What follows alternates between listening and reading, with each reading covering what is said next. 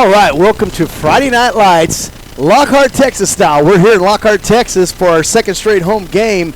Tonight, it's the real deal. Tonight, it's District 14 Class 5A Division II football. Coming to town is the Medina Valley Panthers.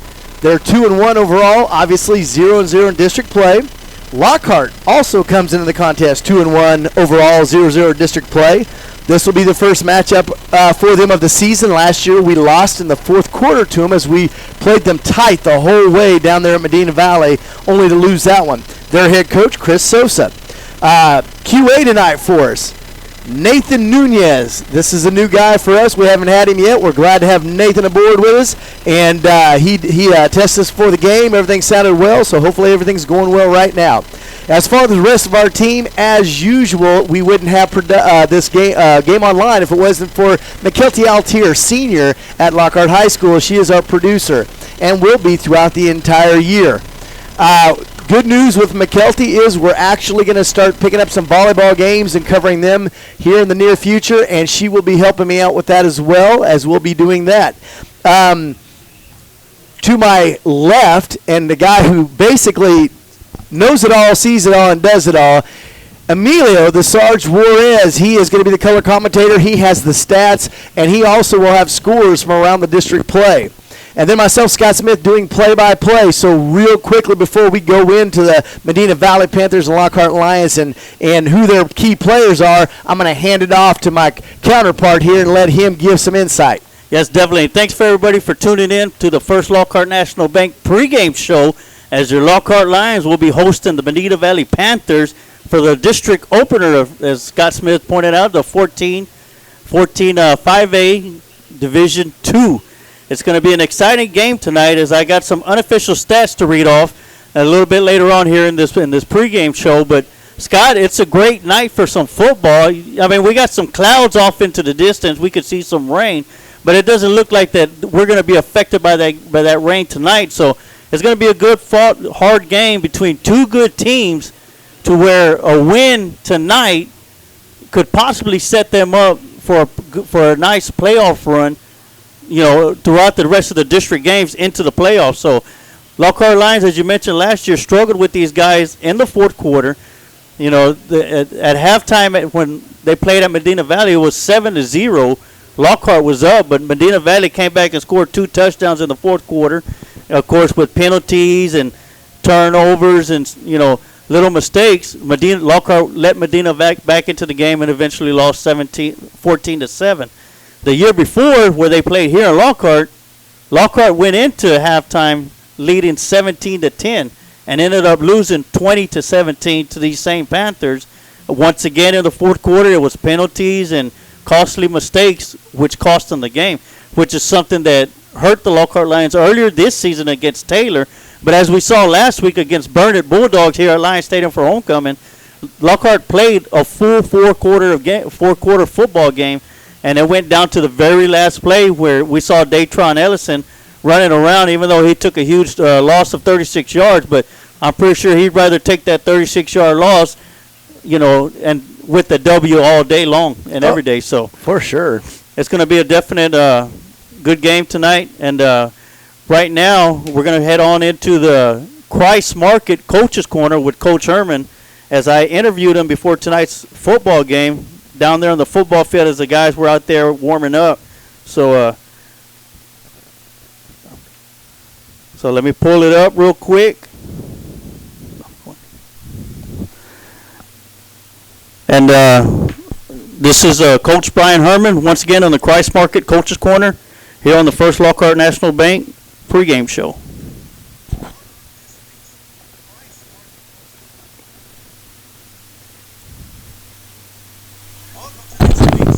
Christ Market Coach's Corner with Coach Brian Herman of the Lockhart Lions. I'm Emilio Sarge Juarez. How you doing today, Coach?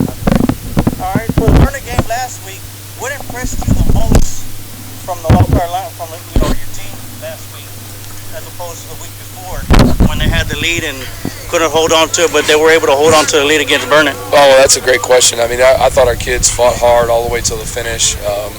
The game was a lot closer than it probably needed to be. We had three or four opportunities to score where we came away with no points. But our kids didn't get rattled. They didn't lose their cool. They stayed focused. They kept fighting. Defense made some amazing stops, some key stops to keep the game under control. And we were able to manage and take care of our clock situation there at the end and not give the ball back. So I was really proud of the way our kids finished. And even though they were frustrated that we weren't as successful as we thought we should have been, they never panicked. Never give it up. All right, now with the non-district games are done, now we start the second season of District 14 5A Division II games. How important is it to win this first game tonight against Medina Valley? And what's the injury report look like? It's key. Every district ball game is going to be key going forward because, you know, you're playing for playoff seeding. And, you know, top 4 teams get in. And most people would say right now we would be ranked number 5 in our district. So the top 4 are not in any particular order, but Tybee, Bernie Champion, Alamo Heights, and Medina Valley. And every group that you talk to has those mixed up in different orders. So they're one of the top 4. And so in order to be a true contender for playoffs, we need to get this one. Definitely. All right. What are key players to look for the Medina Valley Panthers tonight? Oh, they've got a ton. Their quarterback, number 10, one of their running backs, number 45, running backs 22, 25, receiver, number 7. Defensively, it's a whole swarm of different guys. 58 is a beast up front. Number 1 tackles really well in space. 42 is kind of a lockdown corner. So there's a whole bunch of really good football players from Medina Valley. All right. What does the injury report look like for the Lockhart Lions today? We're pretty beat up. We're not full strength. You know, I felt like going into last week we were probably the strongest we've been in terms of health. But last week's tough battle really took a toll on us, and so we had some kids that were ruled out, 100% out. We had some kids that were ruled day to day, and it looks like some might be playing and some may be limited and some are completely out. All right. Lockhart has lost to Medina Valley the last 2 years. What does Lockhart need to do this time around to come out with a win tonight?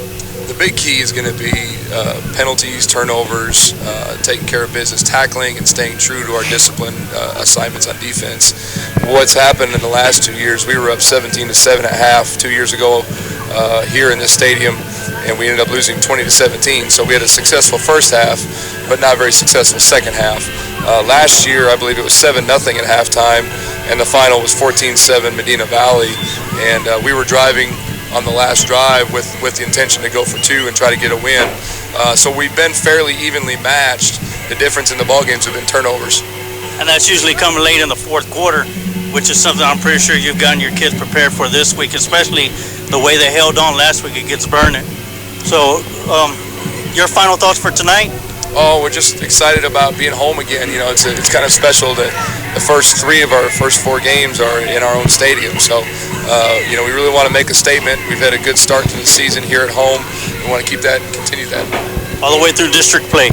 All right, Coach. Well, anybody you want to give a shout out to? Oh, just anybody that can't be here tonight. You know, I know it's a home game, but there's other obligations and things that draw people away. And anybody, you know, family or friends that are not in Texas or not anywhere close to Lockhart that can't be here, hope you enjoy the game and go Lions. Definitely. All right, Coach. Well, thank you for your time and good luck tonight. Thank you. All right. All right. Once again, that was head coach Brian Herman of the Lockhart Lions here on the Christ Market Coaches Corner. I'm Emilio Sarge Juarez, and we're going to take a quick break and then get right back to the First Lockhart National Bank pregame show. All right. Once again, that was Coach Brian Herman for the Christ Market Coaches Corner, and he had a lot of positive things to say. One thing that he did mention that he harped upon was, you know, Lockhart came out of the Burnet game battered and bruised. You know, a lot of kids got hurt. Of course, we see several kids that aren't suiting up for tonight's game. You know, as opposed to the game before, you know, before the game started, he was practically at 100% of every Lion suiting up and all. So we'll see how that plays out. And just as we noticed during the pregame warm-ups, we didn't see Jaden Garza, who's usually the starting quarterback for the Lions, out there. He ended up coming out in street clothes with his jersey on, and it looks like that Jackie Edwards Jr. is going to be making his first start on the varsity as a sophomore.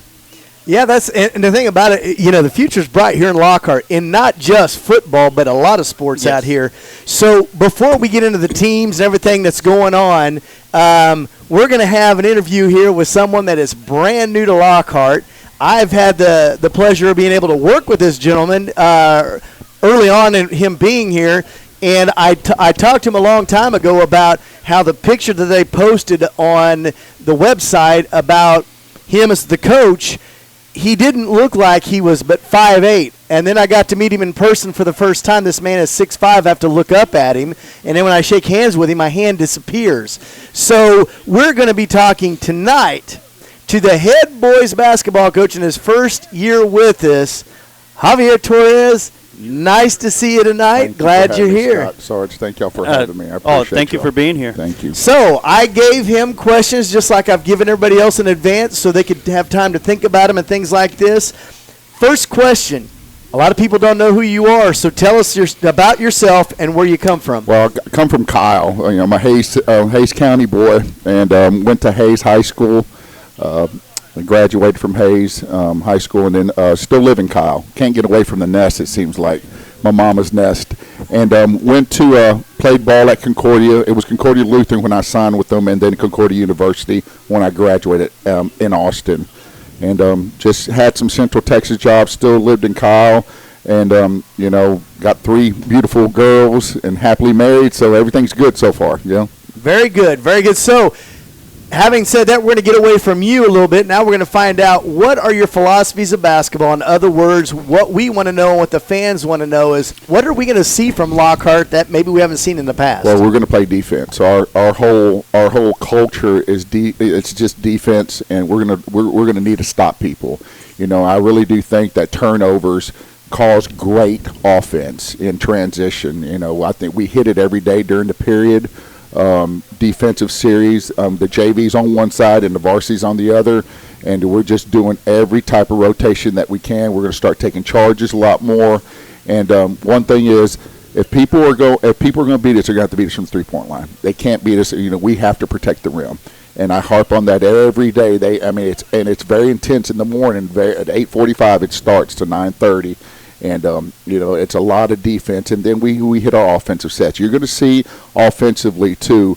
I'm not a control freak. So if they have transition out in the open, a pitch ahead, or we can get to the rim, we're going to get to the rim. But if we need to slow it down, run a set, pound it inside, we're going to do that, too. Very good. So question number 3.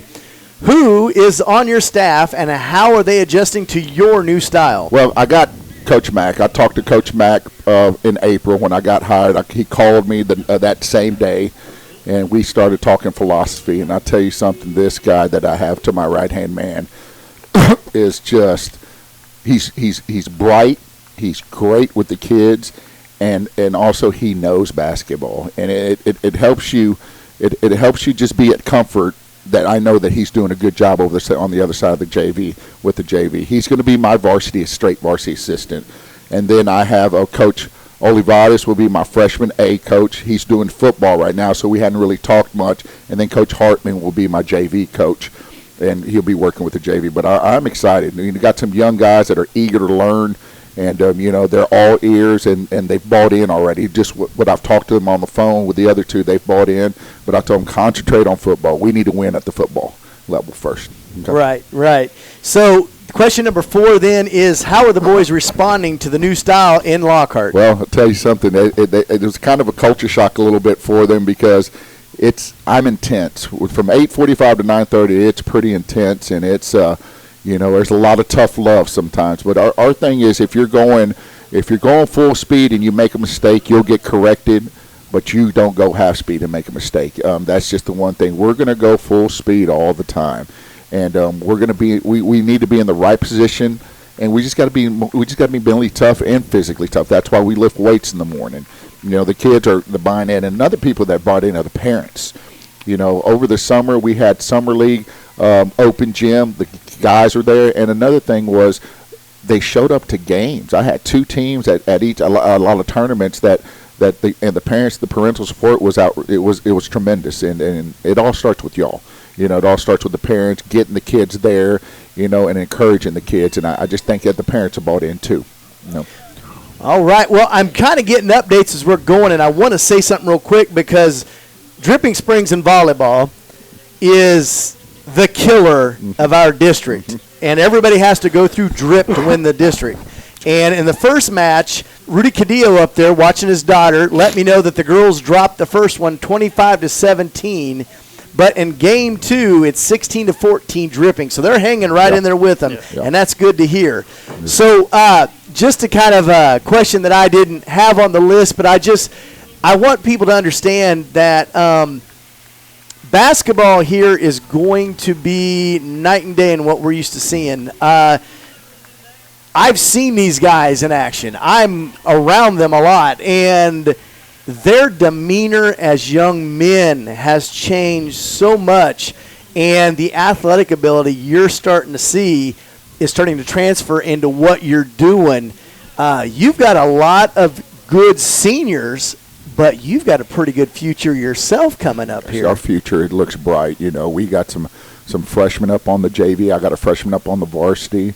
You know, I got a 6'9" sophomore that's broke the Texas Top 100, Tyler Stevenson, and it does look bright. We're waiting on a couple of football guys. I tell them, make your run, and we'll be waiting for you. Open arms, Adam Romero, Devin Clark, and Cortland Sombrano, waiting on those 3 guys. But right now, I'm telling you, you know, Jordan McKinney, he's coming along with Dom Flores and all the guys, and they're good kids.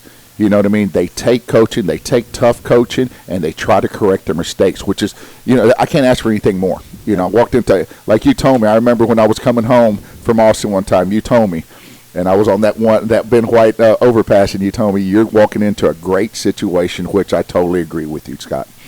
Well, and I appreciate that because, like I said, I am big-time basketball. I have a son playing on the team, and when I listened to you talk and what we talked about, it was like listening to because I am much older than Coach, and it was like listening to myself back in the day.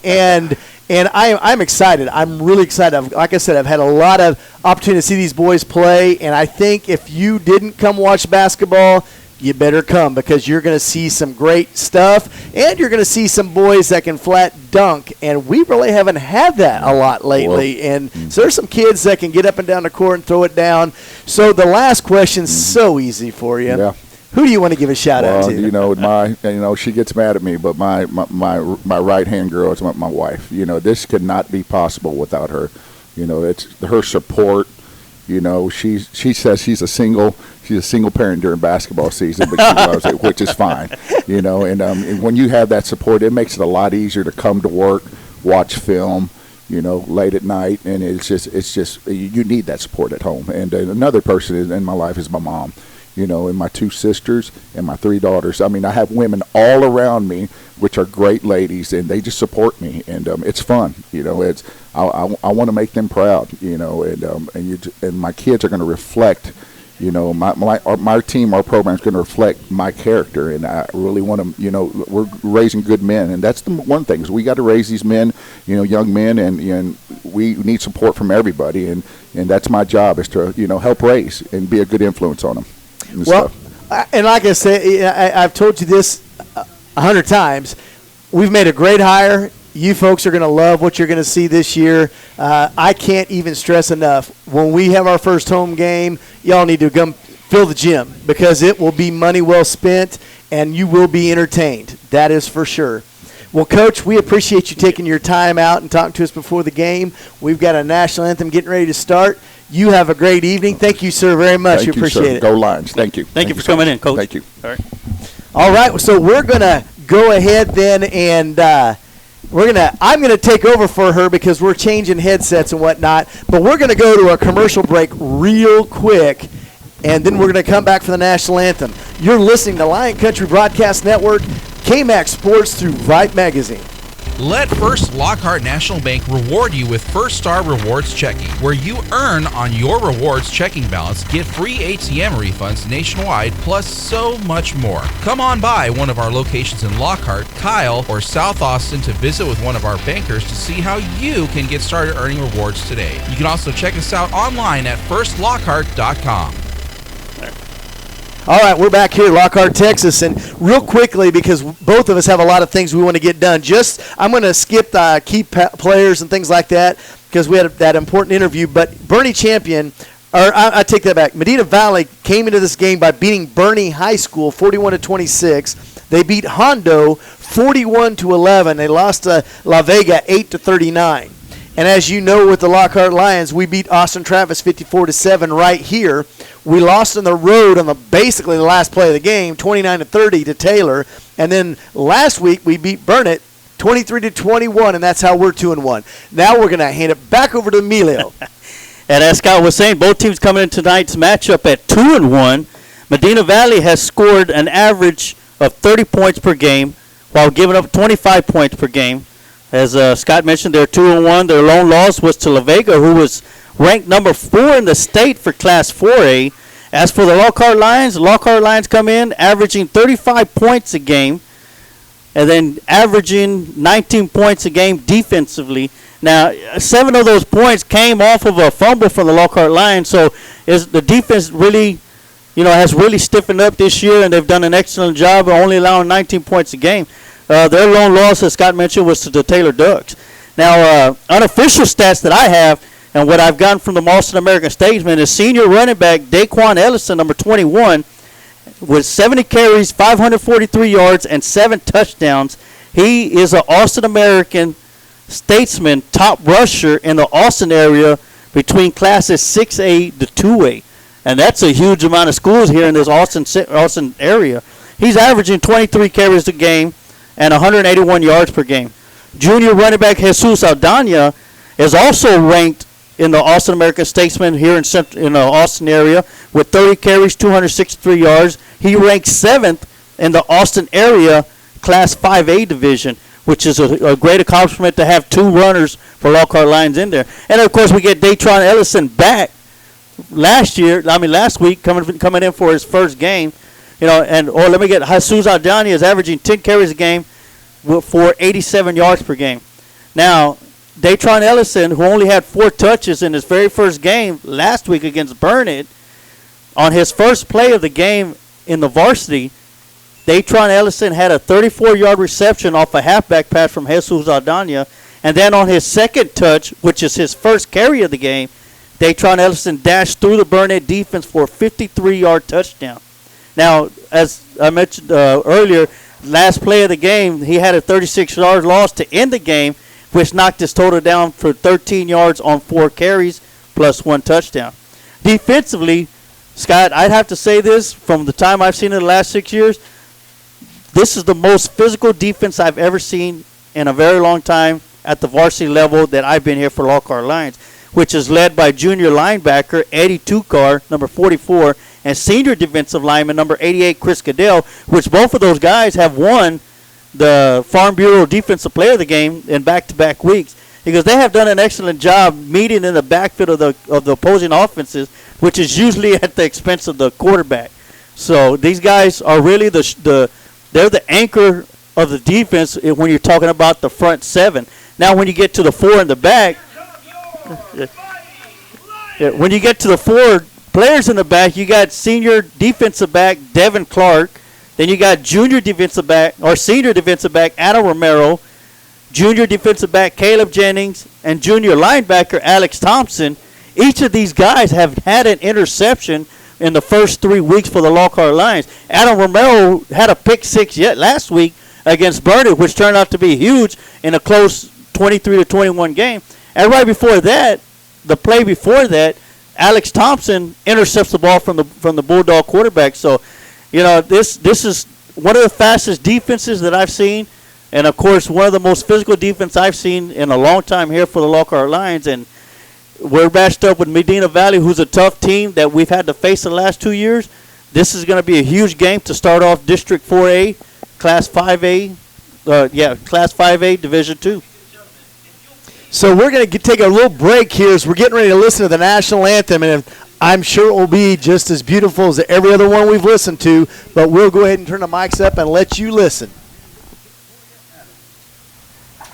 Commanding the Lockhart High School Air Force Junior ROTC Color Guard and carrying the American flag is Cadet Brianna Huggins.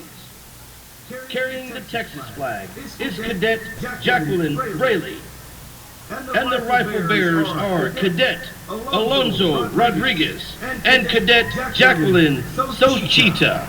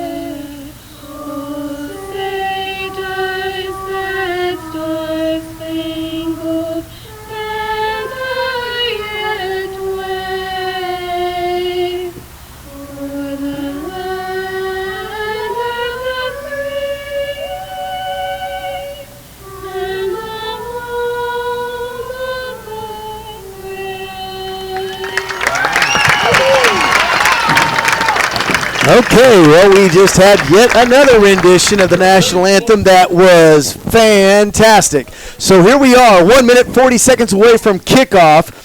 I want to give another shout-out to our QA, Nathan Nunez. I can tell you already, this guy has us on point. He's been updating us, letting know how things are going. Sounds like things are going well out there in the land of the internet. And right now they're deflating all the lions and things that we ran out on. A lot of people here tonight, people still filing in. It's about time to go live here. So let's go real quick. I wanted to talk a little bit about something that I just got from Rudy Cadillo. Dripping Springs, again, touted as one of the best teams in the area, if not in Texas, in girls volleyball.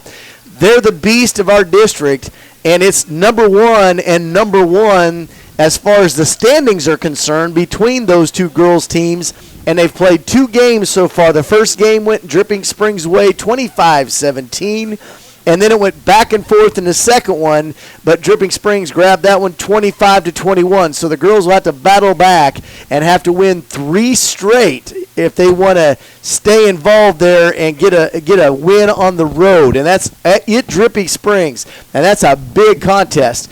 I'm going to hand off real quick to Emilio and let him tell you who's playing this week. Most definitely. Let me go ahead and give you a rundown of the 14 5A Division II Region 4 standings as it is right now. Last week ended non-district play for all teams in our district as Alamo Heights, Bernie Champion, Medina Valley, Kerrville Tivy, and your Lockhart Lions are at 2-1, while Memorial High School is at 1-2. With Kennedy and Uvalde rounding out the bottom 7 and number 8 at 0-3. Tonight, for the Meitler Storage game break, here's the rundown of tonight's district games. At Bernie ISD Stadium, the Bernie Champion Chargers is hosting the Kerrville Tivy Antlers.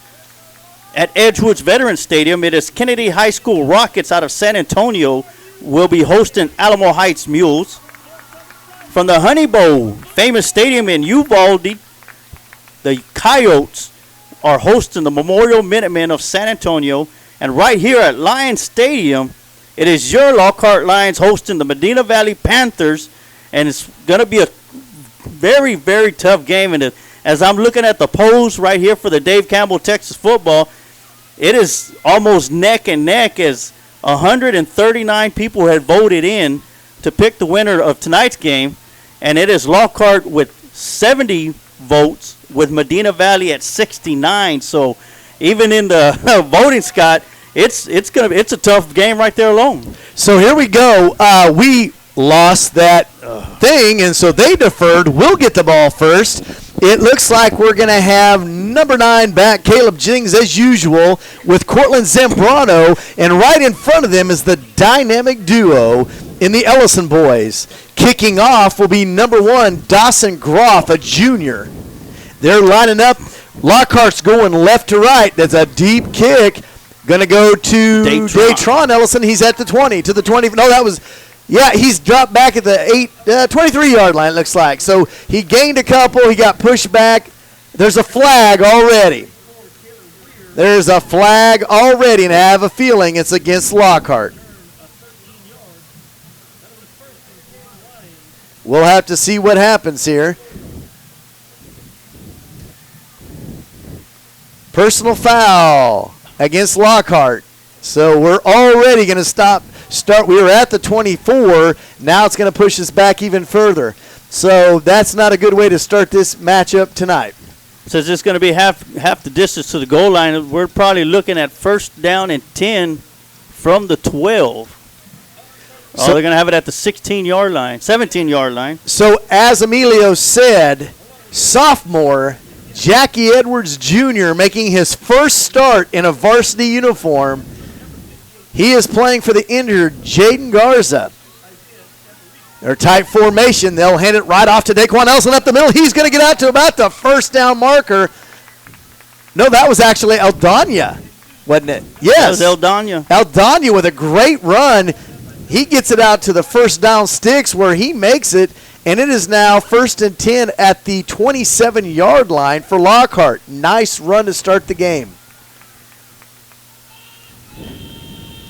People still filing in, trying to get their seats. We're at 11:33 to go here in the first quarter. Lockhart first to touch the ball. Great run by Aldana. He was one tackler away from making it all the way into the end zone as he got tackled by an ankle tackle.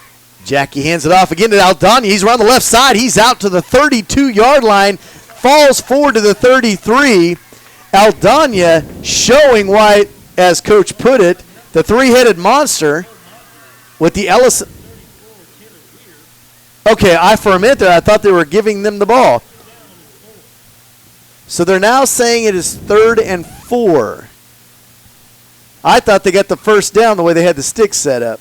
So should be 2nd down and 4 since that. Oh, it is. Okay, it is 2nd down and 4. I thought they got the first down. I was like, what is going on here? So it is 2nd and 4 from the 33-yard line. So far, the line's doing a great job of blowing it up. Edwards under center. They go around the right side. Datron Ellison, he's to the 40, to the 45, cuts, spins out to the 50, down to the 45 where he's tackled there by number 5, Tanner Bippert. Great run by Datron Ellison. Even better fake by Jackie Edwards as Medina Valley was looking at Jesus Aldana to carry the ball for the 3rd straight time in the row. And a great fake by Jackie Edwards to give the ball to Datron Ellison. Datron Ellison with some huge game for a first down. First and 10. Valley. 1st and 10 from the 46. They got 2 receivers out to the left. Datron Ellison, Adam Romero. They're going to go right up the middle. There's nothing there. Daquan had nothing. He's going to lose a couple. They were ready for that one. So 2nd down and about 11. 2nd and 11, 9:43 to go first quarter. But like we've talked about so many times, we have so many guys that are like Barry Sanders. You lose 2 yards, you lose 3 yards, and the next one's for 50-yard touchdown. Definitely, or 47 from where they're at right now. So here we go, tight formation. They give it to Aldana on the left side. He gets hit hard. He gets back to the original line of scrimmage, and I did not – oh, that was number 34. So let's see, who was that? That was Taylor Weir, the junior linebacker. He hammered him backwards. So it's 3rd and 10.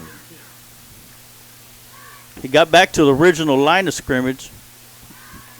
It's going to be a huge down for the Lockhart Lions right here as it is 3rd and 10 and desperately needing a first down to continue their first drive of the game. I'd almost go back to Datron around the outside. See if they're ready for that again. He's over there. There it is. Datron Ellison to the 45, to the 40, down to the 35, down to the 34. If nothing else, he got the first down. So I'm going to have to go buy me a lottery ticket as I was calling the play on that one. Great run by Datron Ellison. Once again, another great fake by Jackie Edwards. And once again, Datron with a good spin move, spun a little too hard, knocked himself off balance, and ended up falling to the ground. But, man, had he kept his balance, he'd have been in the end zone. So we're down to the 34-yard line, 8:15 and counting, tight formation. Jackie's going to hand it off to Aldana up the middle, and he's been kind of the featured back already tonight. It's almost like they're lulling them to sleep for the Daquan poison that's about to come. Most definitely. This is Jesus Aldana's 4th carry of the ball game. So they're down to about the 29-yard line. It's 2nd and about 5. 7:50 to go here in the first quarter. Still no score. Lockhart the first to touch the ball. One of our board members, Kevin Mills, is sitting just below us there. Tight formation again for Lockhart. They're going to give it to Daquan Ellison. He goes to the right side this time. And again, it's almost like these guys know when he's getting the ball. There were 3 guys all over him. It's going to be shy of the first down by a yard. Exactly. It's almost like they knew he was going to be getting the ball that time, or they're just probably keen on him, which may be the reason why Jesus Aldana and Datron Ellison have been able to get so much success so far in this first drive. Well, here comes Devin Clark, the 6'5 senior basketball player. We just talked to his coach. Him and Adam Romero have been vital cogs to this team. Tight formation again. They jumped off sides. We pitch it out to Datron. He cuts it up. He's going to get inside the 25 before being brought out of bounds. Flags. I think there was a little extra hitting after he got out of bounds. He's very close to the first down, but I think they're going to add to that. Initial indication, it looks like it's going to be going against Medina Valley for late hit outside. And I also think they jumped off sides. Because as soon as Datron stood up, 2 of their linemen, so yeah, they're going to call it on them, so we're going to get a first down out of this no matter what. It doesn't matter how the sticks move as long as they move. Not that I would, I honestly, the way we've ran the ball, I honestly think we probably would have gotten it on our own. Most definitely. And with the penalty, it gets the ball inside the red zone for the Lockhart Lions deep in Medina Valley territory, with a fresh set of downs at the 19-yard line. So Jackie Edwards under center, tight formation again. Datron moving. Daquan Nelson around the right side. He's in the 15. He's trying to tight rope and gets shoved out of bounds there by number 5. That's Tanner Bippert. Penalty at the far end of the field.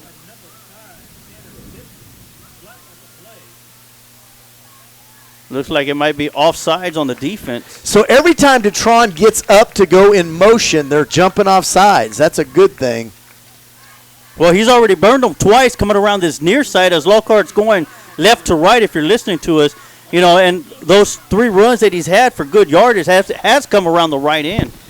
All right, so it's 1st and goal from the 8-yard line. Jackie Edwards, the sophomore quarterback, making his first start of the year. Actually, it is not 1st and goal. Wait, it is. It is. Okay.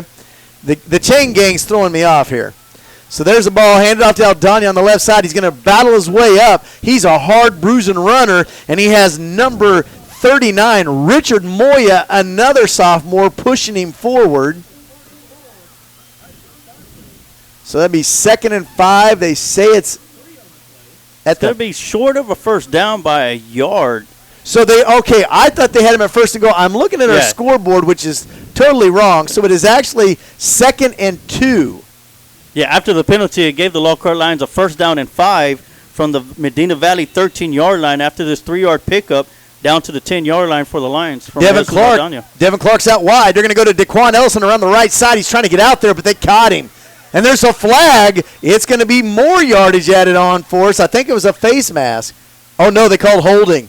I thought they got Daquan on the face mask. They're going to call holding on us. So that'll back us up a little bit. I just thought Daquan's head kind of went downward very fast. I thought maybe they got a face mask.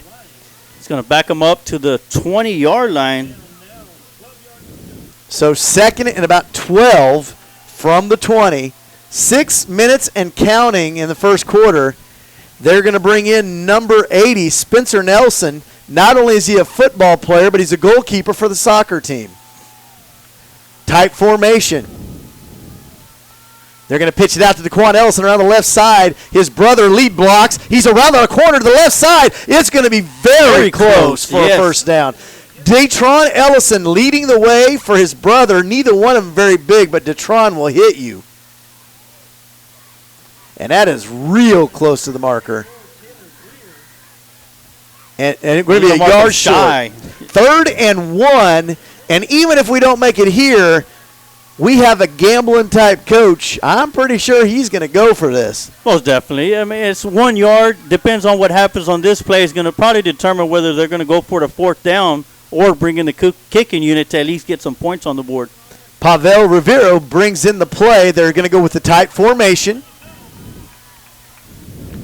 They're going to hand it off around the right side. Daquan Ellison's trying to get to the end zone, and he does. Daquan Ellison scores from 9 yards out. So with 5:30 to go here in the first quarter, Daquan Ellison adds to his touchdown totals with the 9-yard touchdown scamper. That was a 12th play of the drive for the Lockhart Lions, and they chewed up almost 6.5 minutes of game time on that 12-play drive, and it's it was a beautiful sight to see the Lockhart Lions move down the field. Of course, they had a couple of penalties, but they were able to move on from that and get into the end zone for a Lockhart Lion touchdown. Alfredo James is on for the extra point. He's been the guy they've been calling on. Kick is up. It's going to be close because he hooked it. I thought he hooked it a little bit. If I'm correct, there's a penalty flag. There is a flag.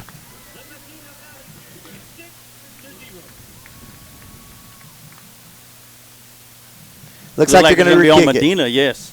Personal foul. Yeah. Now, do you go for 2? This gets you closer. Exactly. That's what I was thinking. Do you bring in your offense and go for 2? No. The Ellison boys are over here, so I don't think he is. And honestly, usually when you move the kicker up, it makes it even harder to kick this thing.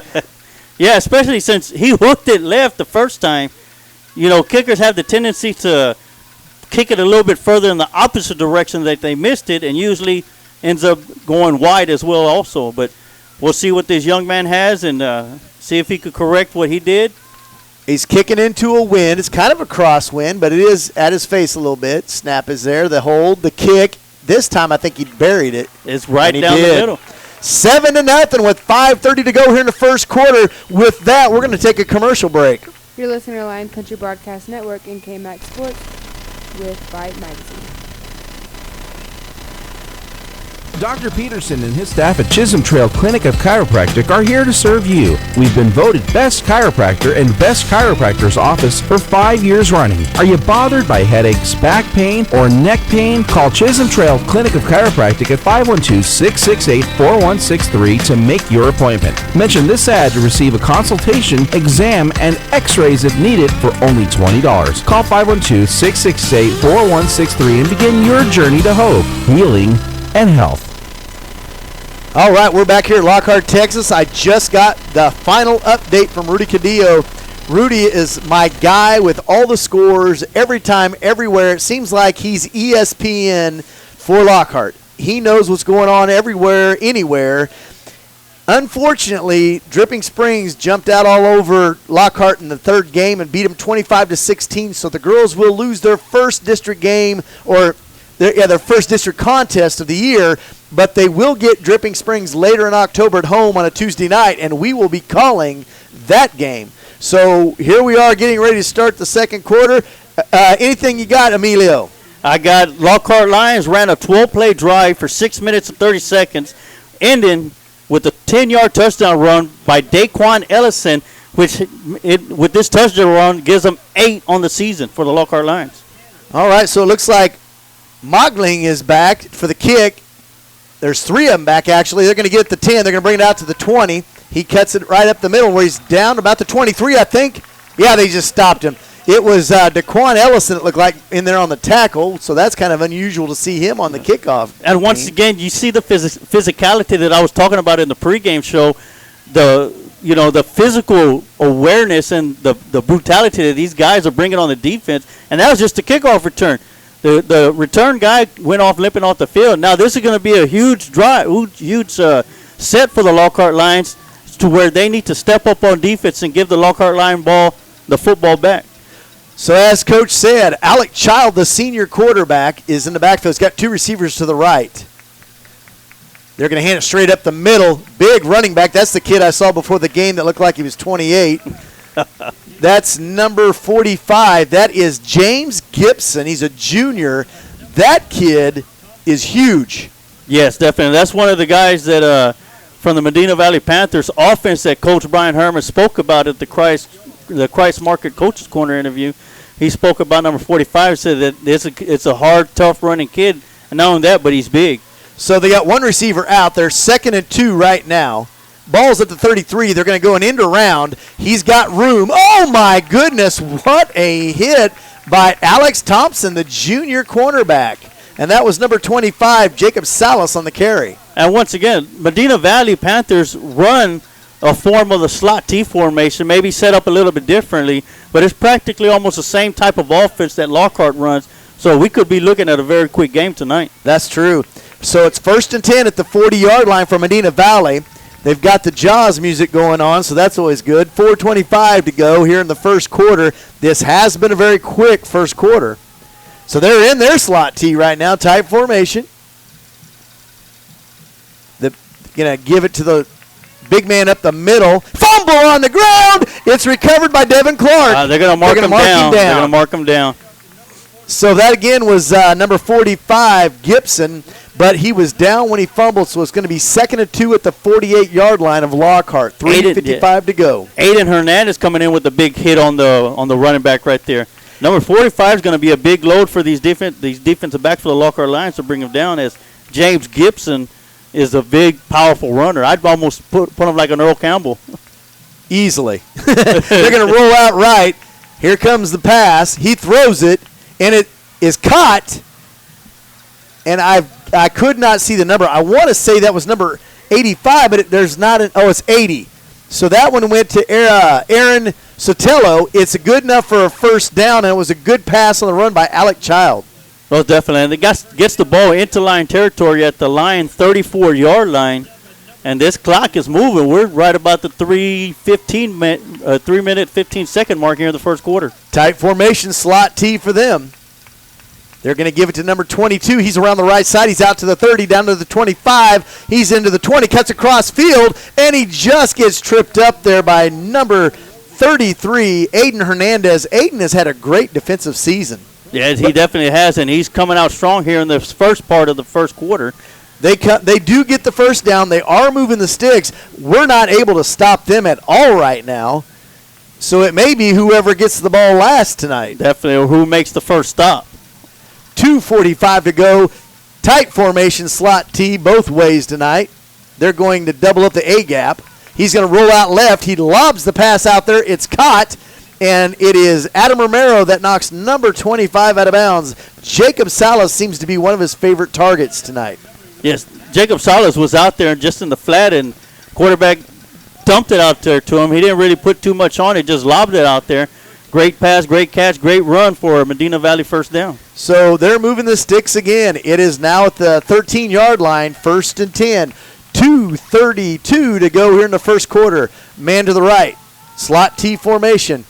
Quarterback. No, they went strip the middle to big boy, and he's in for the end zone.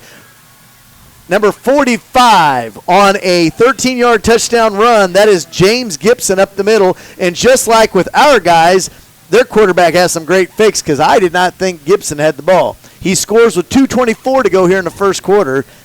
It's now 7-6. Great run up the middle by the big guy. So there's a wacky formation right here. They've got the polecat going on right now. We ran that when I was in middle school, or we called it junior high. The extra point attempt's going to be by Devin Stubing, a junior. Or no, check that. Dawson Groff. Now that's a field goal kicker's name right there. Kick is up. That's easily in there. And we are tied at 7-7 with 2:24 to go here in the first quarter. We're going to take another commercial break. You're listening to Lion Country Broadcast Network and KMAX Sports with Vype Magazine. Hello, Americans. Mark Twain said, "A broken promise is better than no promise at all." Well, you and I both know when we make a promise, we keep it. Chuck Nash Auto Group has been doing that for years. They offer up the kind of one-on-one service that'll follow the taillights of your pre-owned vehicle deep into that gorgeous Texas sunset. By the way, Chuck Nash will give you $750 more for your car, buy or trade. And now you know the best of the story. All right, we're back here at Lockhart, Texas. 2:24 to go here in the first quarter. We're all tied at 7. So Lockhart did a great job of moving the ball and chewing up a lot of clock.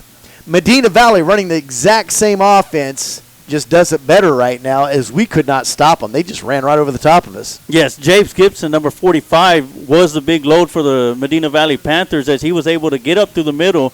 He's a bruising running back, and it's going to take more than 2 Lions to bring him down. Again, want to give a shout-out to Nathan Nunez. He is our QA for tonight. Thank you, Nathan, for what you do. The kick is up, and it is to Detron Ellison at the 15. He's to the 20, to the 25. He goes backwards and is dropped at the 22-yard line. The one thing that I've always had trouble with is when you're returning kicks, you can't dance around. You just got to go. You just got to go, because when you dance around, you're giving those guys time to catch you. Most definitely, and that's one of the things, the high pooch kick, you know, it's going to the upman, and Detron Ellison is probably someone that the Medina Valley Panthers don't want to kick to Because if you kick to him too many times, it's going to take that one kick to him that he's going to be able to bring that all the way back for a touchdown. Well, then you got the other thing. If you try to pooch kick to his brother, it might only take one time for it to be trouble. Not that I'm taking anything away from Detron, because he's more than proven himself in the last game and one quarter. So here we are at the 24-yard line, 1st and 10. Handoff around the corners. Detron Ellison, he gets a couple. He's out to about the 25. He gets 1 yard on the carry. 2:06 to go in the first quarter, 7-7. I think, and again, I'm not knock on some wood or something. Number 10, Jackie Edwards, the sophomore quarterback in his first start, replacing the injured Jaden Garza, has played really well tonight so far. He hasn't had to throw, but he's done a good job of controlling the offense. Right, definitely. And as a quarterback here in the slot T, the biggest thing is hiding the fakes, and he's done that well so far. There's a pitch out to Dequan Ellison on the left side, and he gets a few yards. These guys have Dequan's number right now. Other than his 9-yard touchdown run or what have you, they've kind of held him in check. Definitely. As they stretched the play out to the sidelines, Daquan Ellison wasn't able to get around the outside edge, as Medina Valley did a great job of containing him. So we're going to have 3rd and 6. The ball is at the 28-yard line. 1:36 to go here in the first quarter. It is 7-7. Now, the way the weatherman was talking, we shouldn't get any rain tonight, but UT will have to worry about things.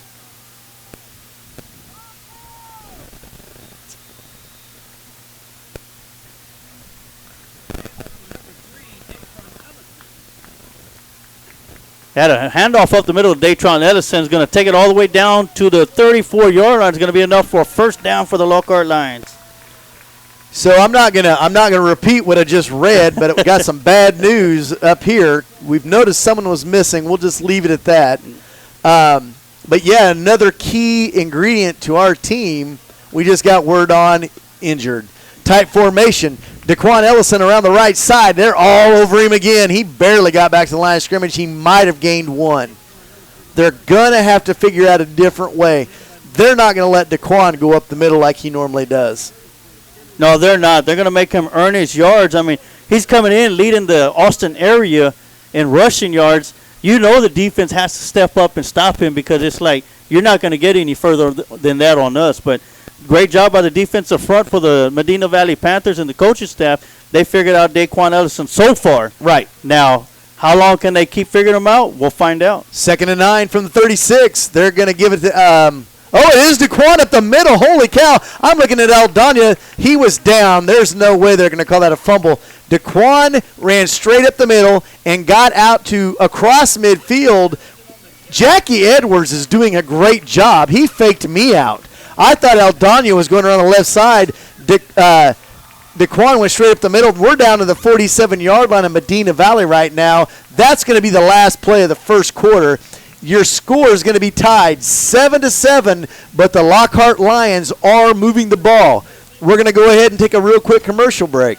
You're listening to Lion Country Broadcast Network and KMAX Sports with Vype. Chisholm Trail Barbecue features slow-cooked brisket, hot sausage, beef, and pork ribs done the right way. In a town famous for barbecue, Chisholm Trail is where the locals come to eat. Visit Chisholm Trail Barbecue, 1323 South Colorado in Lockhart, and come by after the game. Chisholm Trail Barbecue stays open until midnight after every home football game.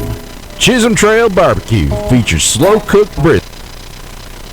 Meitler Storage is locally owned by Angela and Darren Meitler since 2002. Meitler Storage is just off Highway 142 in Maxwell, Texas, across from the Valero. For an appointment, call 512-398-7100. Your business is always appreciated. And a reminder, once a Lion, always a Lion. Go Lions!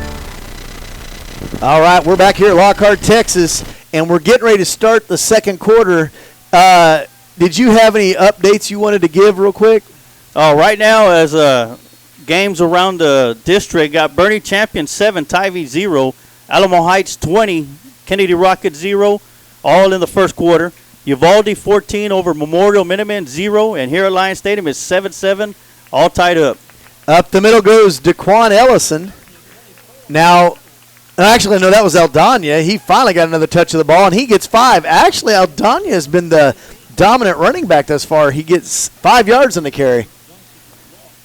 He's had a lot of positive yards so far. In the first drive of the game where Lockhart had 12 plays, Aldana was in half of those plays right there himself. He had 6 touches in those 12 plays. So it is now 2nd and 5 from the 42 of Medina Valley. Lockhart still moving the ball and hoping they can continue. Datron Ellison around the right side. He's to the 40. He's across the field to the 34. What a move. And the thing that Datron has that Daquan doesn't is that deceptive spin move. Yes. Daquan just runs over you, runs by you. Datron tries to fake you out. Yes, that quick step that he has, it's almost like they say, you're playing a game of Madden right there. That juke move is all he has right now, and that's working. Yeah. And he has the ability to run you over, but why when he could get around you? He'll run you over if he needs to, just like Daquan Ellison will. Great run by Datron. So here we go around the left side. It's going to be Aldana again. He gets another 5 yards. I also want to step someone who's impressed me on the offensive line, number 64, David Celero, a junior center. That kid does a great job of getting his team to the line, and he really does a good job of getting them going. I've been impressed with him this year.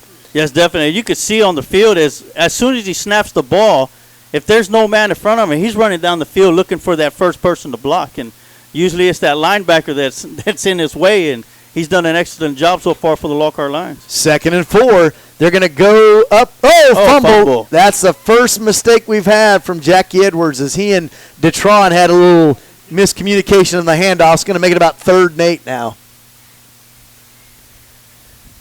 Ball's going to be marked at the 32, which will be a loss of 4 yards for Datron Ellison. So Adam Romero is going to bring in the play that he's dangerous when it comes to throwing the ball. And again, we've seen Jackie throw the ball. He's got a good arm. Tight formation in the slot T. Jackie telling the guys where he wants them. He's going to roll out left. He throws the pass. Adam Romero, what a catch! Oh, they're going to say he dropped it. Oh, my goodness. He barely missed that one. That was a pretty good throw for a first throw for the sophomore. Most definitely. And just a little bit wide, but Adam Romero had it in his hands, and he brought it down, just didn't bring it in. He wasn't in bounds when he made the catch. So 9:32 to go here in the second quarter. It's 7-7. It'll be 4th down and about 8 yards from the 32-yard line. Obviously, they're going for it. Looks like Caleb Jennings is – or no, that's guy in the middle. I did not see who had. I want to say it's Daquan. Datron. No, it was Datron. Yeah. So Datron up the middle. He doesn't get it. We're going to turn it over on downs. He only got a couple yards on that one.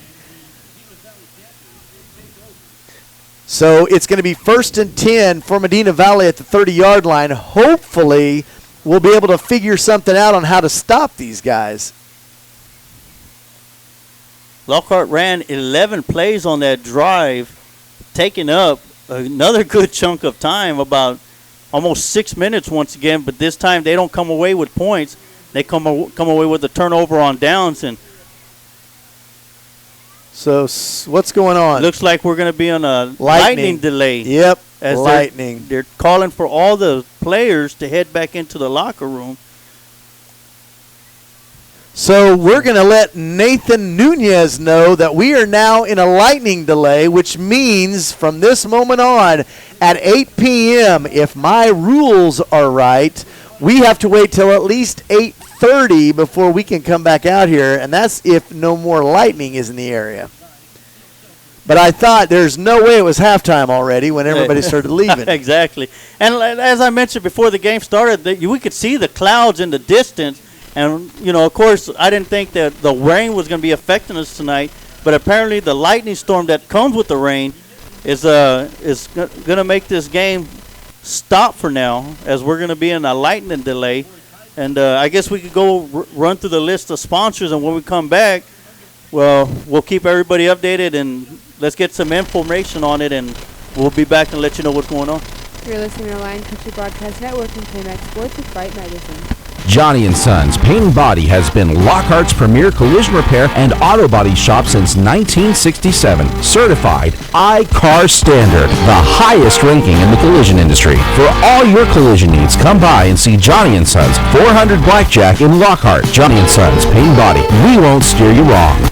You can tell the Pitmasters are making the magic happen every time you walk through the doors of Kreitz Market. The delicious smell of smoked meats greets your every visit.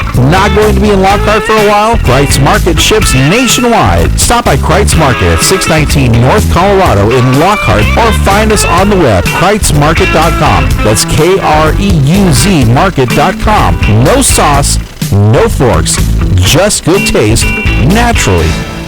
Meitler Storage is locally owned by Angela and Darren Meitler since 2002. Meitler Storage is just off Highway 142 in Maxwell, Texas, across from the Valero. For an appointment, call 512-398-7100. Your business is always appreciated. And a reminder, once a Lion, always a Lion. Go Lions!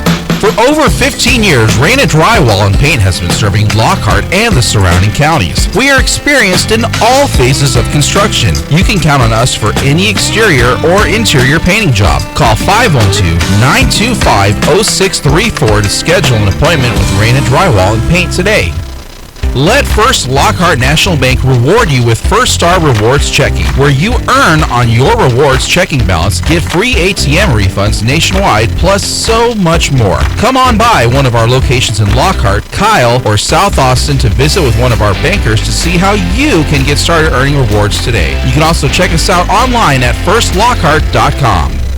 Dr. Peterson and his staff at Chisholm Trail Clinic of Chiropractic are here to serve you. We've been voted Best Chiropractor and Best Chiropractor's Office for 5 years running. Are you bothered by headaches, back pain, or neck pain? Call Chisholm Trail Clinic of Chiropractic at 512-668-4163 to make your appointment. Mention this ad to receive a consultation, exam, and x-rays if needed for only $20. Call 512-668-4163 and begin your journey to hope. Hello, Americans. Mark Twain said, "A broken promise is better than no promise at all." Well, you and I both know when we make a promise, we keep it. Chuck Nash Auto Group has been doing that for years. They offer up the kind of one-on-one service that'll follow the taillights of your pre-owned vehicle deep into that gorgeous Texas sunset.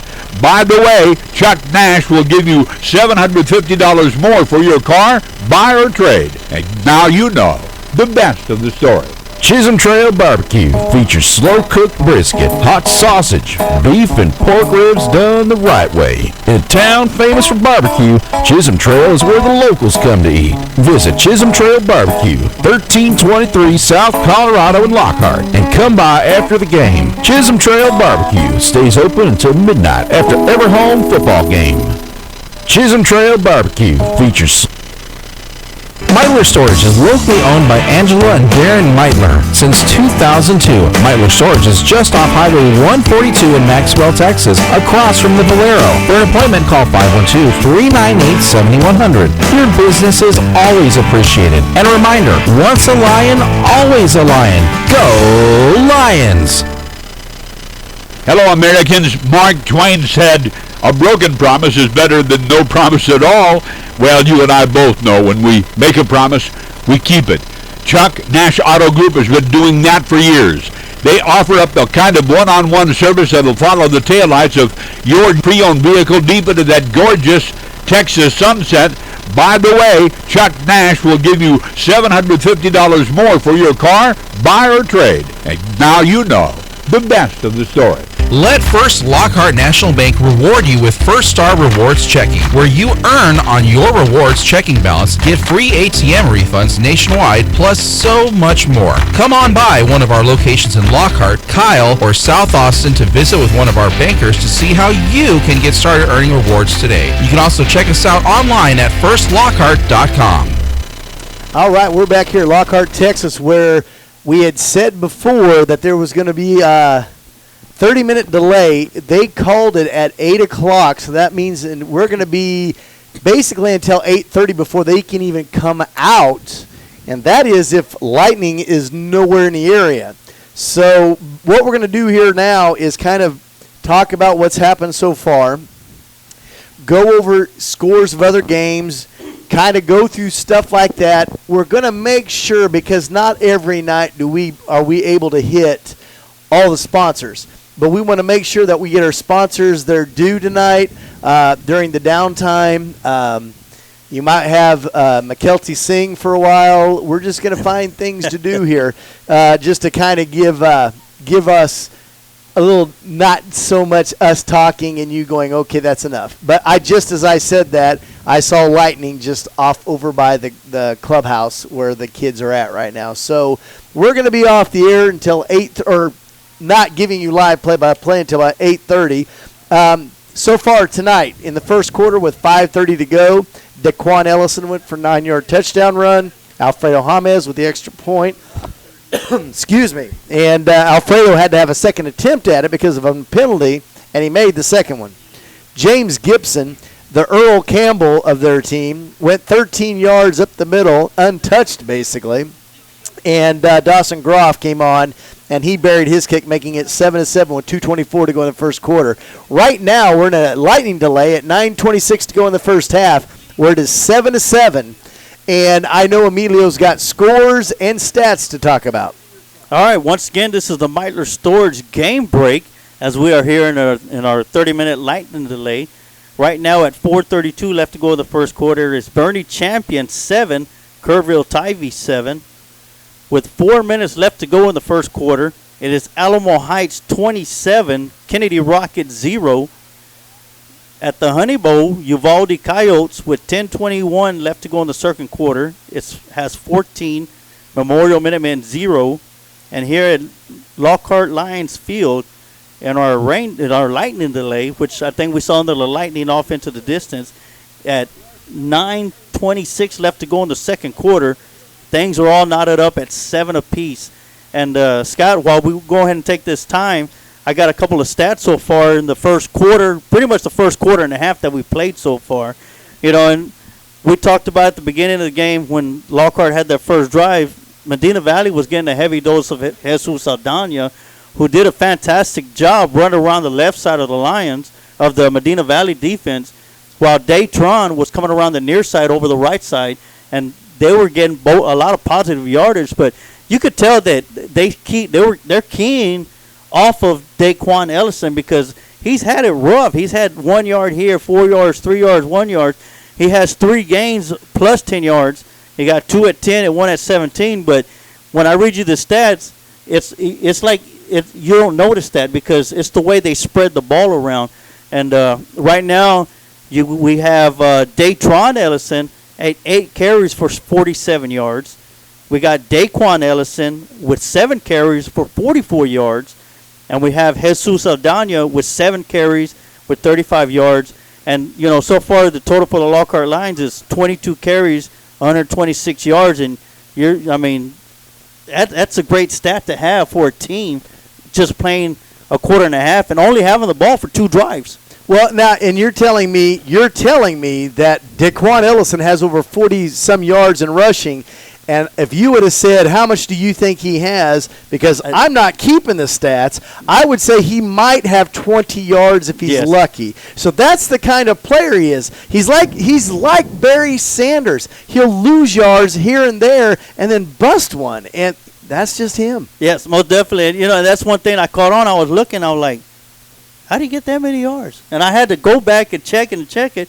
But it's just the way it is. You notice Barry Sanders for the times that he lost yardage or got 1 or 2 yards. But you think about more when you look at the whole thing. When he has 160 yards for the game, it's like, where do you get those yards from? Oh, that's right, from that 50-yard touchdown run. It's the same thing with Daquan. And coming into this game as a leading rusher in the Austin area, that has to pump the defense up for the Medina Valley Panthers. I'm like, of course, if I played against somebody that was a leading rusher, my main thing, hey, you're going to be number 2 when this night's over with. But so far, they've been able to hold them. But if you look at the stats, it's like, Daytron with 47, Daquan with 44, and Jesus Aldana, who was getting most of the carries to start in the first drive, has only 34 yards. But it's just the way that Coach Brian Herman has been handing the ball around, of course, to the triple-headed monster. Those 3 are the only ones that have gotten carries in this ball game.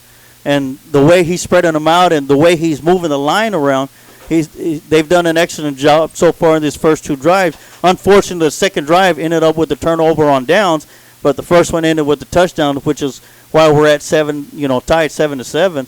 Now you look at Medina Valley, they got that big bruising running back, number 45, James Gibson, and they had a couple of nice passes, but James Gibson made that drive for Medina Valley.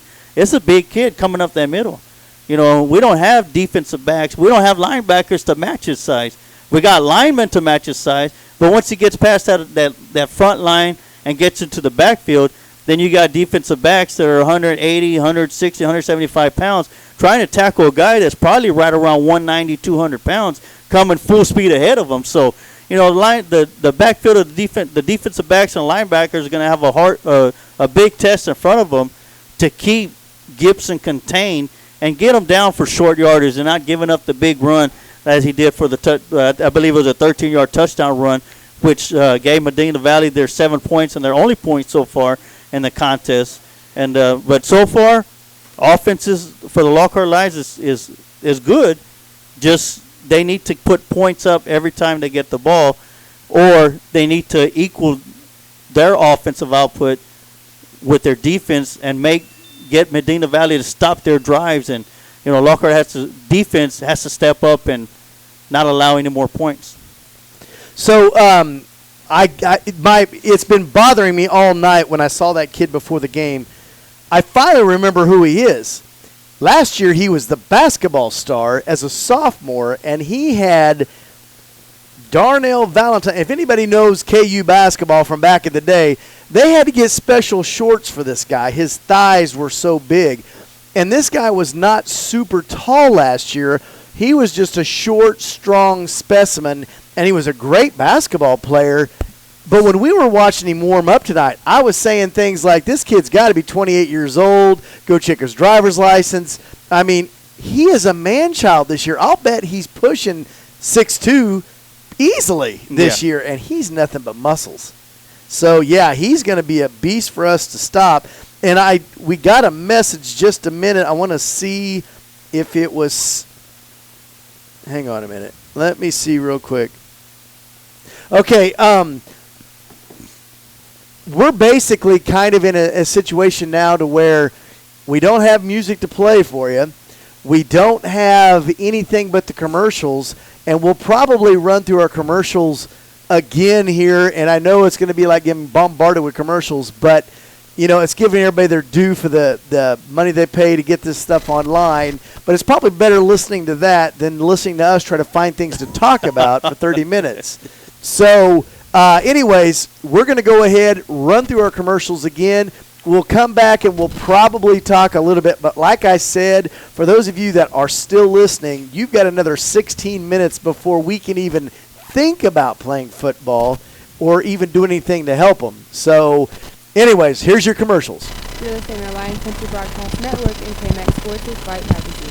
Let First Lockhart National Bank reward you with First Star Rewards Checking, where you earn on your rewards checking balance, get free ATM refunds nationwide, plus so much more. Come on by one of our locations in Lockhart, Kyle, or South Austin to visit with one of our bankers to see how you can get started earning rewards today. You can also check us out online at firstlockhart.com. Dr. Peterson and his staff at Chisholm Trail Clinic of Chiropractic are here to serve you. We've been voted Best Chiropractor and Best Chiropractor's Office for 5 years running. Are you bothered by headaches, back pain, or neck pain? Call Chisholm Trail Clinic of Chiropractic at 512-668-4163 to make your appointment. Mention this ad to receive a consultation, exam, and x-rays if needed for only $20.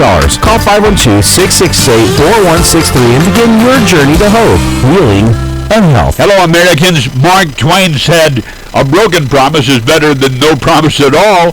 Well, you and I both know when we make a promise, we keep it. Chuck Nash Auto Group has been doing that for years. They offer up the kind of one-on-one service that'll follow the taillights of your pre-owned vehicle deep into that gorgeous Texas sunset. By the way, Chuck Nash will give you $750 more for your car, buy or trade. And now you know the best of the store. Chisholm Trail Barbecue features slow-cooked brisket, hot sausage, beef, and pork ribs done the right way. In a town famous for barbecue, Chisholm Trail is where the locals come to eat. Visit Chisholm Trail Barbecue, 1323 South Colorado in Lockhart, and come by after the game. Chisholm Trail Barbecue stays open until midnight after every home football game. Meitler Storage is locally owned by Angela and Darren Meitler since 2002. Meitler Storage is just off Highway 142 in Maxwell, Texas, across from the Valero. For an appointment, call 512-398-7100. Your business is always appreciated. And a reminder, once a Lion, always a Lion. Go Lions! Johnny & Sons Paint and Body has been Lockhart's premier collision repair and auto body shop since 1967. Certified I-CAR Standard, the highest ranking in the collision industry. For all your collision needs, come by and see Johnny & Sons, 400 Blackjack in Lockhart. Johnny & Sons Paint and Body. We won't steer you wrong. For over 15 years, Raina Drywall and Paint has been serving Lockhart and the surrounding counties. We are experienced in all phases of construction. You can count on us for any exterior or interior painting job. Call 512-925-0634 to schedule an appointment with Raina Drywall and Paint today. Let First Lockhart National Bank reward you with First Star Rewards Checking, where you earn on your rewards checking balance, get free ATM refunds nationwide, plus so much more. Come on by one of our locations in Lockhart, Kyle, or South Austin to visit with one of our bankers to see how you can get started earning rewards today. You can also check us out online at firstlockhart.com. Dr. Peterson and his staff at Chisholm Trail Clinic of Chiropractic are here to serve you. We've been voted Best Chiropractor and Best Chiropractor's Office for 5 years running. Are you bothered by headaches, back pain, or neck pain? Call Chisholm Trail Clinic of Chiropractic at 512-668-4163 to make your appointment. Mention this ad to receive a consultation, exam, and x-rays if needed for only $20. Call 512-668-4163 and begin your journey to hope, healing, and health. Hello, Americans. Mark Twain said, a broken promise is better than no promise at all. Well, you and I both know when we make a promise, we keep it. Chuck Nash Auto Group has been doing that for years. They offer up the kind of one-on-one service that'll follow the taillights of your pre-owned vehicle deep into that gorgeous Texas sunset.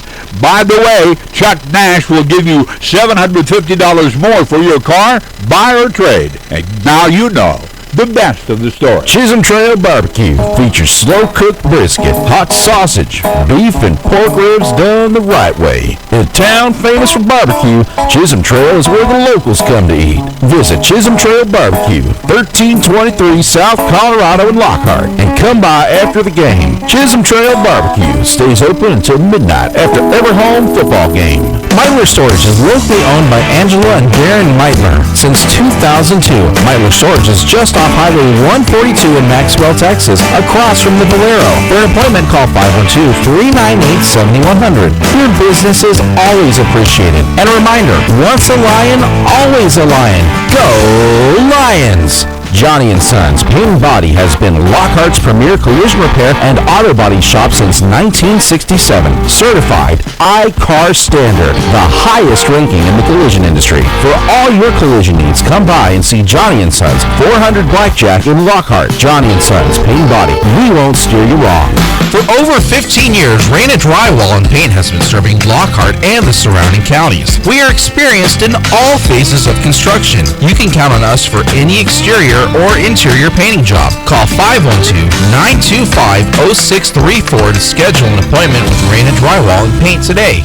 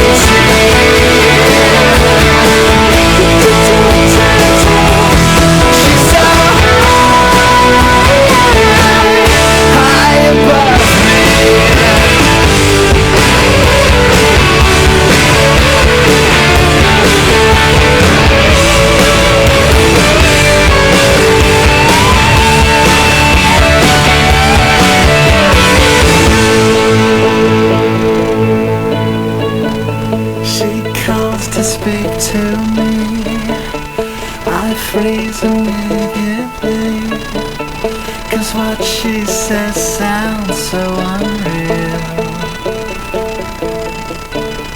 'Cause somehow I can't believe that anything should happen. I know where I belong and nothing's gonna happen. Yeah, yeah, yeah, yeah. 'Cause she's so high above me. She's so lovely. She's so high, like Cleopatra, Joan of Arc, or Aphrodite. Oh yeah, she's so high above me.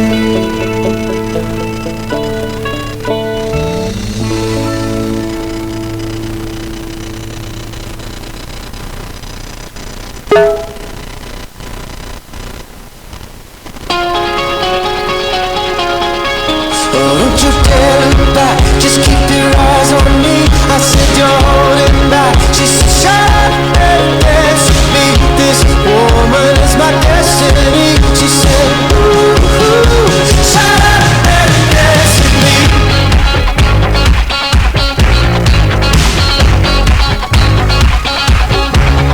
We were victims of the night, the chemical, physical kryptonite. Helpless to the face and fading light. Oh, we were bound to get together, bound to get together. She took my arm, I don't know how it happened. We took the floor and she said, oh, don't you dare look back, just keep your eyes on me.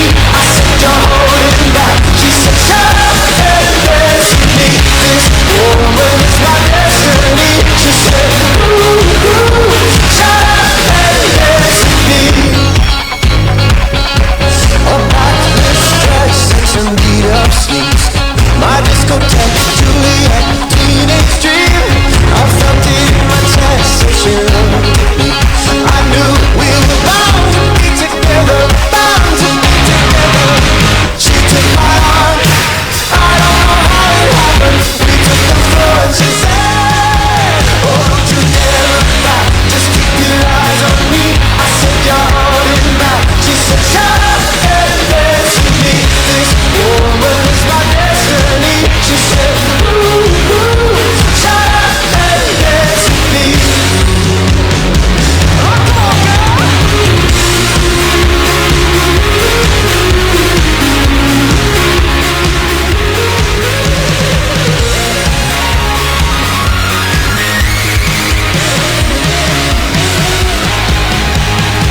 Deep in her eyes, I think I see the future. I realize this is my last chance. She took my arm, I don't know how it happened. We took the floor and she said,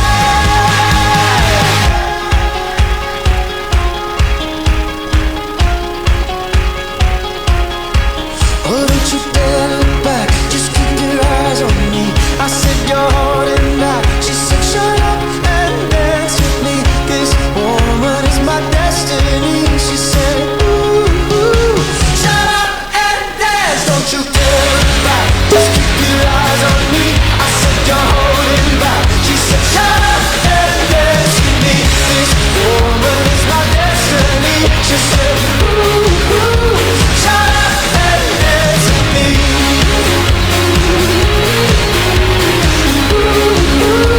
Shut up and dance with me.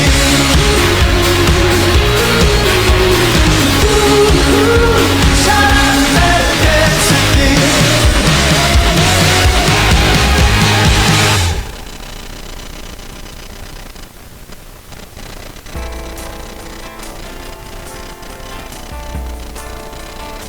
Sha la la la la la la.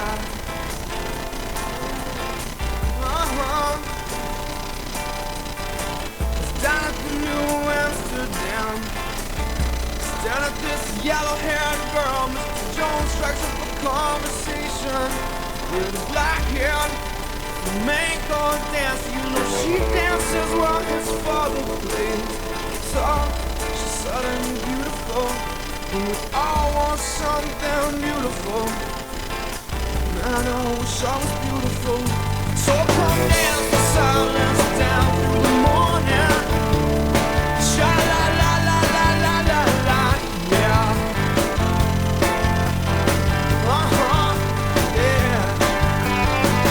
Yeah. Hurry up. Show me some of them Spanish dances and pass me a bottle, Mr. Jones.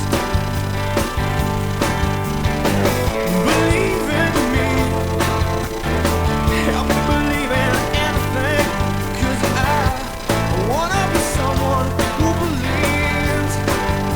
Yeah, Mr.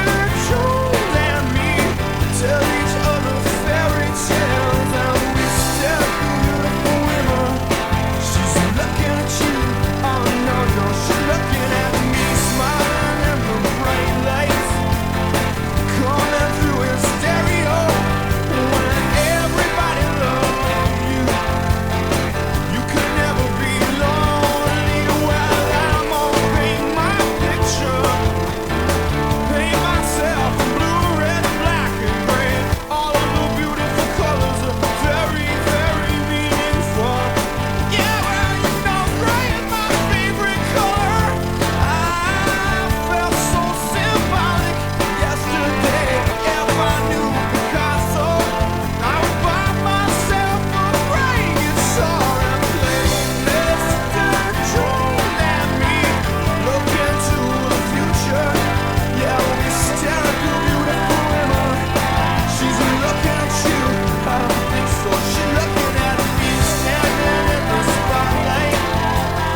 I bought myself a gray guitar. When everybody loves me, I will never be lonely. I will never be lonely. Said I'm never gonna be lonely.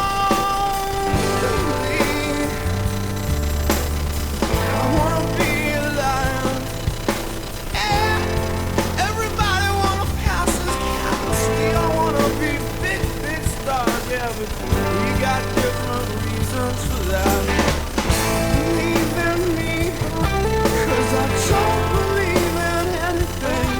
And I wanna be someone to believe, to believe, to believe. Yeah, Mr. Jones and me, strolling through the barrio. Yeah, we stare at the beautiful women. She's perfect for you. Man, there's got to be somebody for me. I wanna be Bob Dylan. Mr. Jones wishes he was someone just a little more funky when everybody loves you. Our son is just about as funky as you can be. Mr. Jones and me, staring at the video. When I look at the television, I wanna see me staring right back at me. We all wanna be big stars, but we don't know why, we don't know how. But when everybody loves me, I wanna be just about as happy as I can be. Mr. Jones and me, we're gonna be big stars.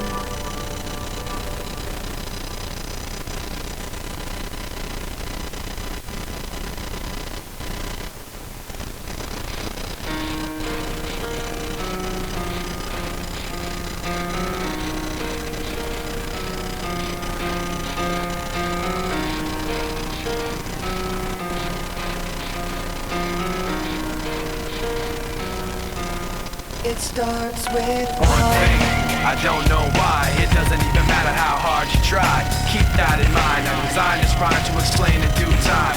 All I know, time is a valuable thing. Watch it fly by as the pendulum swings. Watch it count down to the end of the day. The clock takes life away. It's so unreal. Didn't look out below. Watch the time go right out the window. Trying to hold on to didn't even know or wasted it all just to watch you go. I kept everything inside, didn't even know I tried. It all fell apart. What it meant to be will eventually be a memory of a time I tried so hard and got so far.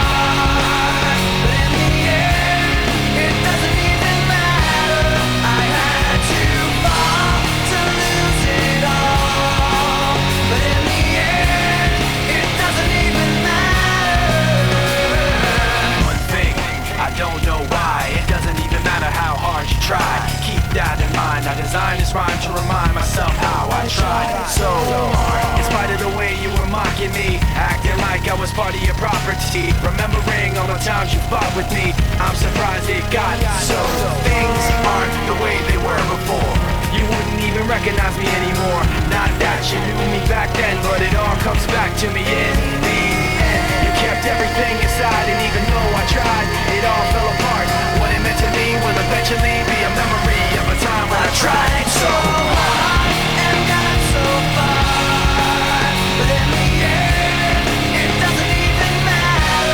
I had to fall to lose it all, but in the end, it doesn't even matter.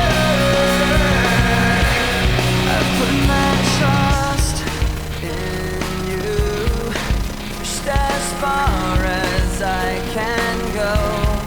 For all this, there's only one thing you should know.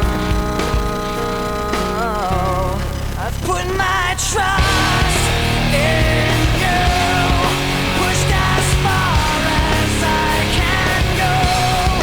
For all this, there's only one thing you should know. I tried so hard and got so far, but in the end, it doesn't even matter.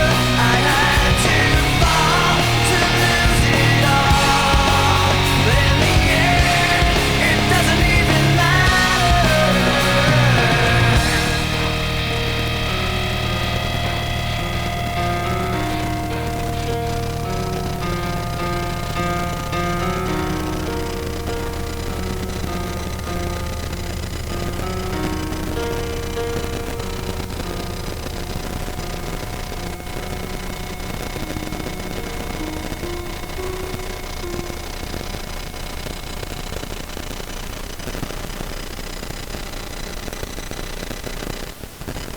You've been enjoying just a sample of what Pandora has to offer. Sign up for your free account now to keep the music playing.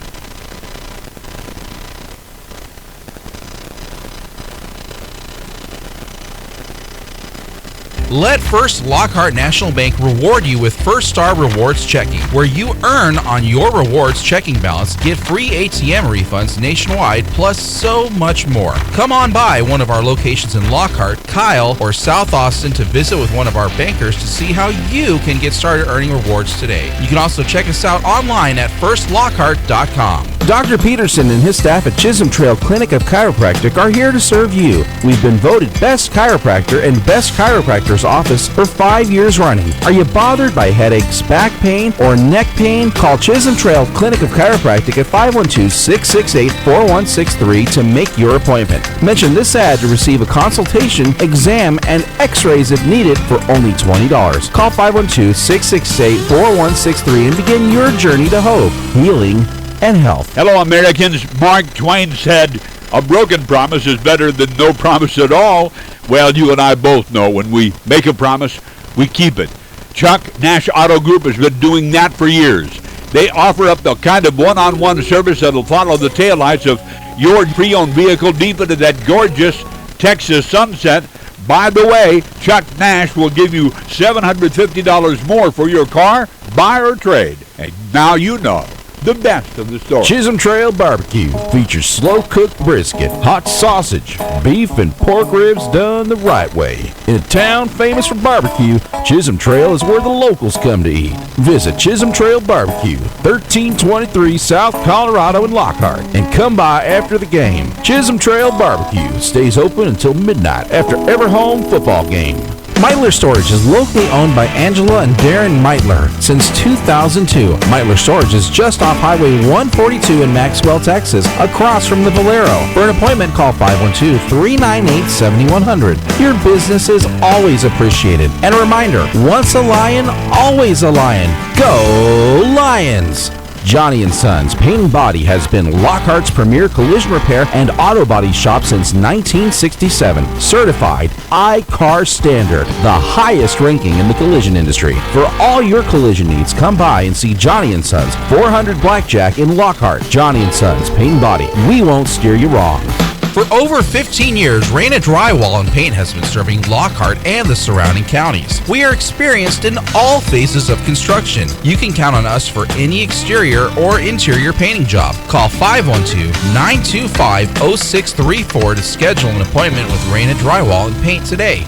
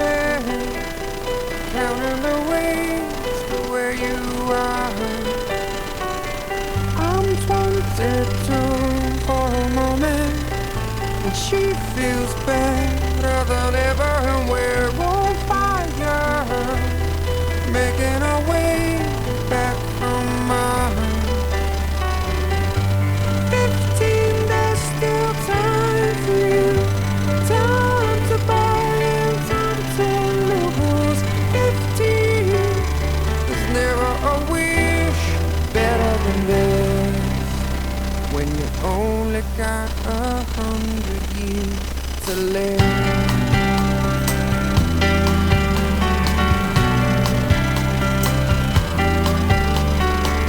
I'm 33 for a moment, still the man, but you see I'm there, kid on the way, babe, a family on my mind.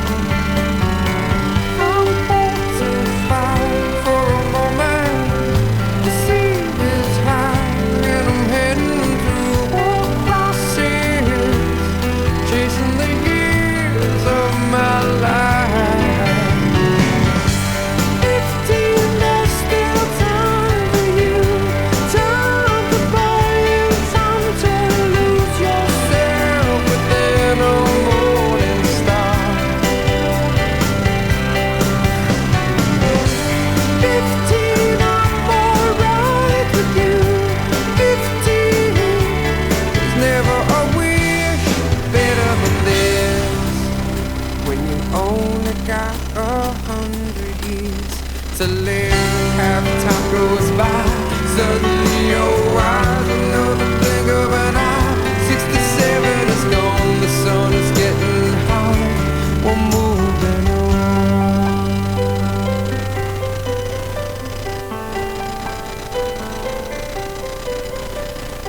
I'm 99 for a moment, time for just another moment, and I'm just dreaming, counting the ways to where you are. 15, there's still time for you. 22, I feel her too. 33, you're on your way. Every day's a new day.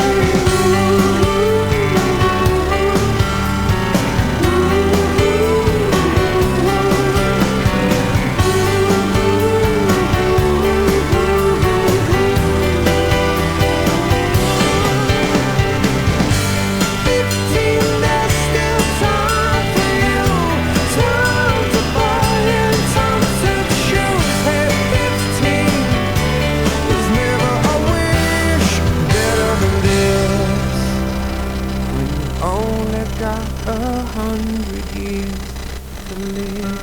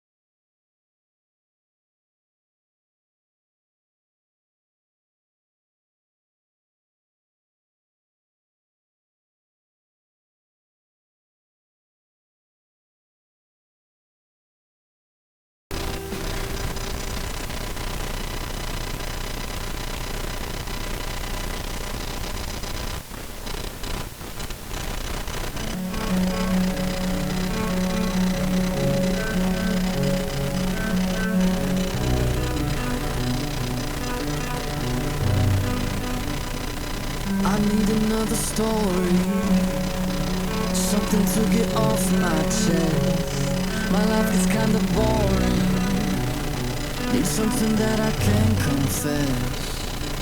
Till on my sleeves I stained red from all the truth that I've said. Come by it honestly, I swear. Thought you saw me wink, no, I've been on the brink. So tell me what you want to hear, something that'll light those ears. Sick of all the insincere, so I'm gonna give all my secrets away. This time, don't need another perfect line. The good critics never jump in line. I'm gonna give all my secrets away. My God, amazing how we got this far. It's like we're chasing all those stars, who's driving shiny big black cars. And every day I see the news, all the problems that we could solve. And when a situation rises, just write it into an album, send it straight to gold. But I don't really like my flow, no. So tell me what you want to hear, something that'll light those ears. Sick of all the insincere, so I'm gonna give all my secrets away. This time, don't need another perfect line. The good critics never jump in line. I'm gonna give all my secrets away.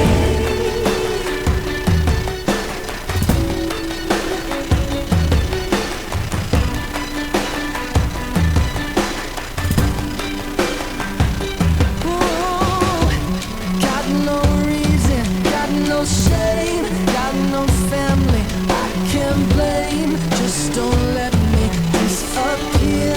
I'ma tell you everything. So tell me what you want to hear, something that'll light those ears. Sick of all the insincere, so I'm gonna give all my secrets away. This time, don't need another perfect line. The good critics never jump in line. I'm gonna give all my secrets. Tell me what you want to hear, something that'll light those ears. Sick of all the insincere, so I'm gonna give all my secrets away. This time, don't need another perfect line. The good critics never jump in line. I'm gonna give all my secrets away.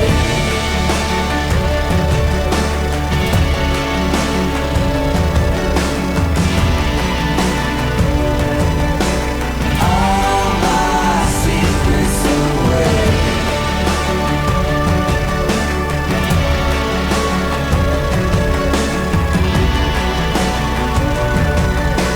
All my secrets away.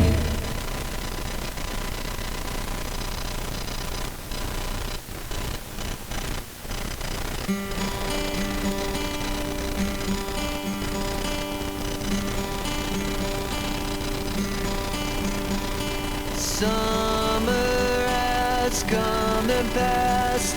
The innocent can never last. Wake me up when September ends. Like my father's come to pass, 7 years has gone so fast. Wake me up when September ends. Here comes the rain again, falling from the stars, drenched in my pain again, becoming who we are. As my memory rests, but never forgets what I lost. Wake me up when September ends.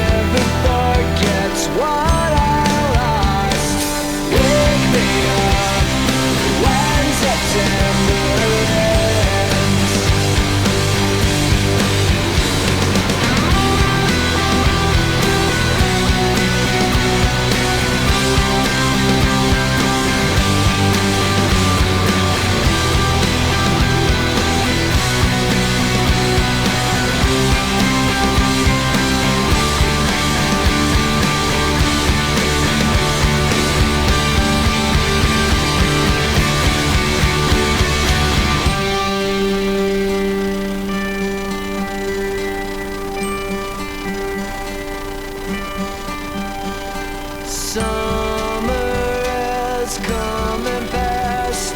The innocent can never last. Wake me up when September ends.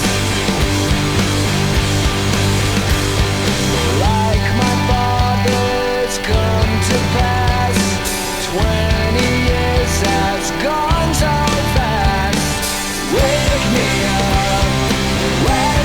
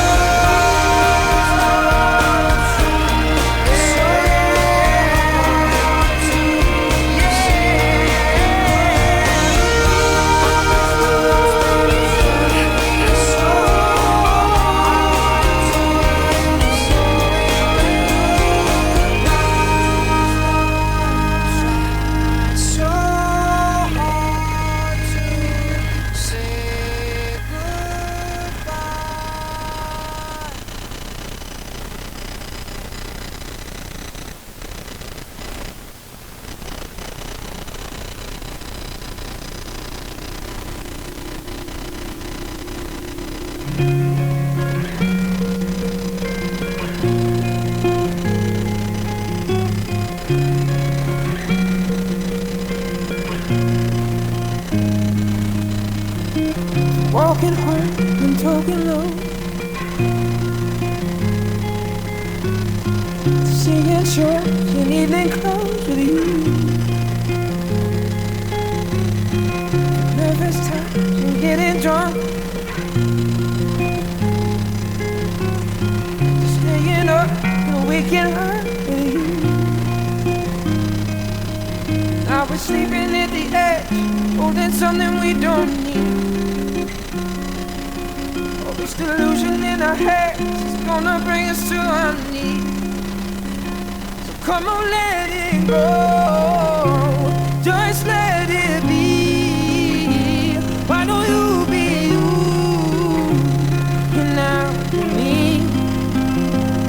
Everything that's wrong, leave it to the breeze. Why don't you be you? And now me. And now be me.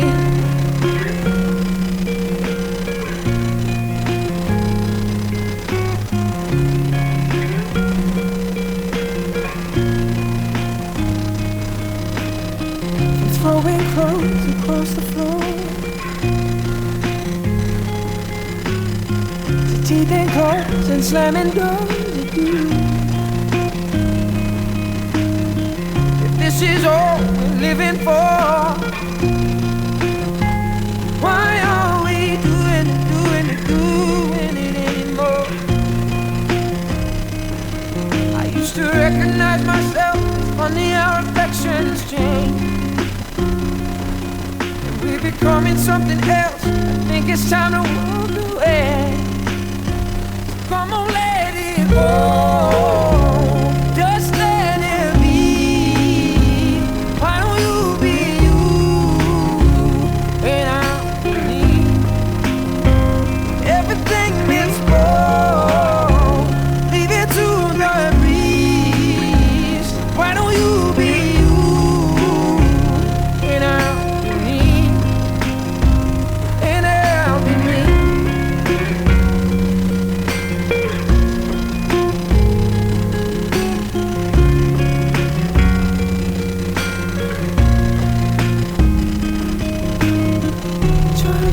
your hand inside mine, when you know it touched on the line.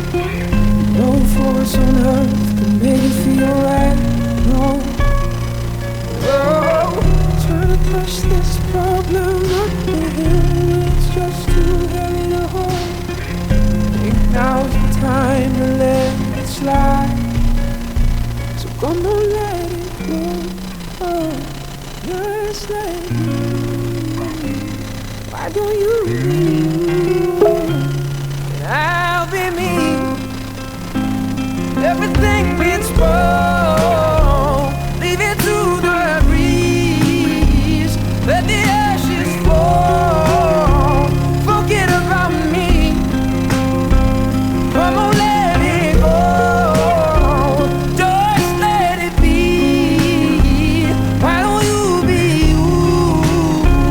And I'll be me. And I'll be me.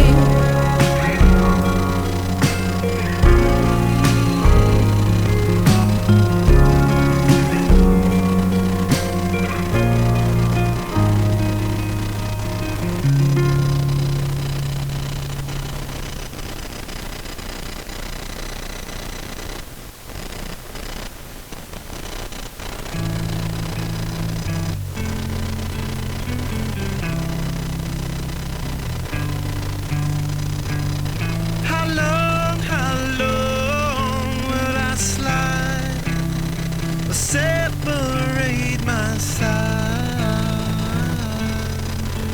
I don't believe it's fair. Slitting my throat is all I am. A hug you lost to a photograph. I thought that I've been brought up the path. Once you know you can never go back.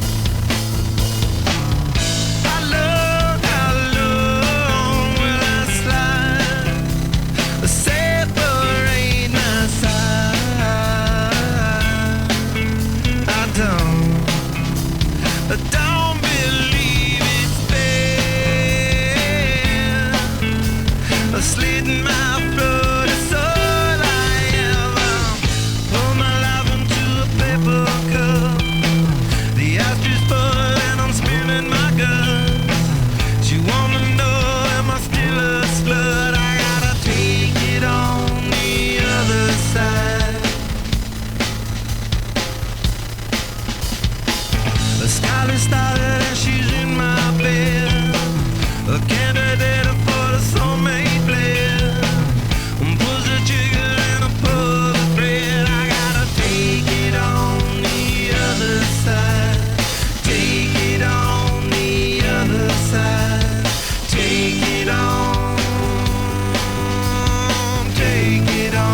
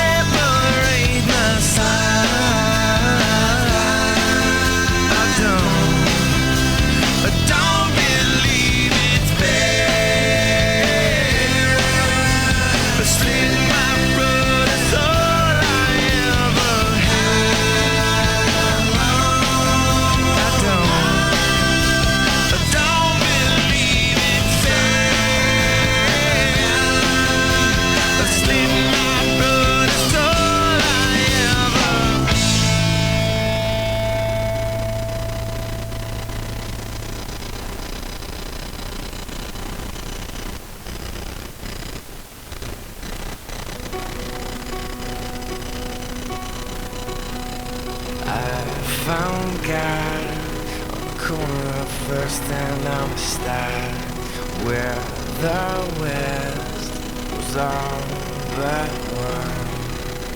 All alone, smoking his last cigarette. I said, where you been? He said, ask anything. Where were you when everything was falling apart?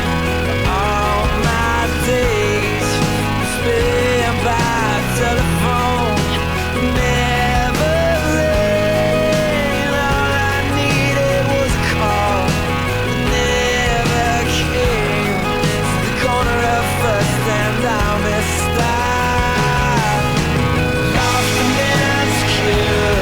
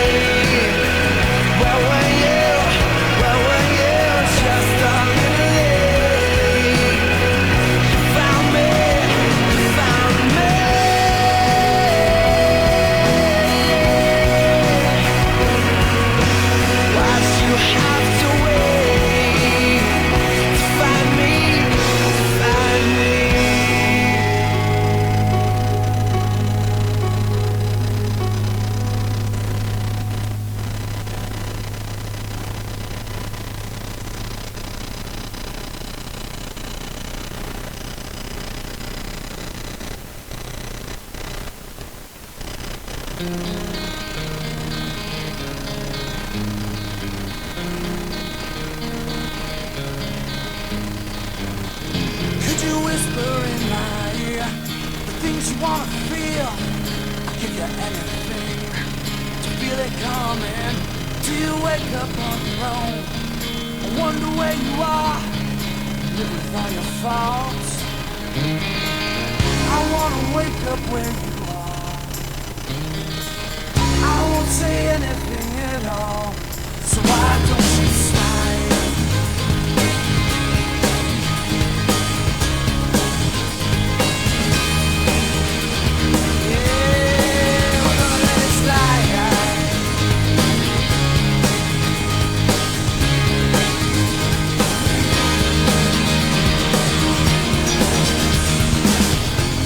Love the life you killed. The priest is on the phone. Your father hit the wall. Your mom disowned you. Don't suppose I'll ever know. So means to be a man, something I can change and live around. Yeah, I wanna wake up where you are. I won't say anything at all. So why don't you slide?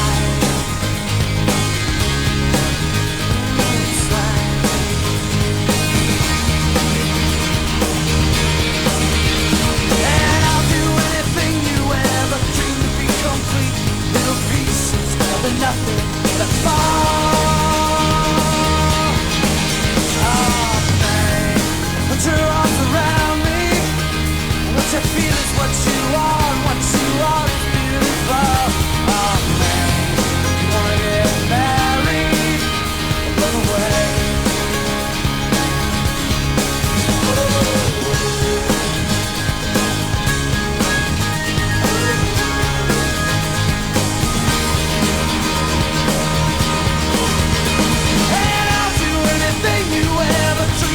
Complete little pieces of the nothing that fall. Oh, man, put your arms around me. What you feel is what you are, and what you are is beautiful. Oh, man, do you wanna get married or run away? I wanna wake up when you are.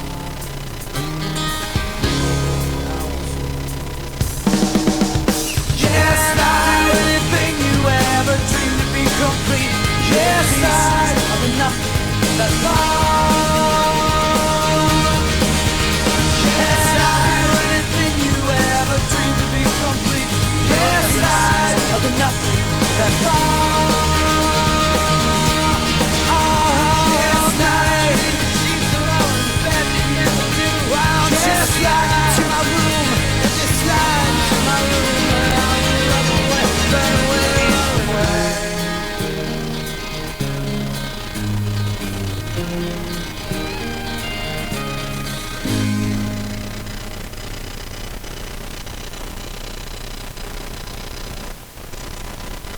You're listening to Throwback Jams on Pandora, sponsored by the new Chef Boyardee Throwback Recipes. Our classic jingle and recipe just got an update. Click to explore the new Chef Boyardee Throwback Recipe and Remix.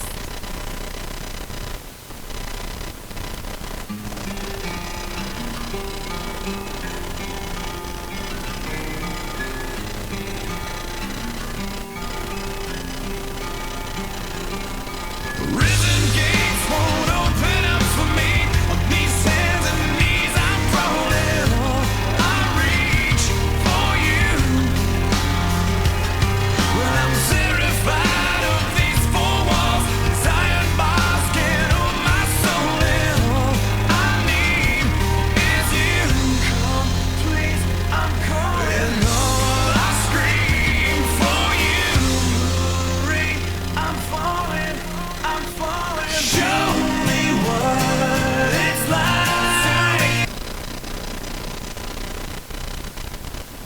Let First Lockhart National Bank reward you with First Star Rewards Checking, where you earn on your rewards checking balance, get free ATM refunds nationwide, plus so much more. Come on by one of our locations in Lockhart, Kyle, or South Austin to visit with one of our bankers to see how you can get started earning rewards today. You can also check us out online at firstlockhart.com. Dr. Peterson and his staff at Chisholm Trail Clinic of Chiropractic are here to serve you. We've been voted Best Chiropractor and Best Chiropractor's Office for 5 years running. Are you bothered by headaches, back pain, or neck pain? Call Chisholm Trail Clinic of Chiropractic at 512-668-4163 to make your appointment. Mention this ad to receive a consultation, exam, and x-rays if needed for only $20. Call 512-668-4163 and begin your journey to hope, healing, and health. Hello, Americans. Mark Twain said, a broken promise is better than no promise at all. Well, you and I both know when we make a promise, we keep it. Chuck Nash Auto Group has been doing that for years. They offer up the kind of one-on-one service that'll follow the taillights of your pre-owned vehicle deep into that gorgeous Texas sunset. By the way, Chuck Nash will give you $750 more for your car, buy or trade. And now you know the best of the story. Chisholm Trail Barbecue features slow-cooked brisket, hot sausage, beef, and pork ribs done the right way. In a town famous for barbecue, Chisholm Trail is where the locals come to eat. Visit Chisholm Trail Barbecue, 1323 South Colorado in Lockhart, and come by after the game. Chisholm Trail Barbecue stays open until midnight after every home football game.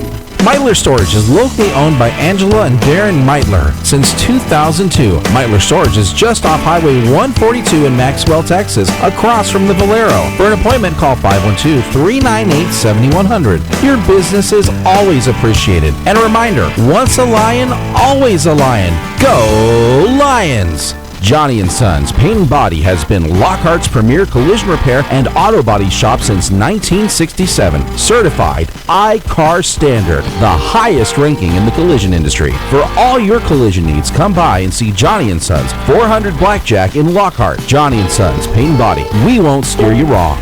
For over 15 years, Raina Drywall and Paint has been serving Lockhart and the surrounding counties. We are experienced in all phases of construction. You can count on us for any exterior or interior painting job. Call 512-925-0634 to schedule an appointment with Raina Drywall and Paint today.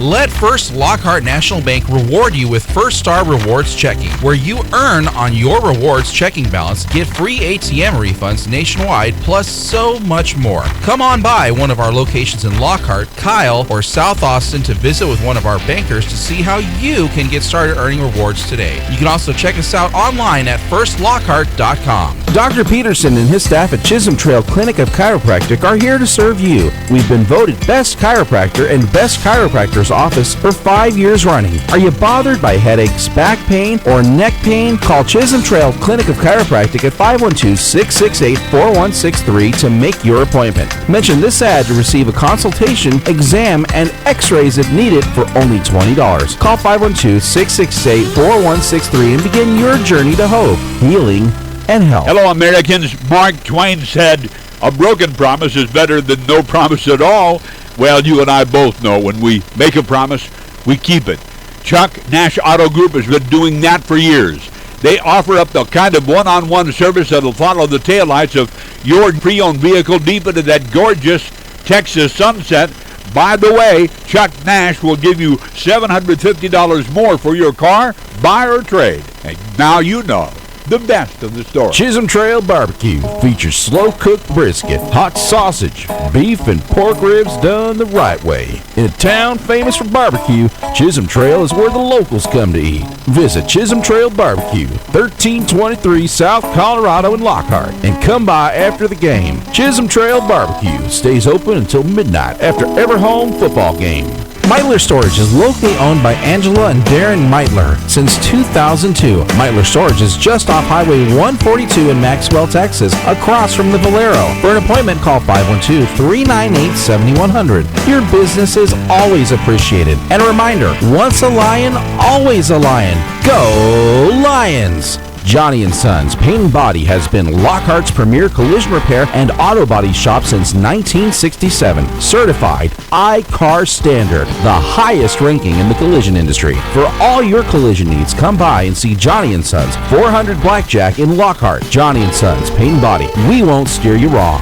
For over 15 years, Raina Drywall and Paint has been serving Lockhart and the surrounding counties. We are experienced in all phases of construction. You can count on us for any exterior or interior painting job. Call 512-925-0634 to schedule an appointment with Raina Drywall and Paint today.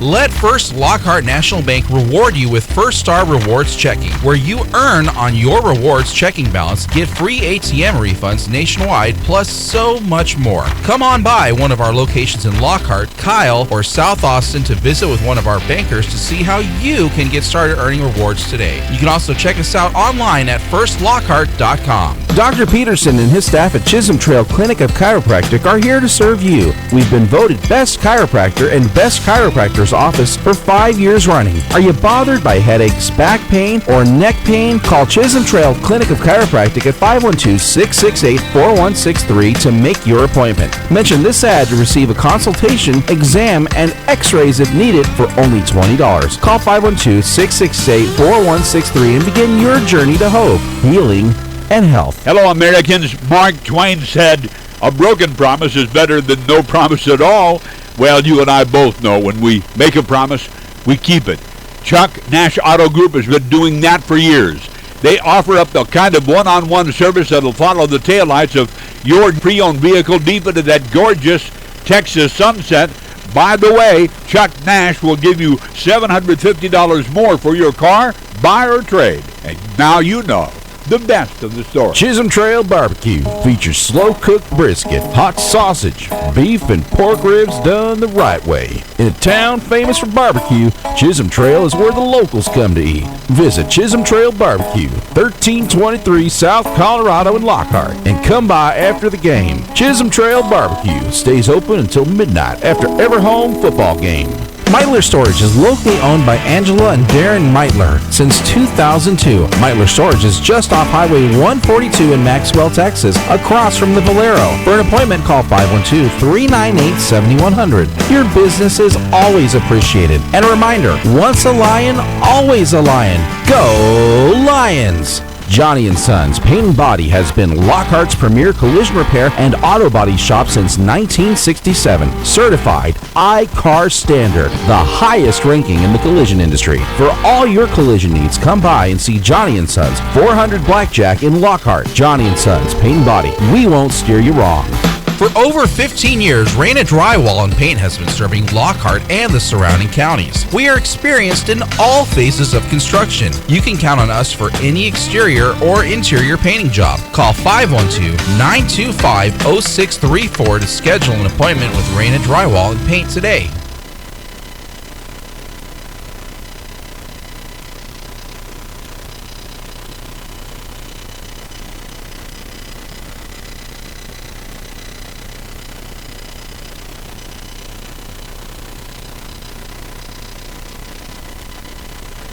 All right, folks, for those of you that are still with us, we are getting around to where there is movement down there. Players are starting to get out of the locker rooms and are starting to head back to the field. For those of you that have left us, I guess you'll have to catch us on the flip side here. But for those of you that are still around, we're probably still about 15 to 20 minutes away from seeing game time. But the teams are filing out. The referees are coming to the field, and they're planning on getting this thing over with. We were talking earlier about the rules and whatnot, and as we understand, basically after 3 quarters of play, it's considered a full football game. So I know that they're probably shooting to get this 9:26 that's left in the second quarter finished. Go ahead and let the bands do their thing, I'm guessing, because that's kind of what they do here. Maybe they won't let the bands play. I really don't know what their plans are. We haven't been told yet. But they'll probably have an actual halftime or a shortened halftime, and then they're going to come right back out and get things going. So I know they're shooting for 3 quarters to get over with, and I also know that we have a curfew rule of midnight. So we got to get all this done before midnight. So, anyways, we're going to kind of talk a little bit here. I got Emilio's headset back on him, and so Emilio, have you ever been through things like this before? Actually, we have. It was the first playoff game. Actually, it was the second playoff game when Lockhart traveled to play Vandergrift in Austin in 2014. And that game, because of rain delay and lightning delay, it took about almost 6 hours to complete that football game, and I mean it was an exciting game from start to finish, and Lockhart was in the ball game until late in the fourth quarter due to a couple of interceptions, a couple of mishaps. Vandegrift was able to pull away and come out with a huge victory. But yeah, definitely I've seen this before. It's definitely not going to be as long as it was before, but 6 hours of, well, I wouldn't say 6 hours of football. I'd say more like 3 hours of football and 3 hours of waiting for this rain, that lightning to go away. You know, it took a toll, because in that playoff game, Lockhart came out on defense first and stopped Vandegrift in their tracks, and they missed a field goal. Lockhart immediately got the ball, got down to midfield before DJ Ellison scampered down right up the middle and scored a touchdown for the Lockhart Lions. And right after the extra point try is when they sent the teams into the locker room because of the lightning delay. You know, and after that, you know, it seemed like Vandegrift didn't have an answer for the rushing attack for the slot team for the Lockhart Lions. But apparently what the coaches saw in that first drive, they were able to adjust. So when the Lions came back out, Vandegrift stiffened up on defense and didn't allow that much yards on the ground. So, but with two teams that run the slot T formation, you know, I'm pretty sure they went in there and looked, especially with number 45, James Gibson. You know, I'm pretty sure Coach Herman and his coaching staff went back there and figured that we're probably talking like, hey, if this game continues, we got to do something to stop this guy, because nobody on the defensive line and in the backfield match up with James Gibson when it comes to size and weight, because this kid is big for a fullback or a running back, because he's been able to get up the middle, run over a couple of players, and you know, it's taken more than two players to bring him down. And when you have someone like that, there's something you got to do in the game plan to make sure he doesn't get past the line of scrimmage, because them defensive linemen are practically the only ones that can match up with them size for size and pound for pound to be able to bring him down. So, you know, it's going to be interesting to see what adjustments were made. Lockhart only had 2 drives, and Medina Valley was about to start their second drive, and right. That's when we went into the rain delay. So, like I said, it's going to be interesting to see what adjustments were made on both sides of the ball in order to give Lockhart the opportunity to get that ball back and get into the end zone. Well, and that, you know, the touchdown that Gibson scored right up the middle, untouched, did a somersault into oh, there's more lightning. So just as they get back on the field, I hope the referees didn't see that. No, I'm kidding. Anyway, so as we get back on the field, a big strike of lightning just off away from the school. Now, everybody's still out here because I know that these teams are wanting to get this game on. And, you know, Medina Valley didn't want to make that drive for nothing, because what's going to happen is most likely they're going to have to play again tomorrow. Yeah, definitely. And, you know, and it'll definitely take a toll, because Medina Valley is probably about an hour 45, almost 2 hours from here. So for them to pack up and go back home tonight, then to come back tomorrow, you know, it'll just give the Lions that much more of a home field advantage, because it's going to be tiring for these young men to make that travel back, only to have to come back tomorrow night. So I'm pretty sure both coaches tonight are wanting to get this game over and done with, because in the end, this game right here could possibly set up on who's going to be number 3 or number 4 in the playoff picture. Well, both teams are now on the field. Medina Valley coming out there right now. The Lockhart team is going through their stretching and their run, their high knees, things like that. When we left, there was 9:26 to go in the first half. It was 7-7, and you know, if I'm Coach Herman, I'm thinking we might want to possibly try to schedule this game when Gibson is somewhere else. I mean, this kid, he's big. Like I said, it took me a while to figure out who he was. But last year when he was a sophomore, he might have been 5'9", maybe 5'10". But he was a strong kid. He was a really good basketball player, and I remember he kind of carried that team in that game we played him. And then I saw him before the game, didn't realize who he was. This guy looks like he's 28 years old. I mean, he's got that kind of physique about him, and he does, as they say, look like a man amongst boys out there. And with the line that he's got blocking for him, we had no answer for him. So hopefully, like Emilio said, hopefully there's going to be something we can do to stop that guy, because right now he's just running over the top of us.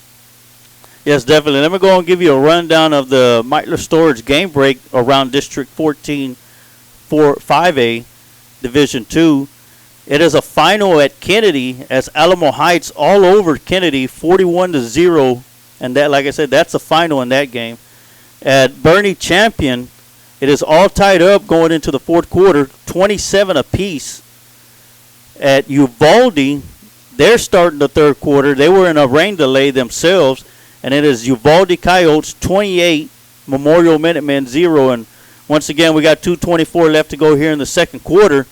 It's Medina Valley Panthers 7, Lockhart Lions 7. So, and right now both teams are out on the field and they're doing their little stretches and warming up.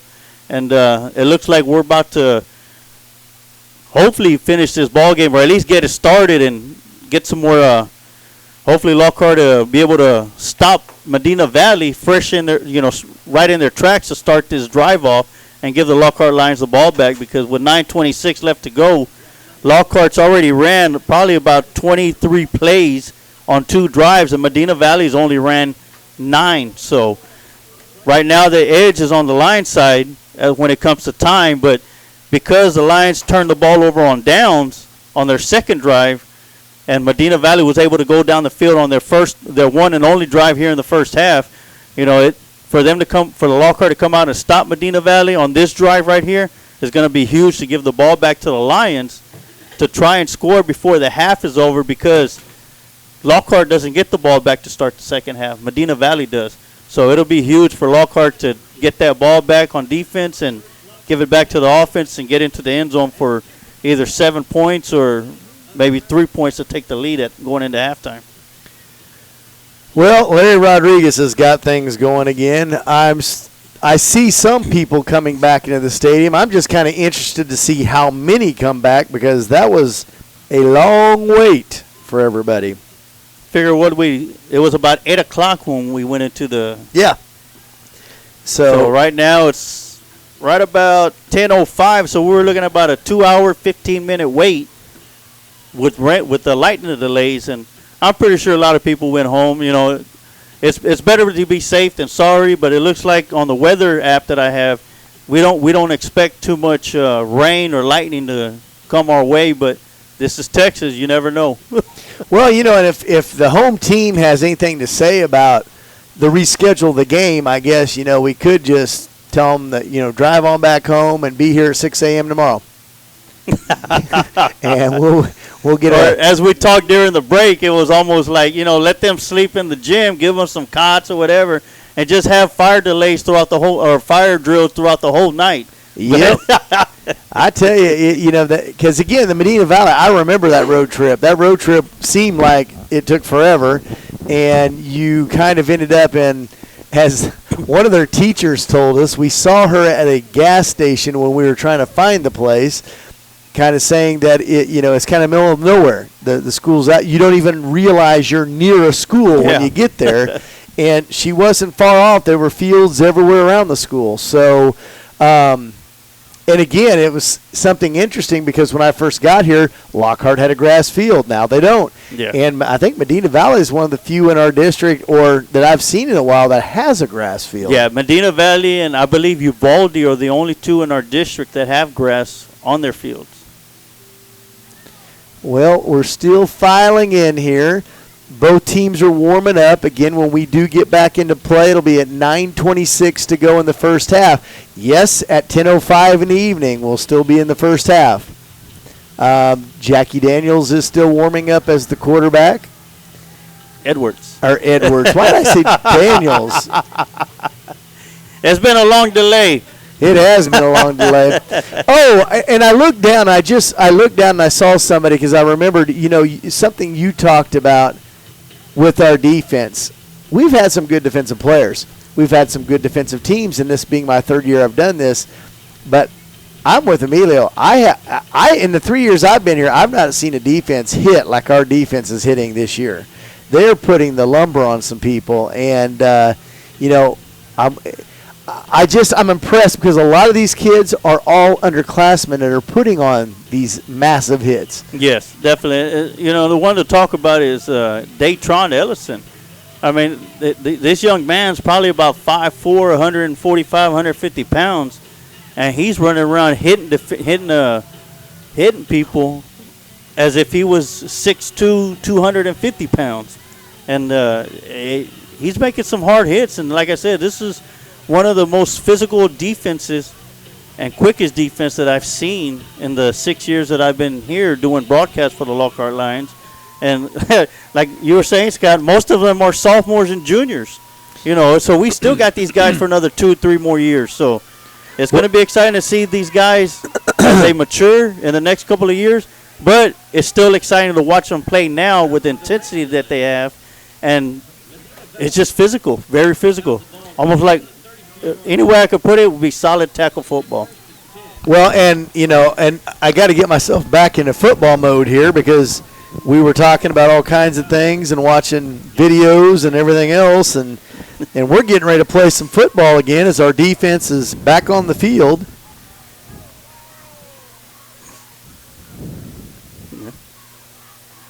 See lightning off into the distance, but that's up in the clouds right now. Hopefully we don't get any more strikes. As Lockhart's defense is set up, ball's going to be at the 31-yard line in Medina Valley territory. And as you're listening to us, Medina Valley is going to be going left to right from north to south. And that means Lockhart will be going south to north, right to left as you're listening to us on your internet dial. Well, the wind, which was kind of a factor in the first half, is the flag's not even moving right now. Well, the wind was blowing so much, the flag just got tired, so I'm just going to take a rest. I guess. So, yeah, we're here. We're getting ourselves ready to go, and out comes Medina Valley. Maybe they left Gibson in the locker room. Nope, he's still out there. His arms look as big as his legs. Again, Earl Campbell, Franco Harris, this is the size this kid is. And slot T formation, here they come. Man in motion. They're going to give it to the guy around the corner. No, they didn't. Right up the middle to Gibson again. Oh, it was. Okay, I tell you what, this quarterback is good with the fakes. He did go around the outside with it. It doesn't look like they got too much on the carry, so it's going to be second down about 9. Yeah, Logan Masters with the carry on that play on a jet sweep. And one thing, talking about fakes, Jackie has done a great job with his fakes because he's faked me out a couple times with his handoffs. Yes, definitely. That's one thing that quarterbacks in the slot T formation have to perfect, and that's the fake handoff. So here they go again. You got to know Gibson's going to get it soon. Like right now, he's right up the middle, and it's going to take 2, 3, 4, and 5 guys to bring him down after he gained about 7 yards. And that's what he's averaging about now, about 6, 7 yards a carry. And it took a host of Lions to bring him down with his feet just pumping and pumping. There's no quit on this guy. So third down and about 3. The ball's at the 38-yard line of Medina Valley. 8:20 to go here in the first half, 7-7. But so far, Lockhart has not been able to stop Medina Valley's offense. There's a man split to the left, a man split to the right. I'm going to say Gibson up the middle again. There he goes. And he just ran over the top of us out to the 45-yard line, straight up the middle, where he's going to get the 1st and 10. Yeah, as I mentioned before, it's going to take about 2-3 guys to get this guy down, Gibson. And the bad part about that, once you start keying on him, that opens up the outside because Gibson is a powerful bruising runner when he's going north to south.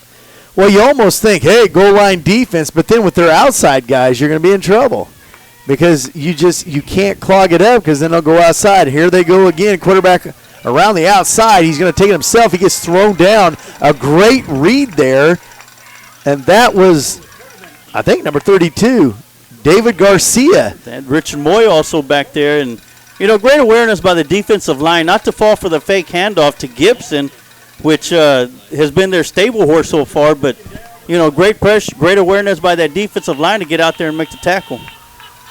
So we're now looking at 2nd and 12. The ball's at the 43-yard line of Medina Valley. Devin Clark is one of the deep safeties. He's back there with number 5, Alex Thompson. They're going to roll out right to throw. The ball's in the air. It doesn't look like he made the catch. Incomplete. He was trying to hit number 80, and that is Aaron Sotelo, but it falls incomplete. 3rd and 12. So the defense trying to hold on here. Definitely. Like I said, that's something that they had. This is something that they need to do. Just coming out of this lightning delay, give the offense an opportunity to get back out there on the field, because with the Medina Valley defense already being out there for more than 22 plays, it's going to start to wear them down. They got receivers, twins to the left and right. One's in motion to the right. They're going to roll out. There's a penalty flag, or is there a timeout? Illegal false start on the receiver. Oh, very good, very good. Here on the near side. That's going to make it 3rd and 17 with 7:21 to go here in the third quarter. 7-7 is your tie. We appreciate all those that are still listening to us, because it was almost 2 hours from the time that we stopped producing or stopped doing the game. So the ball's now at the 38-yard line of Medina Valley. They're going to probably look to the air. They've got the same 2 back there as deep safeties, Thompson and Clark. Twins to each side, man in motion again. Oh, there comes Tukar on the blitz. It's a screen pass. Gibson with him. It gets tripped out. Great play. That was your buddy. George Renteria just saved the day for Lockhart. Oh, man. One guy, and he's not that big, brought down Gibson with a great open field tackle, because that screen pass was there. Oh, yeah. It was a beautifully executed play for the Medina Valley Panthers, and George Renteria was right there, one-on-one with the big man, and George was able to take him down. Is this a fake time? I doubt it. But here comes a snap. It is not a fake. He gets the punt off. It's a high punt. It's going to shake off the side of his foot. It gets a Lockhart bounce where they'll down it. By number 63 downs it there. That is Zach Hecker. And it's going to be 1st and 10 for Lockhart at their own 35-yard line. Great start to this second quarter, I guess. We're not in the second half yet. Most definitely, because this is something that Lockhart needed, especially after the first drive that Medina had. They were able to get down the field practically with ease and get into the end zone. And for Lockhart to come up with a huge stop right here to give the ball back to the offense, it's a huge plus for the Lockhart Lions. Well, and Tukar, he had Child. I mean, yes, it was a screen pass, but Tukar just about got to him.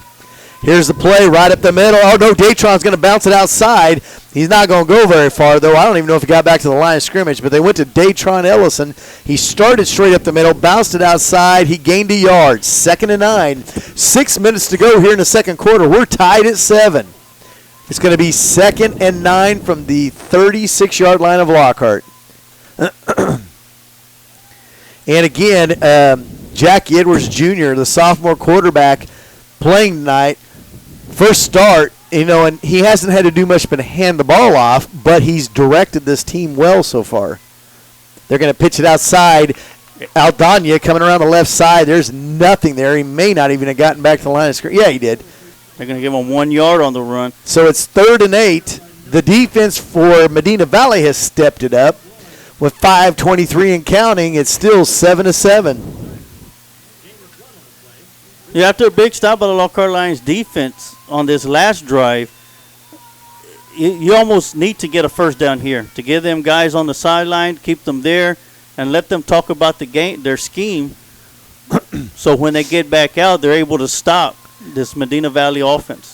So man in motion, I thought they jumped off sides, but they didn't call it. Detron Ellison around the right side. He's going to cut it up the field. He's not going to make it to the first down. He picks up about 4. That'll bring up 4th down, and I'm guessing we're going to be punting it right back to him. I thought when Detron went into his motion, I thought the kid jumped off sides again, but they said he did not. So the clock is still moving. And I'm trying to find out who is punting the Is that Datron Ellison, Pun? That looks like him. So Datron Ellison deciding he's going to be trying to become a punter for this high school team now. He does everything else, might as well. Could be a fake, too. Definitely make you think about it. And not a bad punt. It was a line drive. It's fielded on the run at the 40 to the out about the 43-yard line. A nice line drive punt. Yes, tackle made by Eddie Tukar. That was returned by Bippert. So it'll be 1st and 10 for Medina Valley. So this could end up, if things keep going the way they've gone so far, a defensive struggle between two really good football teams. 1st and 10 from their own 43 will be Medina Valley. Now, once again, the Lockhart Lions defense has to step up once again after the Lockhart offense goes out on 4 plays. It'd be nice to see him try to throw and go pick 6, but they're right now in a tight formation in the slot T. They're going to give it on the end around, and it's a nice run up the right side. He gets across midfield down to about the 44-yard line. He's got the 1st and 10, but I did not see. I want to say that was number 25. If it was, Jacob Salas. He's going to get to the 45-yard line, where it'll be a Medina Valley first down inline territory. And this is the scary part. Yeah, we had a series where we stopped them, but now they're back to running right over the top of us. We're going to have to stiffen up here. Same slot T formation. They're going to, they go around the outside with the big man. He gets a few yards. They're finally slowing him down just a little bit. He only picks up 2 on the carry. So a nice run there by Gibson, but he had a full house around his legs. Definitely, and it was a great stop by the Lions defense to wrap him up and get him down before he could get any more yardage. So they got 2 receivers, 1 to each side. Will this be a setup just for Gibson up the middle? They usually run that when they have this formation. They give it to Gibson up the middle, and he runs untouched. He gets it all the way down to about the 30-yard line, move the sticks again. Every time they go to 2 receivers, 1 on each side, they're running him straight up the middle. Yes, and Gibson got about 8 yards before he was finally touched. And I'm pretty sure Coach Herman isn't liking what he's seeing right now. I'm pretty sure whatever team this plays Medina Valley is not going to like what they're seeing with this kid. This is almost unfair. This kid is so big. So, again, the same formation. They're going to throw this time. They're looking deep, trying to charge on Thompson there. But Thompson, that was Romero with a great defensive play. They were trying to challenge him. That's one guy you really don't want to be challenging. Yes, definitely the throw wasn't all that good because the receiver had to turn into a defender as Adam Romero had a beat on it. It's almost like the quarterback was throwing to Adam, and the receiver turned into a defensive back and had to knock the ball out of his hands. 2nd and 10, 2:20 to go here in the second quarter. 7-7 is the score. Back to the tight formation. Probably a dose of Gibson. No, they're going to up the middle with another fella, and he goes straight up for about a 2 to 3 yard gain where he stopped there again. Jacob Salas. Yep, Salas. Salas is their go-to guy when they throw, but he also gets those little kind of in-around type runs. And I would say it's like Datron Ellison getting the ball around, coming around the bend there. So they go back to they actually have 2 receivers to the left, 1 to the right. Man in motion, coming near side. Shotgun, he's going to roll out right. He's looking, he throws, and it's in the ground again. Incomplete pass. Now is Medina Valley looking at 4 down territory here? I don't know if their field goal kicker has a leg to kick it from here. It is 4th down and 8 at the line 30. Yeah, 4th and 8. There's no way. Just watching that kid before the game, he's accurate. He just doesn't have a strong leg. I can't even imagine them thinking about that, especially when you got a guy like Gibson. Definitely. As we got 1:42 left to go here in the first half, this has definitely got to be a big stop or big play for the Lions defense to stop Medina Valley. Trips to the right, twins to the left. Child's going to be looking. He's going over the middle. It's tipped by Tukar. Incomplete. They were looking at Gibson. Lockhart's defense bends, but they do not break. They'll get the ball back. That's 2 possessions, 2 series in a row. These Lockhart Lions defense has stepped up. Lockhart's been held on 2 drives with no points, this is the drive that Lockhart's going to need to get points on the scoreboard and run the last 1 minute 37 seconds of the clock before heading into halftime. So we'll have 1st and 10 our own 29-yard line, 1:37 to go. As Emilio said, it'd be nice to get a touchdown going into halftime.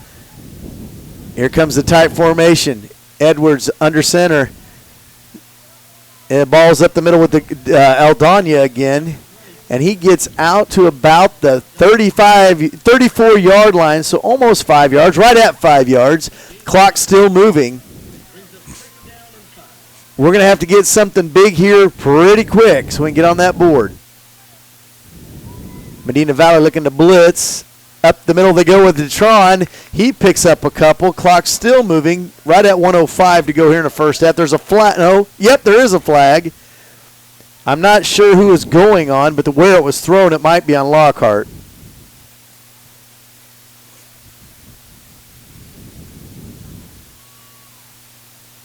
Personal foul. I knew it was on Lockhart from where they threw the flag. So that, just like last year and the year before that, it's things like this that usually shoot us in the foot. There's no reason for a personal foul in that situation. You just had a fairly decent run. Now you're looking at second in a long, long ways here with 2nd and 20 with 1:06 to go. Now they're going to call timeout because, they want the ball in scoring position. Yes, definitely. At 2nd down and 20, Medina Valley's hoping to get 2 stops. Actually, 1 stop and a punt. Actually, no, you had 2 stops and a punt before time runs out, and both Medina Valley still has 2 timeouts, so they could do that. They could make that happen. I don't trust our chain gang, especially the person with the down marker, because he's been wrong all night. I think it's 2nd and 19. Yes, it is. And they've got 3rd and 19, kind of like the time where we had 1st and 10 and it had the 3rd down marker on it. And they've changed it on the board too. 3rd down and 19. So we have a timeout. We're just kind of waiting here. We've had enough breaks, so we figured we'd just go ahead and trying to see what is going on here. The teams are coming back out. Again, 1:06 to go here in the second quarter. I don't know if it's going to be because I see no bands whatsoever. I'm not thinking we're going to see much of a halftime. So here we go. They're going to hand it up the middle. I cannot see who had. I want to say it was Daquan, but I can't see. But he didn't get hardly anything. That brings up 4th down. So it was 3rd down. It's now 4th and 19 with 1:01 to go. They called yet another timeout. They want that ball with time on the clock. I would, if in worst case scenario, I'd like to see us go to halftime at 7-7 if we're not going to score any points. It's going to take another line drive kick from Datron Ellison, because you got to get these guys backed up with the deep punt. One thing, you mentioned it, having a guy like Datron as your punter now, you never know when the fake is coming because it's coming at some point this year. He's not back there just because he's a good punter. Right. He's back there for the fakes. So he's got Sosa in front of him. Sosa pretty much does it. Or no, that's Sosa.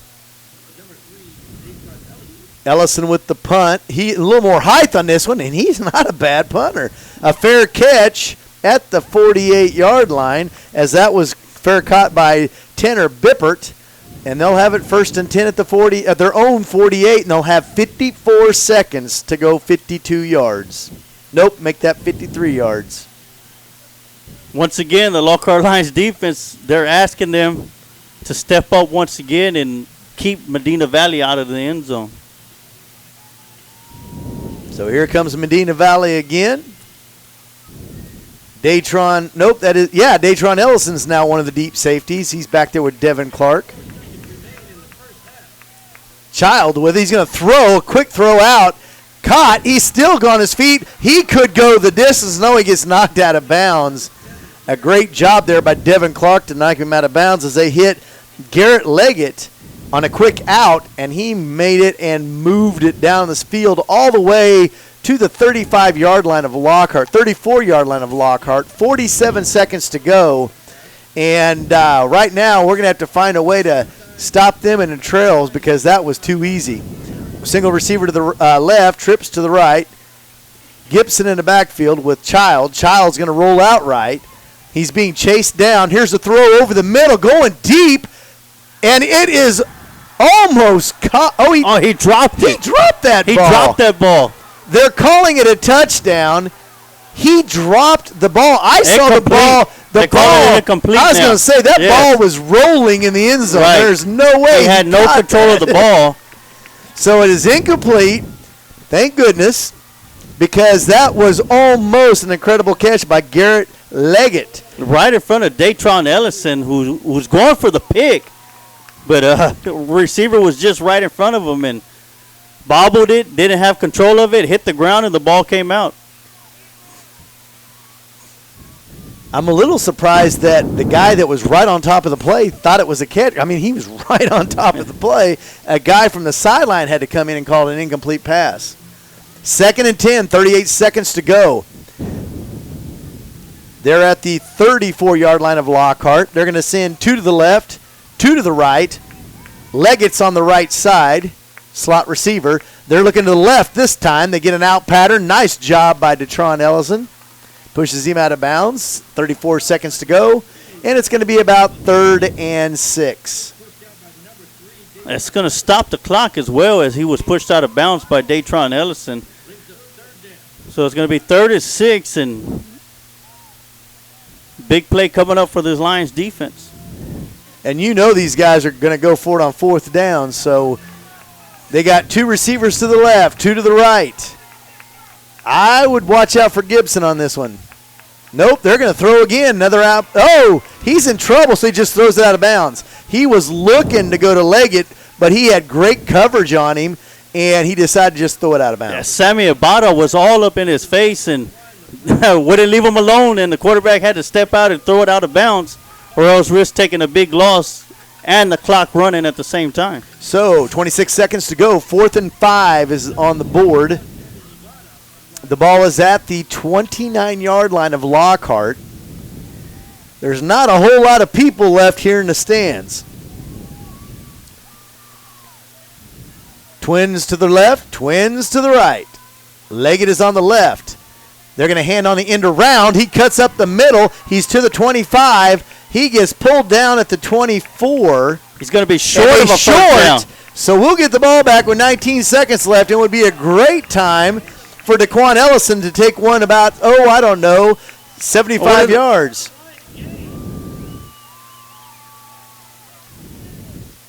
They were trying to line up. They were playing a little trickery there. We're not that tired yet. No. So it'll be Lions ball on their own 25 with 19 seconds.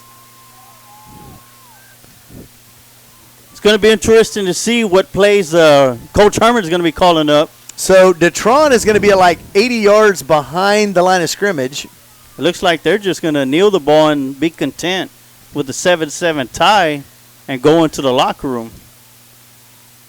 Yep, and that's exactly what he's going to do. So that'll be the end of the first half as your halftime scores, your Lockhart Lions 7, the Medina Valley Panthers 7. Now, I don't know what kind of halftime we're having, but I do not see any bands anywhere. So we'll have to see what kind of time they put on the clock. Apparently probably 15 minutes, but nobody's playing any music, I guess. No. It'll probably be a shortened halftime, but I guess we could take a quick break, and when we come back, we'll have the Johnny and Sons Paint and Body Shop halftime show. And with no band, I guess they're stuck listening to us there, Scott. That is true. So take us away, Michaela, or McKelty. You're listening to Lion Country Broadcast Network and KMAX Sports with Vype Magazine. Let First Lockhart National Bank reward you with First Star Rewards Checking, where you earn on your rewards checking balance, get free ATM refunds nationwide, plus so much more. Come on by one of our locations in Lockhart, Kyle, or South Austin to visit with one of our bankers to see how you can get started earning rewards today. You can also check us out online at firstlockhart.com. Dr. Peterson and his staff at Chisholm Trail Clinic of Chiropractic are here to serve you. We've been voted Best Chiropractor and Best Chiropractor's Office for 5 years running. Are you bothered by headaches, back pain, or neck pain? Call Chisholm Trail Clinic of Chiropractic at 512-668-4163 to make your appointment. Mention this ad to receive a consultation, exam, and x-rays if needed for only $20. Call 512-668-4163 and begin your journey to hope, healing, and health. Hello, Americans. Mark Twain said, "A broken promise is better than no promise at all." Well, you and I both know when we make a promise, we keep it. Chuck Nash Auto Group has been doing that for years. They offer up the kind of one-on-one service that'll follow the taillights of your pre-owned vehicle deep into that gorgeous Texas sunset. By the way, Chuck Nash will give you $750 more for your car, buy or trade. And now you know the best of the story. Chisholm Trail Barbecue features slow-cooked brisket, hot sausage, beef, and pork ribs done the right way. In a town famous for barbecue, Chisholm Trail is where the locals come to eat. Visit Chisholm Trail Barbecue, 1323 South Colorado in Lockhart, and come by after the game. Chisholm Trail Barbecue stays open until midnight after every home football game. Meitler Storage is locally owned by Angela and Darren Meitler since 2002. Meitler Storage is just off Highway 142 in Maxwell, Texas, across from the Valero. For an appointment, call 512-398-7100. Your business is always appreciated. And a reminder, once a lion, always a lion. Go Lions! Johnny & Sons Paint and Body has been Lockhart's premier collision repair and auto body shop since 1967. Certified I-CAR standard, the highest ranking in the collision industry. For all your collision needs, come by and see Johnny & Sons, 400 Blackjack in Lockhart. Johnny & Sons Paint and Body. We won't steer you wrong. For over 15... All right, we're back here at Lockhart, Texas. There's about just under 13 minutes to go for halftime. There will be no bands being played here at the half. As a matter of fact, there's not a whole lot of people here. I guess they have gone home. Hopefully they're listening. If they're not, they may have gone to bed. I'm looking around. I do see some of the basketball players here watching their buddies playing the football team. It's been kind of a strange night. Earlier we said that the flag was tired and didn't want to blow. Now it's blowing again. So it's just been a strange night. It looked like the way this game started that we were going to probably see a fairly high-scoring game because neither team really had any luck stopping each other.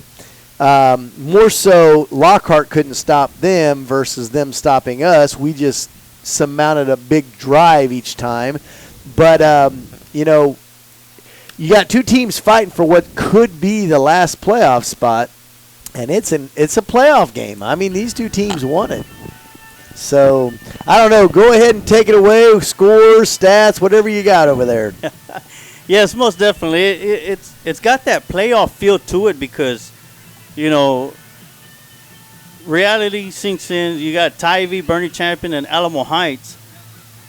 They always got them at the top three because they have successful programs and they've been to the playoffs many times, many years in a row, with the exception of Alamo Heights, who skipped here and there.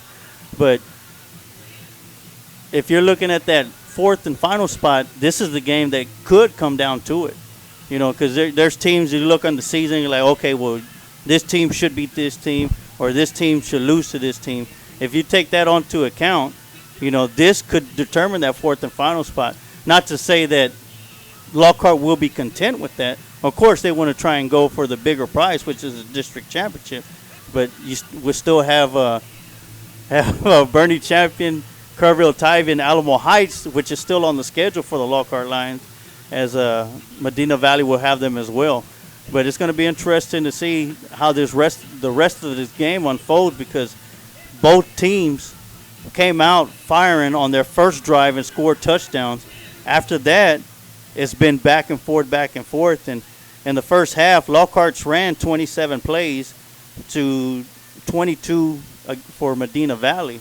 And Lockhart's racked up a lot more yards than Medina Valley as well. And I'll have Lockhart's total here in a little bit. I just got to punch them up into the computer, and I'll have those here shortly. But it's been a tight ball game ever since the first drive from each team. Of course, then we had the lightning delay. But even after that, the defense have stepped up for both sides, and both offenses have struggled. But I have to say Medina Valley had a little bit more success coming out after the rain delay or the lightning delay than what Lockhart has had coming out of the lightning delay as well also. Well, you know, not just from watching the second half, we talk about it being a playoff game and everything. I don't think the guys on either side were completely into it when they got back out there. They just looked out of sync. Both teams just looked out of sync.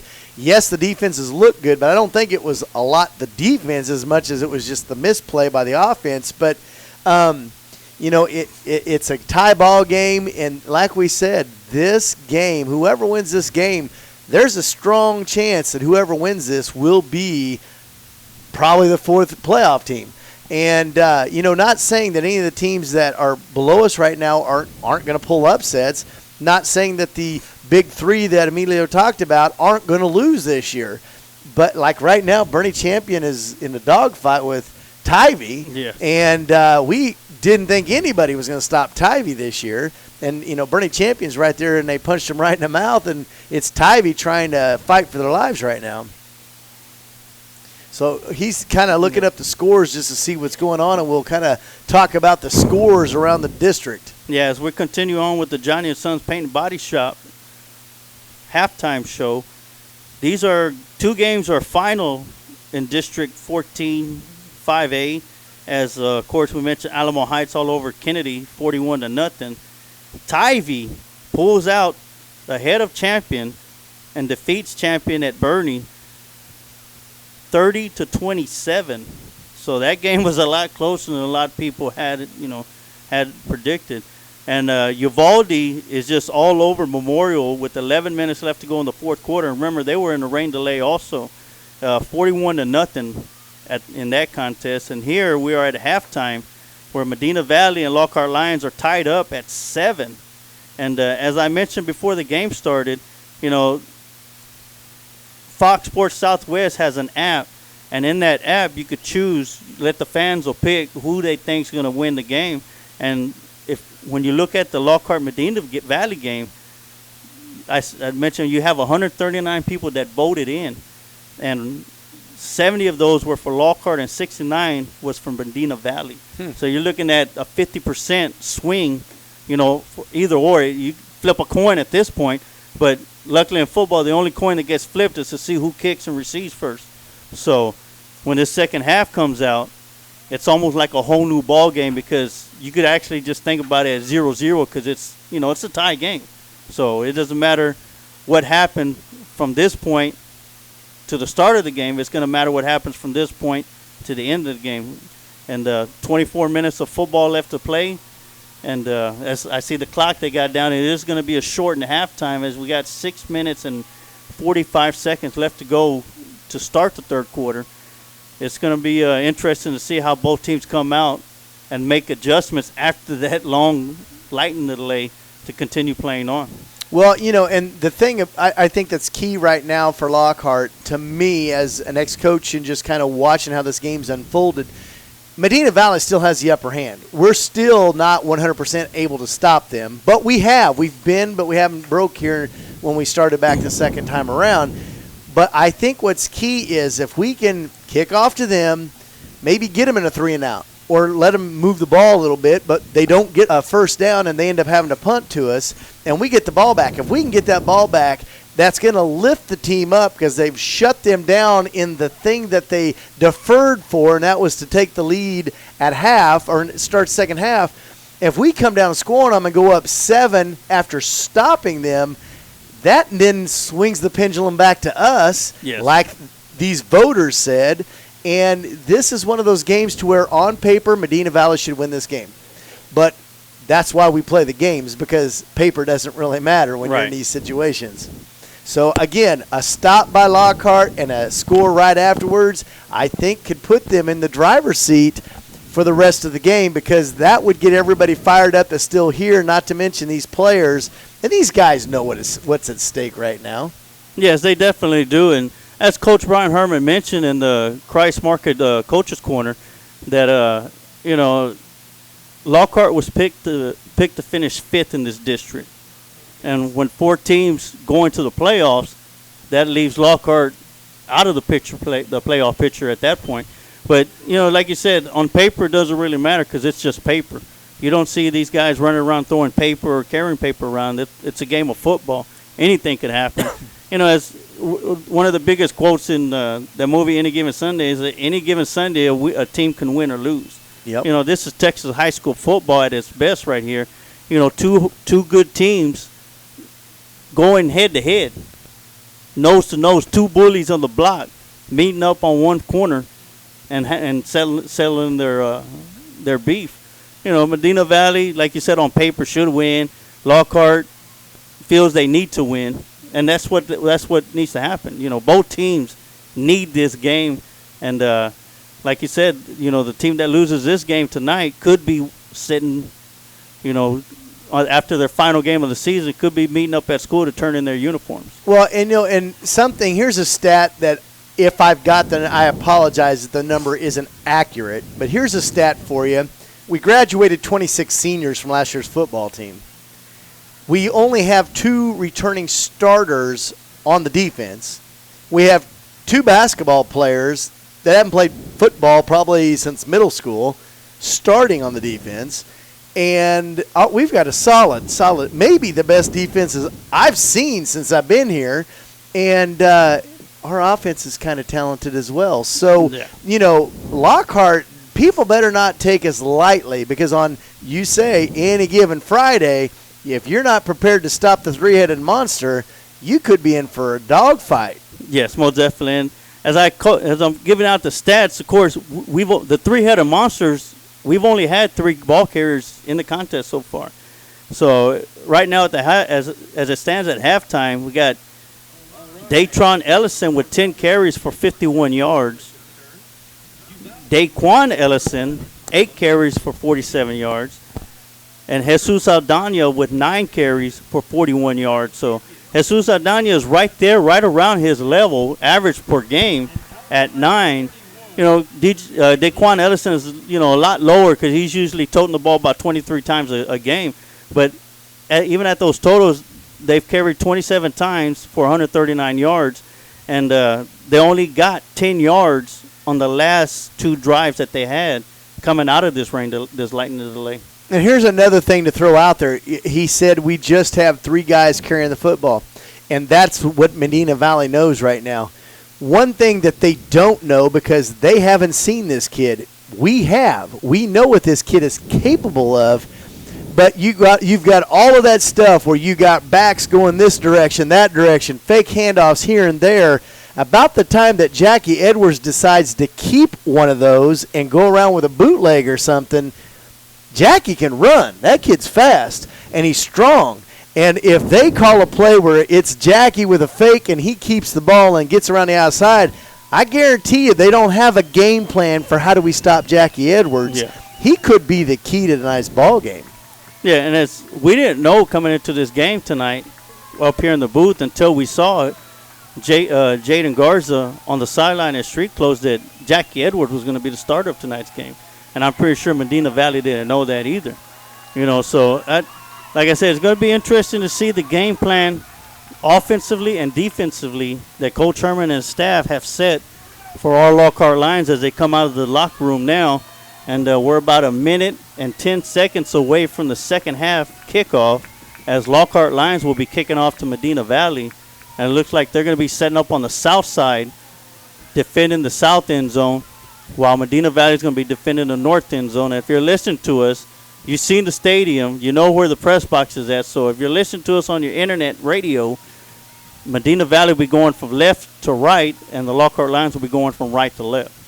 It also looks like, and I'm almost 100% sure, maybe I'm wrong, I don't think Eduardo Ponce kicked off when we kicked. Maybe he did. I thought it was. It was Alfredo Jaimes who kicked off. That's what I thought. So again, I call him the toe poker, but he's got legs as big as trees. And when he gets a hold of one, he sends it a flying. Yeah. And with the wind at his back, maybe he'll be able to put it out the back of the end zone and get him pinned in there a little bit. And here comes the team. The crowd that is here is making quite a bit of noise. And I'm going to get the old man glasses back on so that I can see what's going on when I read. But Ponce is about ready to kick this off. And they have 3 receivers back, and all 3 of them are pretty dangerous guys. Which is why I'm pretty sure Coach Brian Herman sees that the wind is at Ponce's back, and with the huge legs that this guy has, he's hoping that he's going to kick it through the end zone for a touchback. It's a line drive. It's bouncing, and a nice field there at the 15. He's out to the 20. He's going to try to get around. He's in trouble. He breaks free, and then he's hammered down about the 24, 25-yard line. So not a bad return, and that was number 5, and that is Bippert again. He's kind of the man that's got great hands, and he's been in on all the special teams as far as returning kicks. Yes, he filled that ball like if he was a shortstop scooping up a ground ball ready to toss it to first base. Well, I don't know if anybody's ever tried to field a line drive bouncing ball that's a football, but that's not easy to do, especially when it's been raining. So here we are with the deep safety of Devin Clark. He's not very tall at 6'5". Yeah, he's a real short guy. So they're in their tight slot T formation, man in motion, right up the middle to Gibson. He's going to run hard straight up the middle. He's still on his feet. He's out to a 43-yard line. And it took 2 car to bring him down. Yeah, that is just unfair to have a guy that big. And they're excited. They are excited. Their offensive line is jumping up and down. They just ran right over the top of us. They have a huge play for Medina Valley to come out here in the second half. And Lockhart Lions defense got to do something to stop this man, Gibson, from being able to run through him like that. Leg it out to the left. Everybody else up tight. Back to Gibson again. He's up to the 45, to the 48.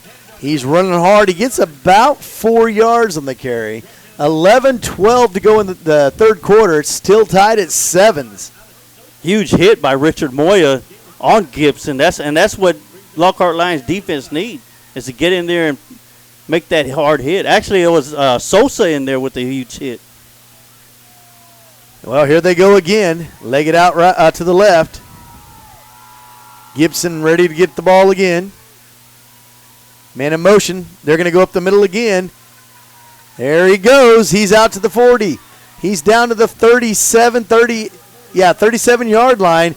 Gibson is just taking it. He's going off right tackle, and literally he goes about 4 to 5 yards before he even gets touched. Another first down. The clock's still moving. Devin Clark with the tackle right there, but Gibson showing the quick feet that he has. Sidesteps a Lockhart line defender right around the 46-yard line or 41-yard line to get extra yardage.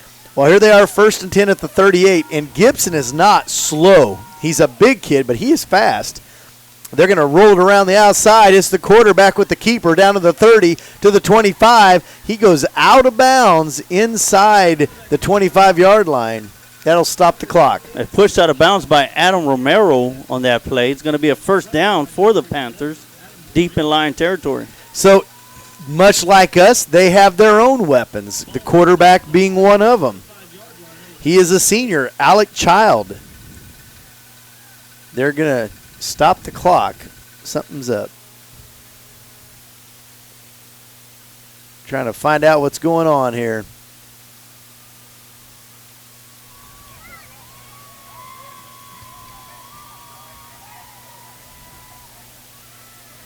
As long as I don't see players running off the field towards the locker rooms. They called an official timeout. It looked like a Medina Valley player was injured. It's a quarterback. Or was it their center? Because we saw a guy. The center got injured, and they had to stop the clock for official timeout so they could get the injured player off the field as they got a new center coming up. Now, is this going to be a factor with a new different center coming in? That's true. And I keep hoping that lightning that's way over there to our left is not being seen by anybody because it's a long ways away, but we don't need another delay. So we got 2 receivers to the left. Again, it's number 7, Leggett out there. Child under center. Gives it to Gibson up the middle. He's just running over the top of us. He's still bellying his way down. He's inside the 15, still on his feet. Finally, they bring him down. And he's down around the 9. Oh, it's a fumble. And they're saying Lockhart got it.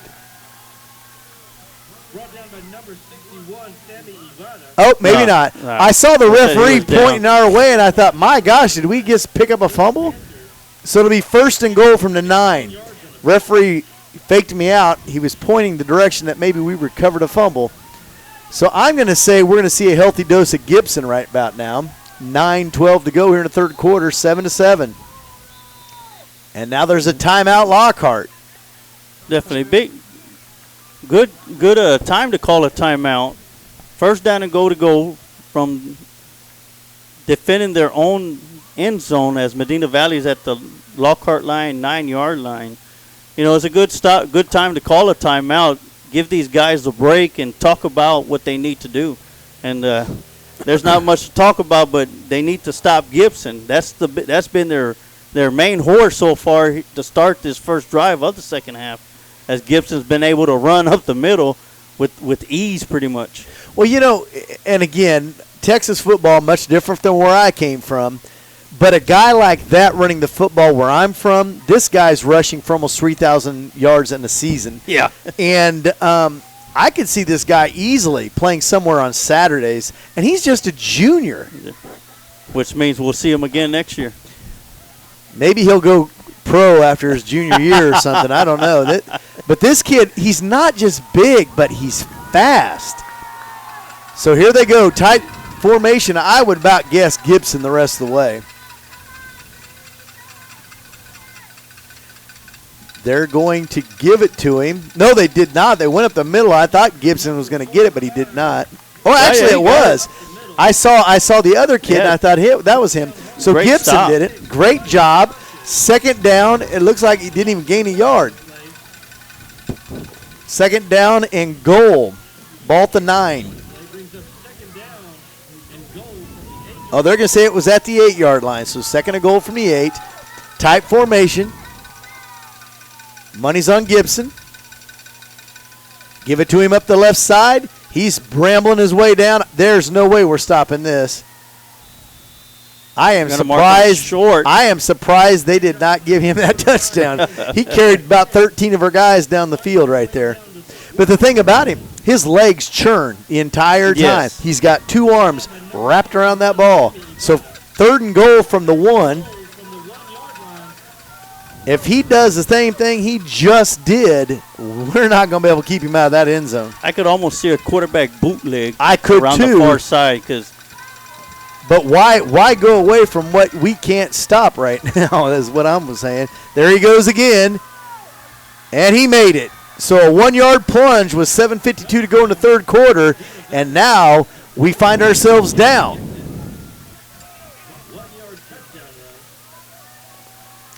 Long drive for Medina Valley. You know, great way for them to start off this second half. Bad way for the Lockhart Lions defense to start off this second half. But after making 3 huge stops in a row to end the first half, I mean, you're kind of almost asking too much for the Lockhart Lions defense to do altogether. This offense has to get that ball back and make a score of their own if they're going to want to stay in this ball game. Snap is up. The kick is going to be good, and it's going to be 14-7 with 7:52 to go here in the third quarter.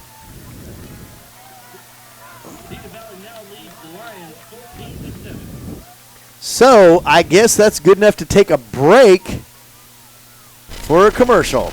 You're listening to Lion Country Broadcast Network and KMAX Sports with Vype Magazine.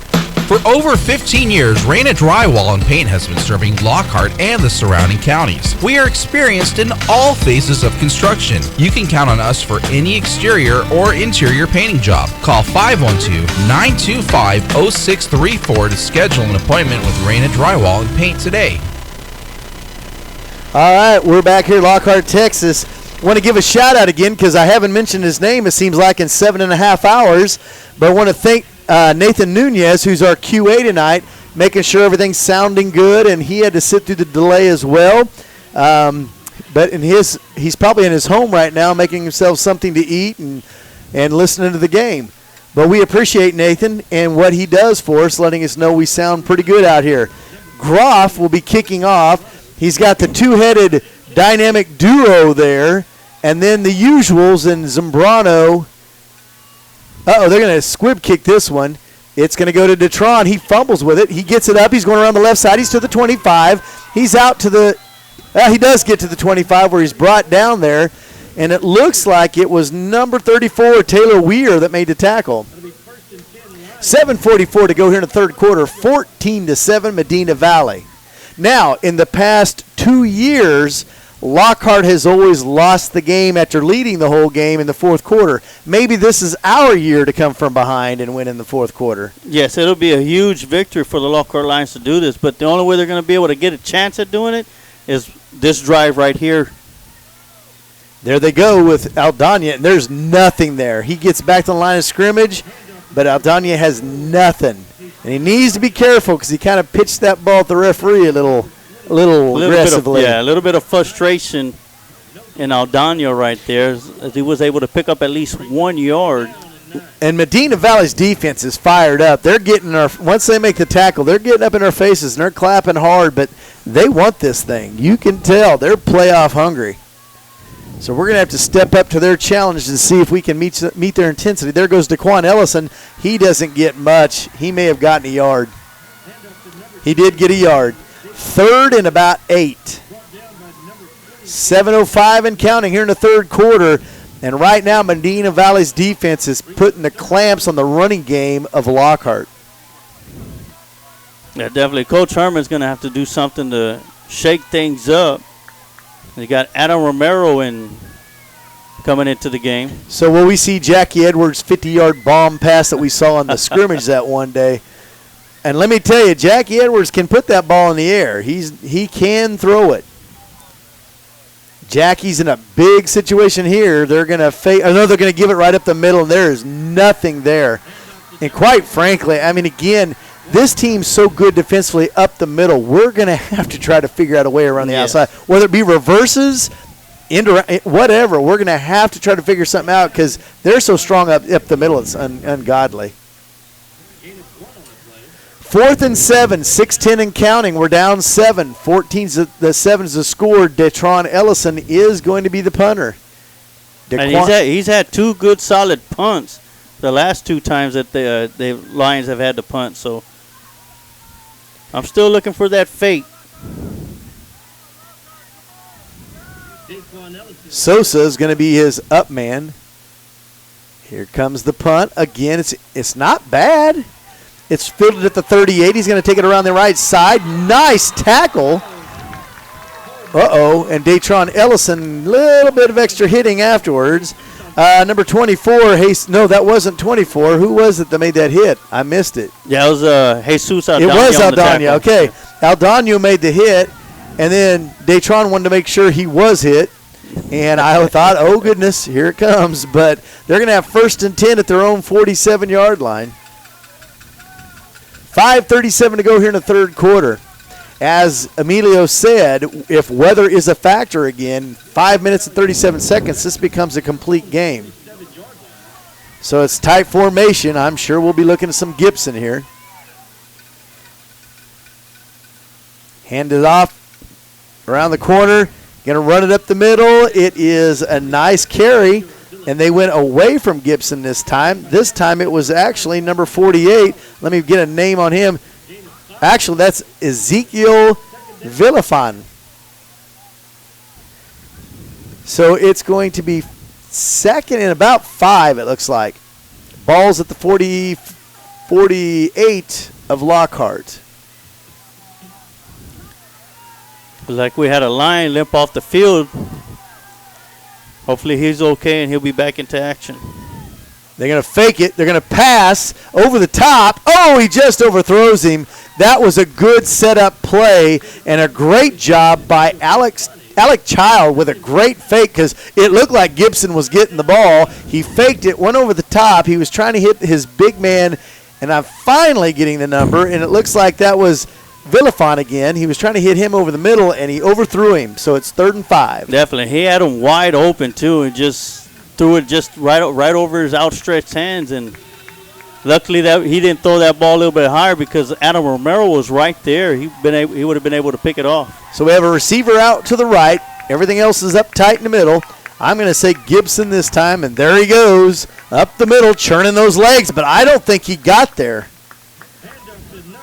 They're going to mark him short 1 yard. It looks like Faustino Gonzalez was the main guy there, but there was quite a few guys helping out, but he was one of the first guys there. Right, 4th down and 1, and you got a running back that's averaging probably about 10 yards a carry now. Almost goal line defense kind of style here because you know where they're going. There he goes around the left side. He's still on his feet.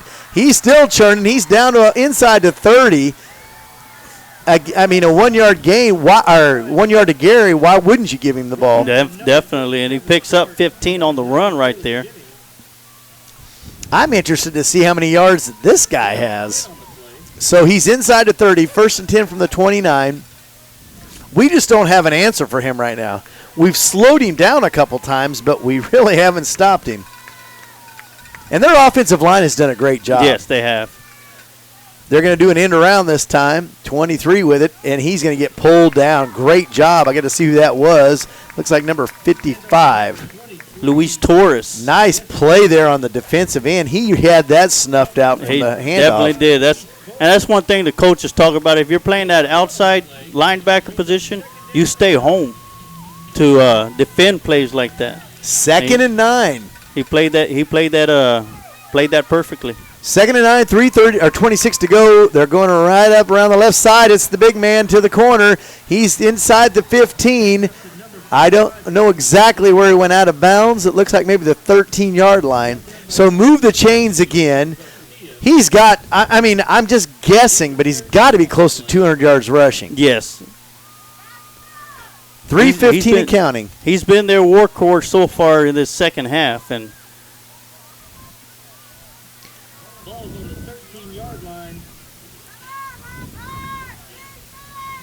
so here they come to the line. It's going to be a tight formation all the way across. As you had said before, we might want to watch Child on the bootleg. But Gibson's been the man, straight up the middle. Here he goes, churning his feet, down inside the 5. Eddie Tukar with the stop. And Eddie Tukar's a big kid, and he kind of makes Eddie Tukar look small. Yeah. It's going to be 1st and goal to go from the 3-yard line, or from the 2-yard line. And with the guy that you have running, averaging about 10, almost now 15 yards a carry, you know, the Lockhart Lions defense needs to step up. They need this play. They need to get the ball back. So here we go, 2:25 and counting. And honestly, like Emilio said, in this next 2:20, that makes it an official game. And if any weather comes back in, right now it's not looking real promising for Lockhart as we have no answer for Gibson. I would like to know what team will have an answer for Gibson, to be honest. But here's the ball right up the middle to him again, and he dives in from 2 yards out with 1:56 to go here in the third quarter. That makes it 20-7. So another touchdown for Gibson. He has a hat trick.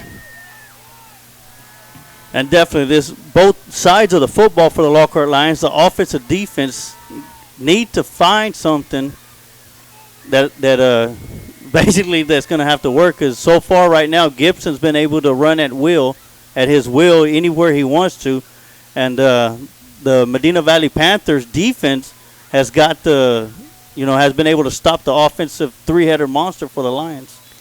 And there's a penalty flag, so we'll see how that transpires.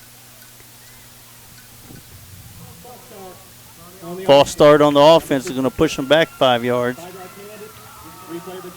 Well, personally, I think that penalty should be that Gibson can't play the rest of the game. I will be following this kid the rest of his career just to see where he ends up because not only is he a great basketball player, but he's just phenomenal on football. There's the snap, the kick. It's good. Oh, wow, they said he pushed it. I thought he nailed it. But there is a flag. Offsides on the defense. So they're going to do it for a third time. Offside on the defense. 5-yard penalty. Replay the try. Third time's a charm? Yeah. Well, maybe he alternates his kick. He made one, missed one. See what happens here. Yeah. So now for the third time, this time back at its original position at the 10-yard line, which will make it a 20-yard extra point try. Charlie Marsh is the holder. He's the backup quarterback.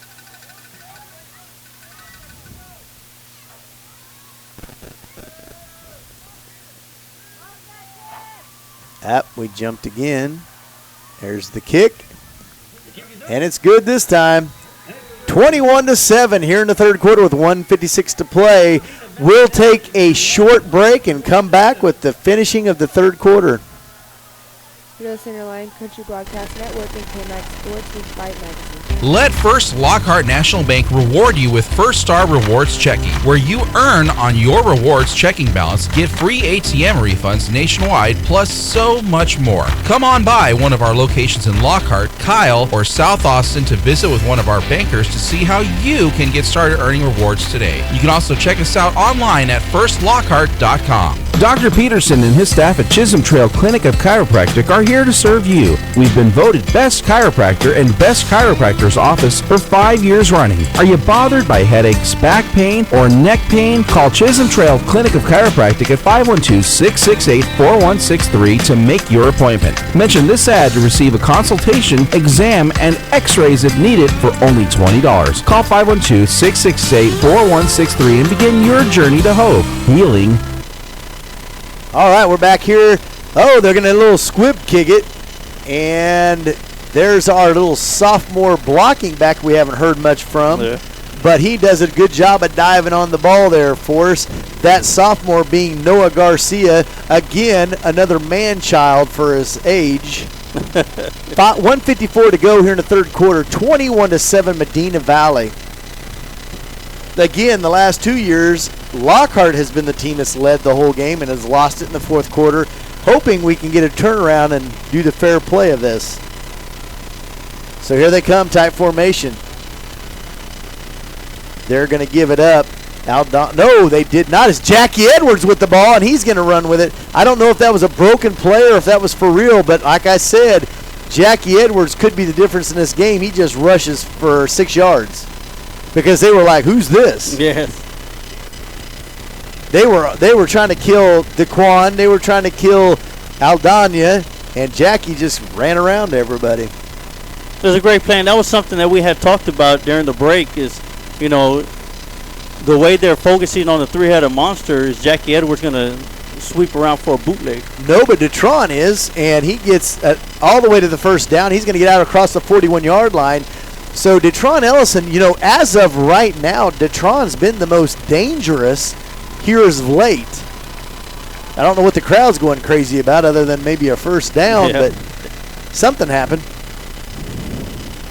So we have 105 and counting, 21-7 Medina Valley. The ball is at the 42-yard line of Lockhart. Yeah, if you go back to the last three drives, going back to the second quarter, that's their first down since then. Not much there. Jackie Edwards was brought down way back for a loss. That's going to be down to the 38-yard line. So we're looking at about 14. It is 35 seconds to go here in the third quarter. They've got to find an answer here real quick because they're starting to get themselves into a hole they don't want to be in. Definitely. And right now they cannot afford to give the ball back to the Medina Valley offense. Right up the middle to DeQuan Ellison. No, that's Datron. Datron with a great run. Usually his brother's running that little route. This time he does, and he gets it down. We're now at manageable yardage where it's 3rd and 4. So a good run by him, but that's going to be the last play of the third quarter. So that'll do it. It's 21-7 Medina Valley here at the end of the third quarter. This game is official now. We're going to take a quick break and come back for the fourth quarter. You're listening to Lion Country Broadcast Network and KMAX Sports with Vype Magazine. Chisholm Trail Barbecue features slow-cooked brisket, hot sausage, beef, and pork ribs done the right way. In a town famous for barbecue, Chisholm Trail is where the locals come to eat. Visit Chisholm Trail Barbecue, 1323 South Colorado in Lockhart, and come by after the game. Chisholm Trail Barbecue stays open until midnight after every home football game. Meitler Storage is locally owned by Angela and Darren Meitler since 2002. Meitler Storage is just off Highway 142 in Maxwell, Texas, across from the Valero. For an appointment, call 512-398-7100. Your business is always appreciated. And a reminder, once a lion, always a lion. Go Lions! All right, we're back here at Lockhart, Texas. 12 minutes to go in the ball game. It's 21-7 Medina Valley. These two teams battling for what could be that fourth and final playoff spot. And right now, Medina Valley, we talked about how many yards this kid has. I've got him just the 3 touchdowns he scored. He's averaging over 6 yards a carry, and one of them was a 1-yard touchdown run. One was a 3-yard touchdown run. That's just in his touchdown runs. So here we go, 3rd and 4. Real quick they go. Aldana to the left side. He pushes forward. Going to be very close. Right at the marker. It's going to be real close. At this point in the ball game, you got to go. They're going to say it's 4th down and inches. You got to go for it at this point. You're down 14, and I don't know, unless we get somebody to Mack Truck Gibson, how we're going to stop that young man. Because they're in right now. Medina Valley's in. Give it to Gibson and let him run the clock out. They're going to call timeout. Looks like they're going to measure.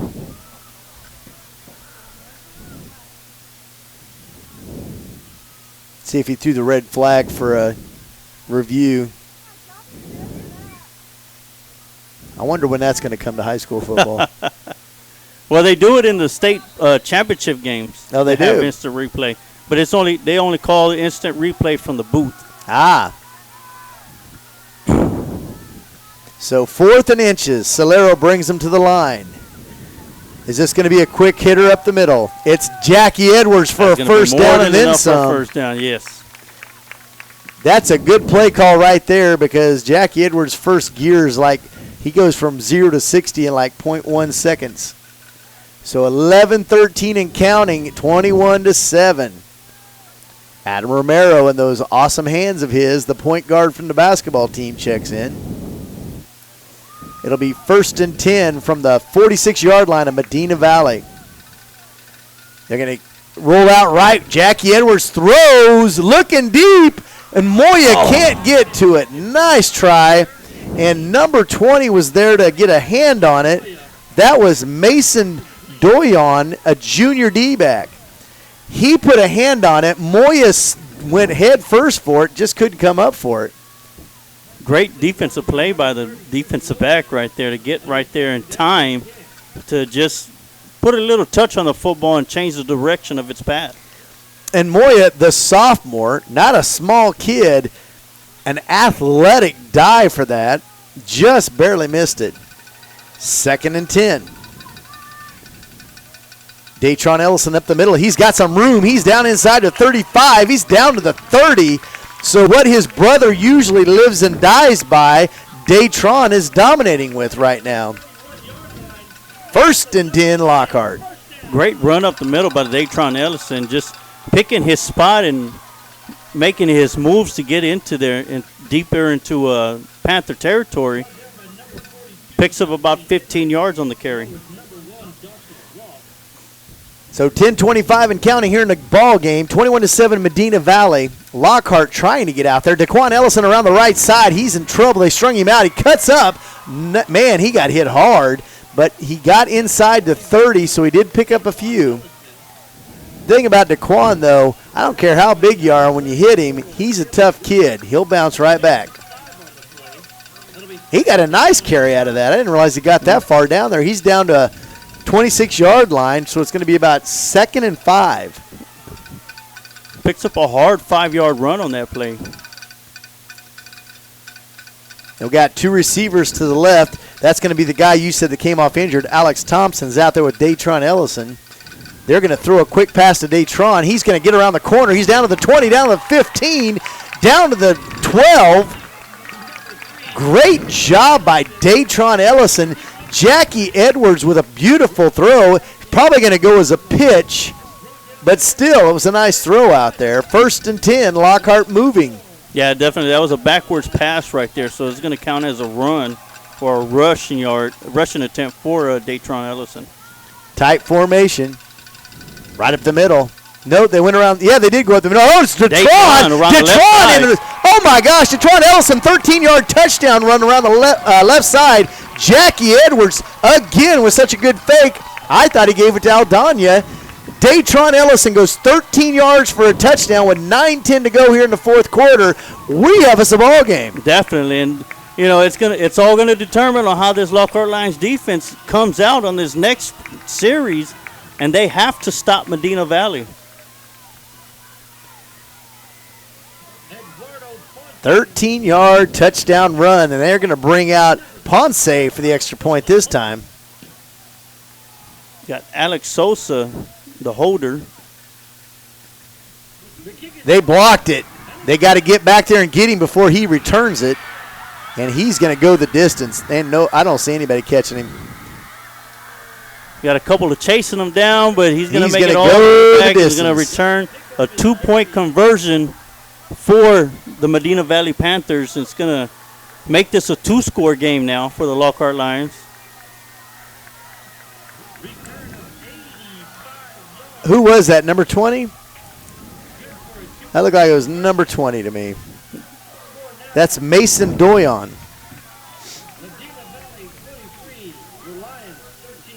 So let's get that written down. That would have been what? God, that was about an 85.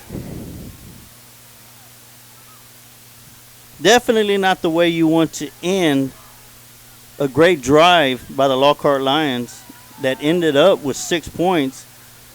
With the 2 points, actually a 3-point swing now, with the blocked field goal and the return for the 2-point conversion. So 13-23 is where we stand. I could just see it coming when they got it in there. Everything was just too slow, and they were really quick at jumping in there. And when he blocked it, there was nobody to catch him. Nobody to catch him. And they've fielded kicks and blocks. They've had some good bounces, but they've got great hands on their team. They sure do. So any weird series of play, we do score, but then we give them 2 points right back. Ponce's out to make for the kickoff. 9:10 to go in the ball game. 23-13, Medina Valley.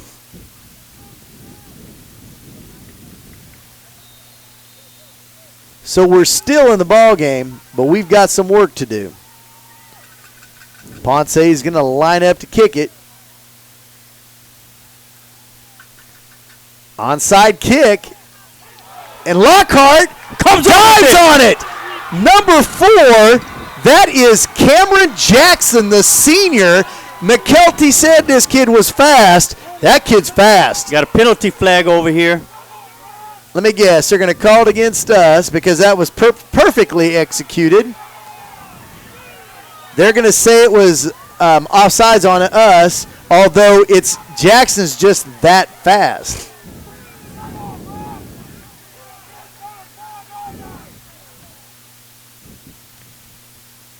Wow. That was a perfectly executed onside kick that's going to be taken away.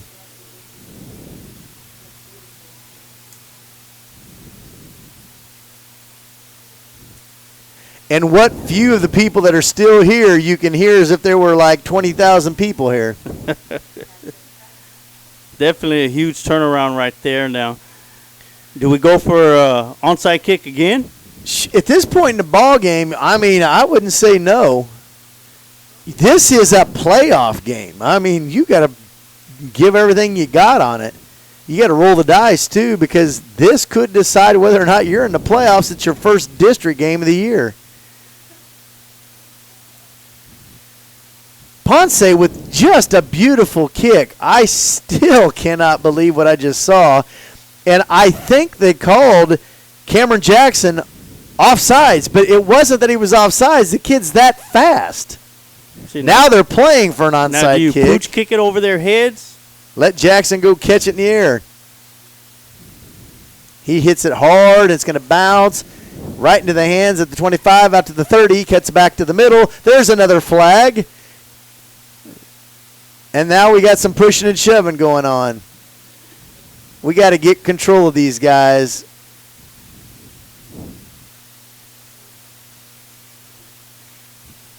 Yeah, tension's flaring just a little bit too much right now. We're going to see what the flag is.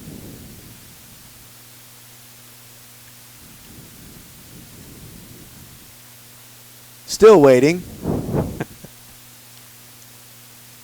This is when Larry needs to play the Jeopardy song.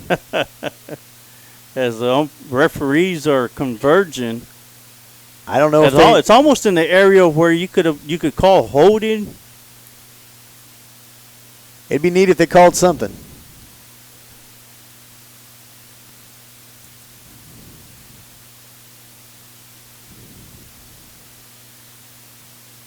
It's going to go against Medina Valley.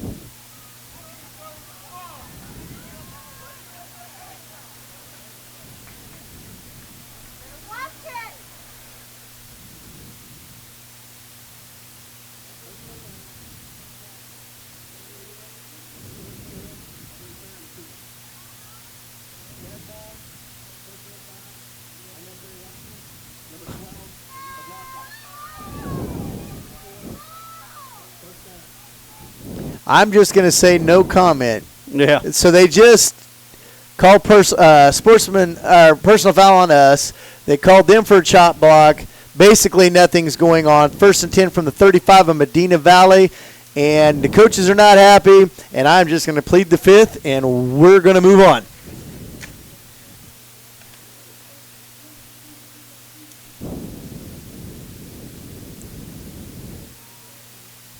Here we go. And there's another flag. Delay of game, I think, this time. No, they still had 17 seconds on the game clock.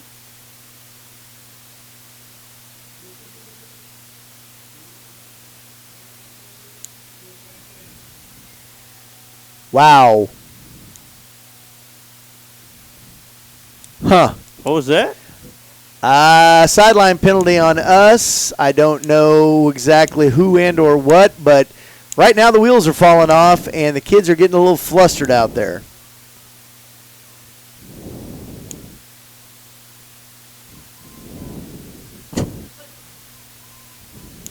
There's a ball right up the middle. Gibson got hammered. I guess you want to know how to stop Gibson. You make the team mad. Because now they're starting to flare tempers at each other. Gibson he's not getting used to getting hit like that. No. And I want to say it was number 75 again, which is Faustino Gonzalez. And they had words after the play. But again, I'm going to plead the fifth on what's going on here. But Lockhart has reason to be a little upset right now. 2nd and 4. Tight formation again. They're just going to run time if they can. They're going to go around the right side. He's out. He's got the first down. Oh, nice trip there. Datron Ellison gets out there and trips him up. Number 25 on the carry, that's Salas. But they do move the sticks, and 8-14, and as soon as they set the sticks, the clock will keep moving. Definitely big first down for the Medina Valley Panthers to get a new fresh set of downs, and not only that, but keep the clock running.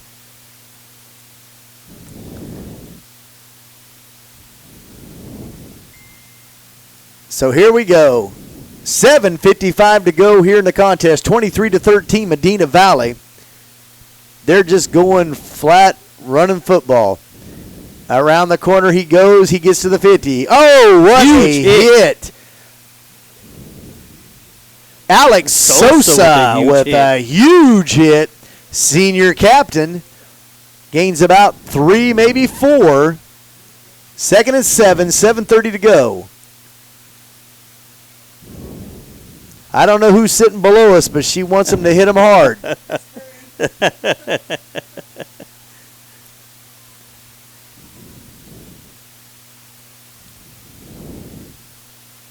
Here they go. They're not in any hurry whatsoever. They're going to give it to the big boy in the middle, and now the guys are starting to slow him down a hair. He doesn't get much of anything, if anything at all. Richard Moyer right in there in the mix to make the stop along with Eddie Two-Car. 3rd and 7, 6:50 to go in the ball game. Medina Valley's just trying to run the clock out. Lockhart trying to stop them and get the ball back. Right in there to make the first hit is Seth Smith, a sophomore defensive lineman for the Lockhart Lions. I've heard a lot about Seth Smith. Here they go. Big boy, he got the first down and then some, ran right over Adam Romero. I got a little scared when he went at Adam's legs because we don't need him hurting our point guard. So we're now have a first down. It's 1st and 10 at the 36 of Lockhart, and again, it's just Gibson. We stop him every once in a while, but then he runs right over the top of us. 6:15 and counting here in the fourth quarter.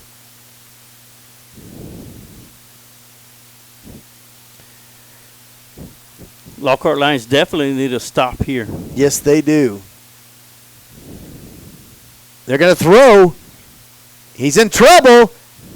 And he gets sacked from behind. A great play there by number 55, Luis Torres, the senior. He's had a good night. He has, and he had some speed right there to chase down the quarterback from behind and get the sack. And a 2-yard loss at it as well. 2nd and 12, 5:35 to go here in the ball game. 23-13, Medina Valley on top. Again, it's been all Gibson. It's the Gibson show. This is a man-child who's coming back next year. Tight formation, slot T. Right up the middle to Gibson. He only gets a couple this time. For him, that's a great stop. Eddie Two-Car once again in the mix, making a good stop. So our man-child against their man-child, and that's quite a collision. 3rd and 9. Now, this is going to be one of those plays where Lockhart needs to get a stop, either no gain or a loss of yardage if they're going to want to keep Medina Valley from having 4th and short. Because this is 4-down territory for them as well. 3rd and 9 at the 35-yard line. I'm guessing Gibson again. Right to him they go. He's still churning. He gets it more manageable there.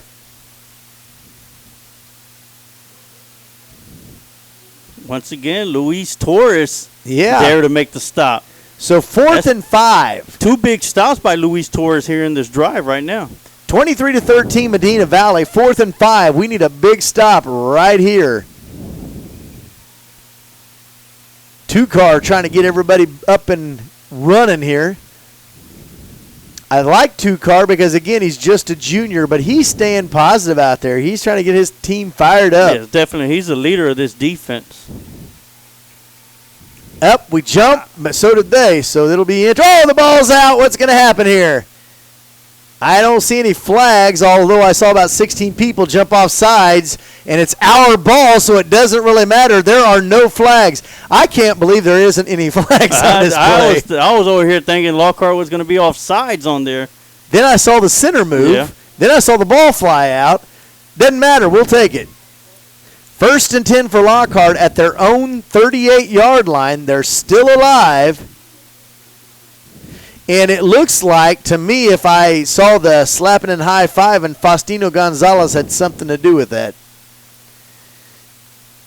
Well, it is crunch time now with 3:54 left to go, down 10. And what's turning out to be a great ball game defensively for the Lions. They need to step up and start making some progress on the offensive line if they're going to want to get this game any closer. Not doing it that way. Aldana's dropped for about a 4-yard loss. He was swarmed. They are swarming the ball. They may have to do some kind of reverse. These guys are swarming ball side big time.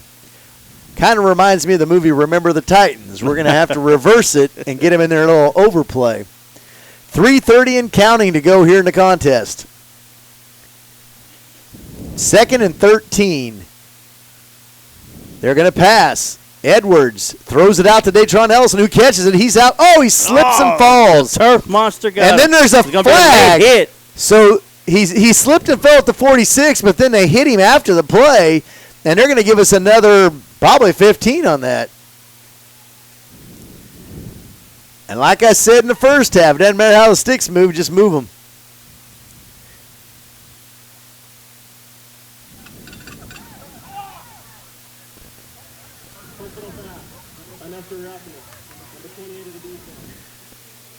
So the unnecessary roughness penalty moves them all the way down the field to the 39-yard line of Medina Valley. 3:03 to go in the contest. Medina is up 23-13, and we'll take the yards any way we can get them. Definitely, definitely. And Jackie Edwards, the sophomore quarterback, showing he can throw the football. Tatron Ellison around the left side. He's trying to scramble forward. He gets around the outside. He's inside the 25 before he's knocked out of bounds. How that young man didn't get tackled at the line of scrimmage is beyond me. That's what you call determination. And not just that, he was able to get around the outside and get out of bounds to stop the clock and save a timeout, as Lockhart only has 2 timeouts left in this contest. So 2:40. Well, they said he didn't get out of bounds because the clock is moving, but we do have a 1st and 10 at the 25. They're going to pitch it out to Datron around the right side. He cuts it back up in the middle and gets just sandwiched. They're going to have to get up and move. Get up and move. We got to score twice. We need a little more urgency here. Cortland Zambrano, another one of the basketball players, bringing in the play. The kid can jump. He's got great hands, and he's fast. We'll see if they look at him.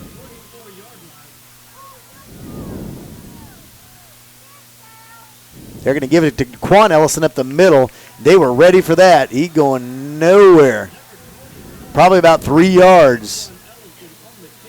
2 guys picked him up and threw him down, and he is on the turf. Nope, he got it. No, that wasn't. Someone else is on the turf, wasn't it? No, he's up and running. Or he's up and limping. I thought he was still down, and here he is limping off on the sidelines. Been a rough night for DeQuan, but on the other side, Datron is having a great game. He's trying to run it off here on the sidelines. And you got to love that about DeQuan. He don't want to be out of this game for anything. Nah, he doesn't, especially in a tight ball game like this where this game is important to both teams. You know, he definitely wants to be out there with his team and give it all he got. Well, just from what I've seen here at the last, he's hurting, but he seems to be okay because he's moving a lot better than he was. He got hit pretty hard. He had 2 guys all over him. We have 1:58 to go in the ball game. It's 23-13 Medina Valley. Lockhart is trying to get in the end zone and make a game out of this. 10 points is the difference right now, but get a quick hitting touchdown, and with that one onside kick we had, we're still in this ball game. But we are in 4-down territory right now. Definitely. This is definitely something, a time where, you know, what the bad thing is about the slot T is you got to get into the end zone quickly. And when you use an offense that chews clock, you know, you got to get up to the play and you got to get it done quickly to have enough time to. Jackie Edwards Jr. gives it to Datron Ellison. He runs around the right side, jumps over the top. He's inside the 5. Oh, my goodness. Datron Ellison jumped over the top of a defender trying to tackle him. We're moving with 1:50 to go here in the ball game. Holy mackerel. 1st and goal down about the 6-yard line. I cannot believe what I just saw, but I think I just saw the offensive player of the game. And they're going to give it to, they're going to throw it. Oh, they were looking for Moya in the back of the end zone. Again, Jackie Edwards starting in his first game ever at varsity level. I'm telling you what, Jackie Edwards Jr. is playing great football tonight. He definitely is, and, you know, he's done an amazing job on the handoffs, with the fake handoffs. It's, you know, it's shown, and it's definitely something that's been huge, especially at the start of the game when Aldana was the go-to guy. Now it's Datron Ellison who is the go-to guy, so great job disguising the handoffs. Gonna give a shout out to Chuck LOCKHART. He's listening now. Pitch out to Aldana on the left side. He's gonna break it up to the middle. He is very close, They're going to call him down at the 1-yard line. Clock is still ticking. 1:23 and counting. 23-13. I don't think you're going to be able to deny Lockhart the end zone. They are hungry right now. If they hold on to that football, they're going to get in. Definitely. Clock still running. It's down to 1:11. Daytron, he'll jump in. And there goes Daytron. Daytron scores from 1 yard out with 1:05 to go here in the fourth quarter. It is now 23-19. We still have a chance, folks.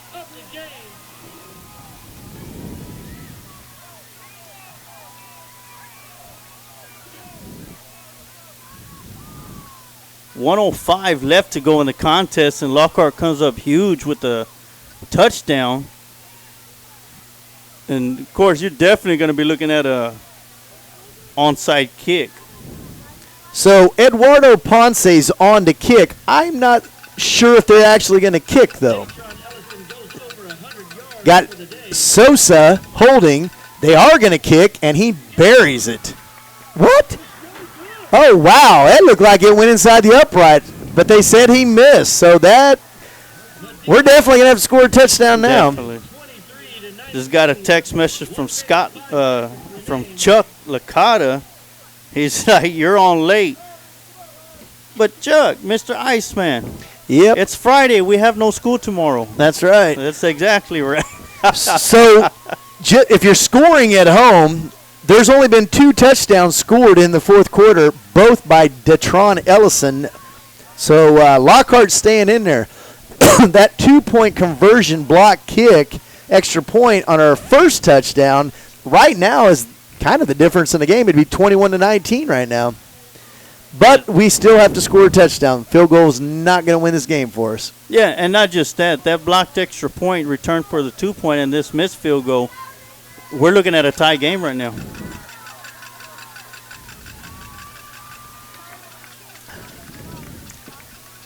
So here we go.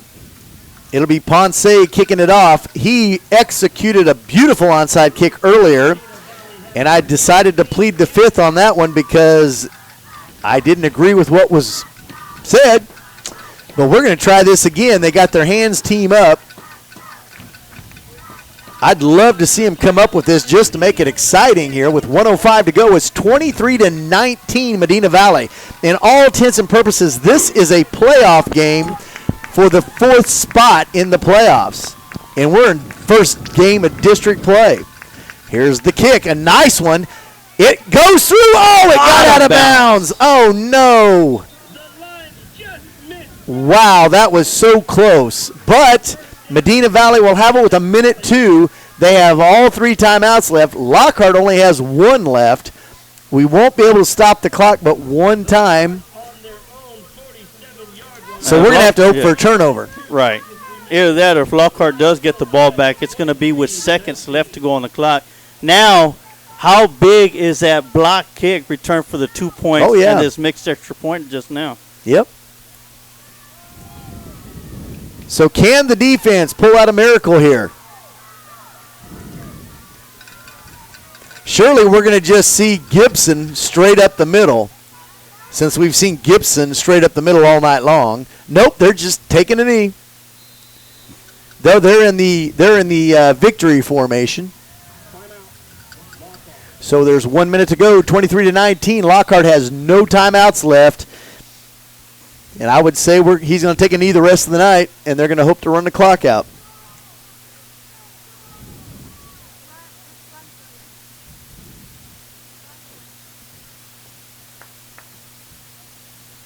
Definitely, it's going to be something that's going to be looked back as the season continues. I mean, it's definitely not over for the Lockhart Lions. It's the first game of the district.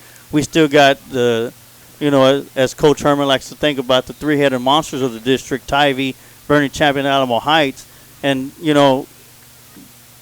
Lockhart's definitely not out of this, but the road to the playoffs just gets a little bit more difficult with the big loss tonight. So here we are, victory formation again. Childs takes a knee, and they're going to run clock. And honestly, I'm just trying to keep the hopes alive, but this game is pretty much over. All they got to do is 2 more times, and the ball game is over. But again, Lockhart battling their way. They've been in every game this year. They've fought in every game this year, and I like where we're headed to stop a running back like Gibson enough to keep yourself in the ball game. That says a lot for our defense. Remember, they returned 2 starters. The rest of these guys are the JV guys from last year and a couple basketball players that they talked into playing football this year. So that'll about do it. What we'll do is after we get some commercial breaks in is we'll come back with the offense and defensive plays of the game and kind of close up shop for the evening. Lockhart will drop to 2-2 overall, 0-1 in district play. Medina Valley goes to 3-1 overall, 1-0 in district play. Your final score tonight, Medina Valley 23, Lockhart 19. We're going to take a commercial break. You're listening to Lion Country Broadcast Network and KMAX Sports with Vype Magazine.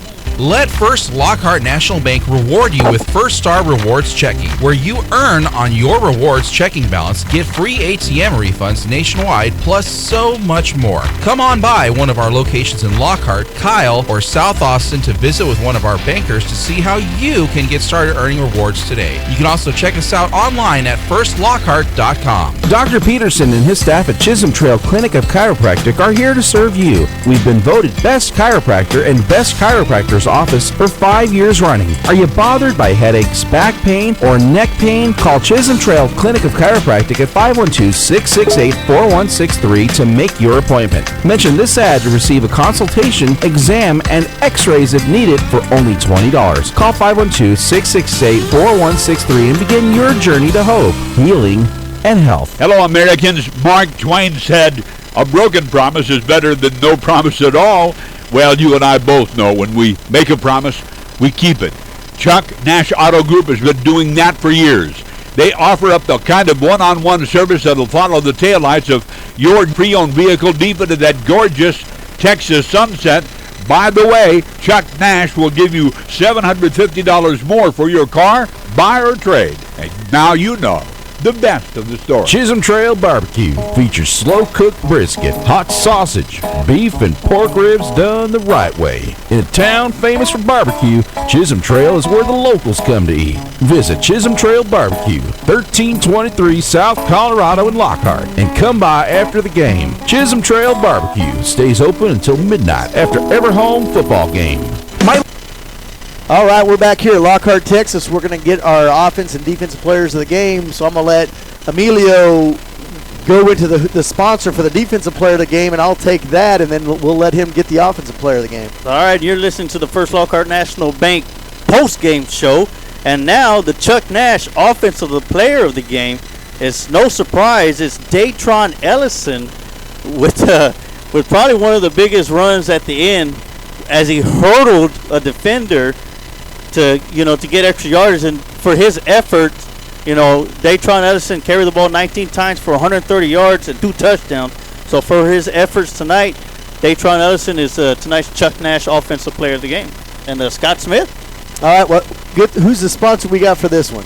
The Farm Bureau defensive player of the game. All right, so we got the Farm Bureau defensive player of the game. This guy, we don't call his name often. But tonight we called it a lot, and I think this kid deserves it. His efforts tonight were unbelievable. He had a sack. He got in on big plays. He made big stops, especially on Gibson there. Number 55, Luis Torres, the senior linebacker, is your defensive player of the game, and I'll tell you what, my hat's off to him because he had a spectacular game tonight, especially with the injuries we have on the defensive side of the ball. So I'm going to go ahead and I'm going to let Emilio give his insight on what's going on and let him talk to you about who we play next, and then I'll give my closing thoughts, and we'll call it a night here, which has been a very long one. Yeah, definitely. It's been a very long one. Tonight, the Lockhart Lions faced a tough opponent in Medina Valley and came out with a loss. But in this loss, you got to take your hats off to the Medina Valley big man, number 45, James Gibson, who was just a man-child out there. And, he ran at will through the Lockhart Lions defense, of course, with the help of the offensive line, which he probably outweighs them. But hats off to Mr. Gibson as he was able to get through the Lions defense, and he probably tallied over 200 yards himself easily and about 2 scores. But throughout this game, Lockhart Lions battled through adversity. They were down by 14 going into halfway through the fourth quarter. They were able to get back to make it 23-19. And that loss happened because of a blocked extra point that was returned for 2 points, and then the missed extra point. You take those into account, this game should be tied at 21-21 and us playing into overtime. But as it is, Medina Valley comes in to Lockhart, to Lion Country, and comes out with a victory. Next week, Lockhart Lions will be traveling to Edgewood Veterans Memorial Stadium in San Antonio to take on the San Antonio Memorial Minutemen in a game to where Lockhart needs to come out with another victory. Of course, tonight was a good contest. Lockhart comes up on the short end of it, but hats off to both teams. They both fought and played to the very end. Now, in what I want to, not just because he's my neighbor, but because you come into a game that is basically a playoff game. Nobody in this place knew he was even starting until we saw him warming up, except for him. He's a sophomore, and he's the backup quarterback, and that is Jackie Edwards Jr. The kid played phenomenal in his first start ever in varsity football, and he threw the ball well. He ran the team well.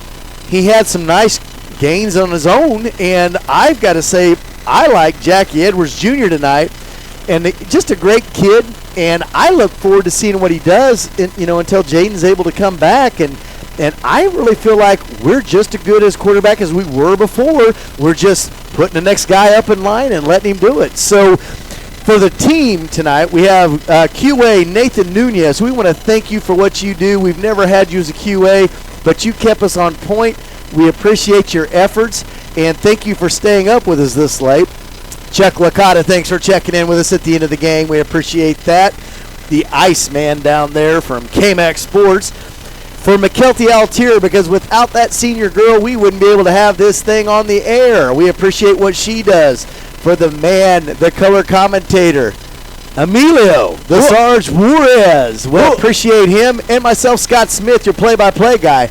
We want to thank you for staying up late with us and listening to this contest. Medina Valley family, go home on Be Safe. And we thank you for listening. You have a good night, and God bless.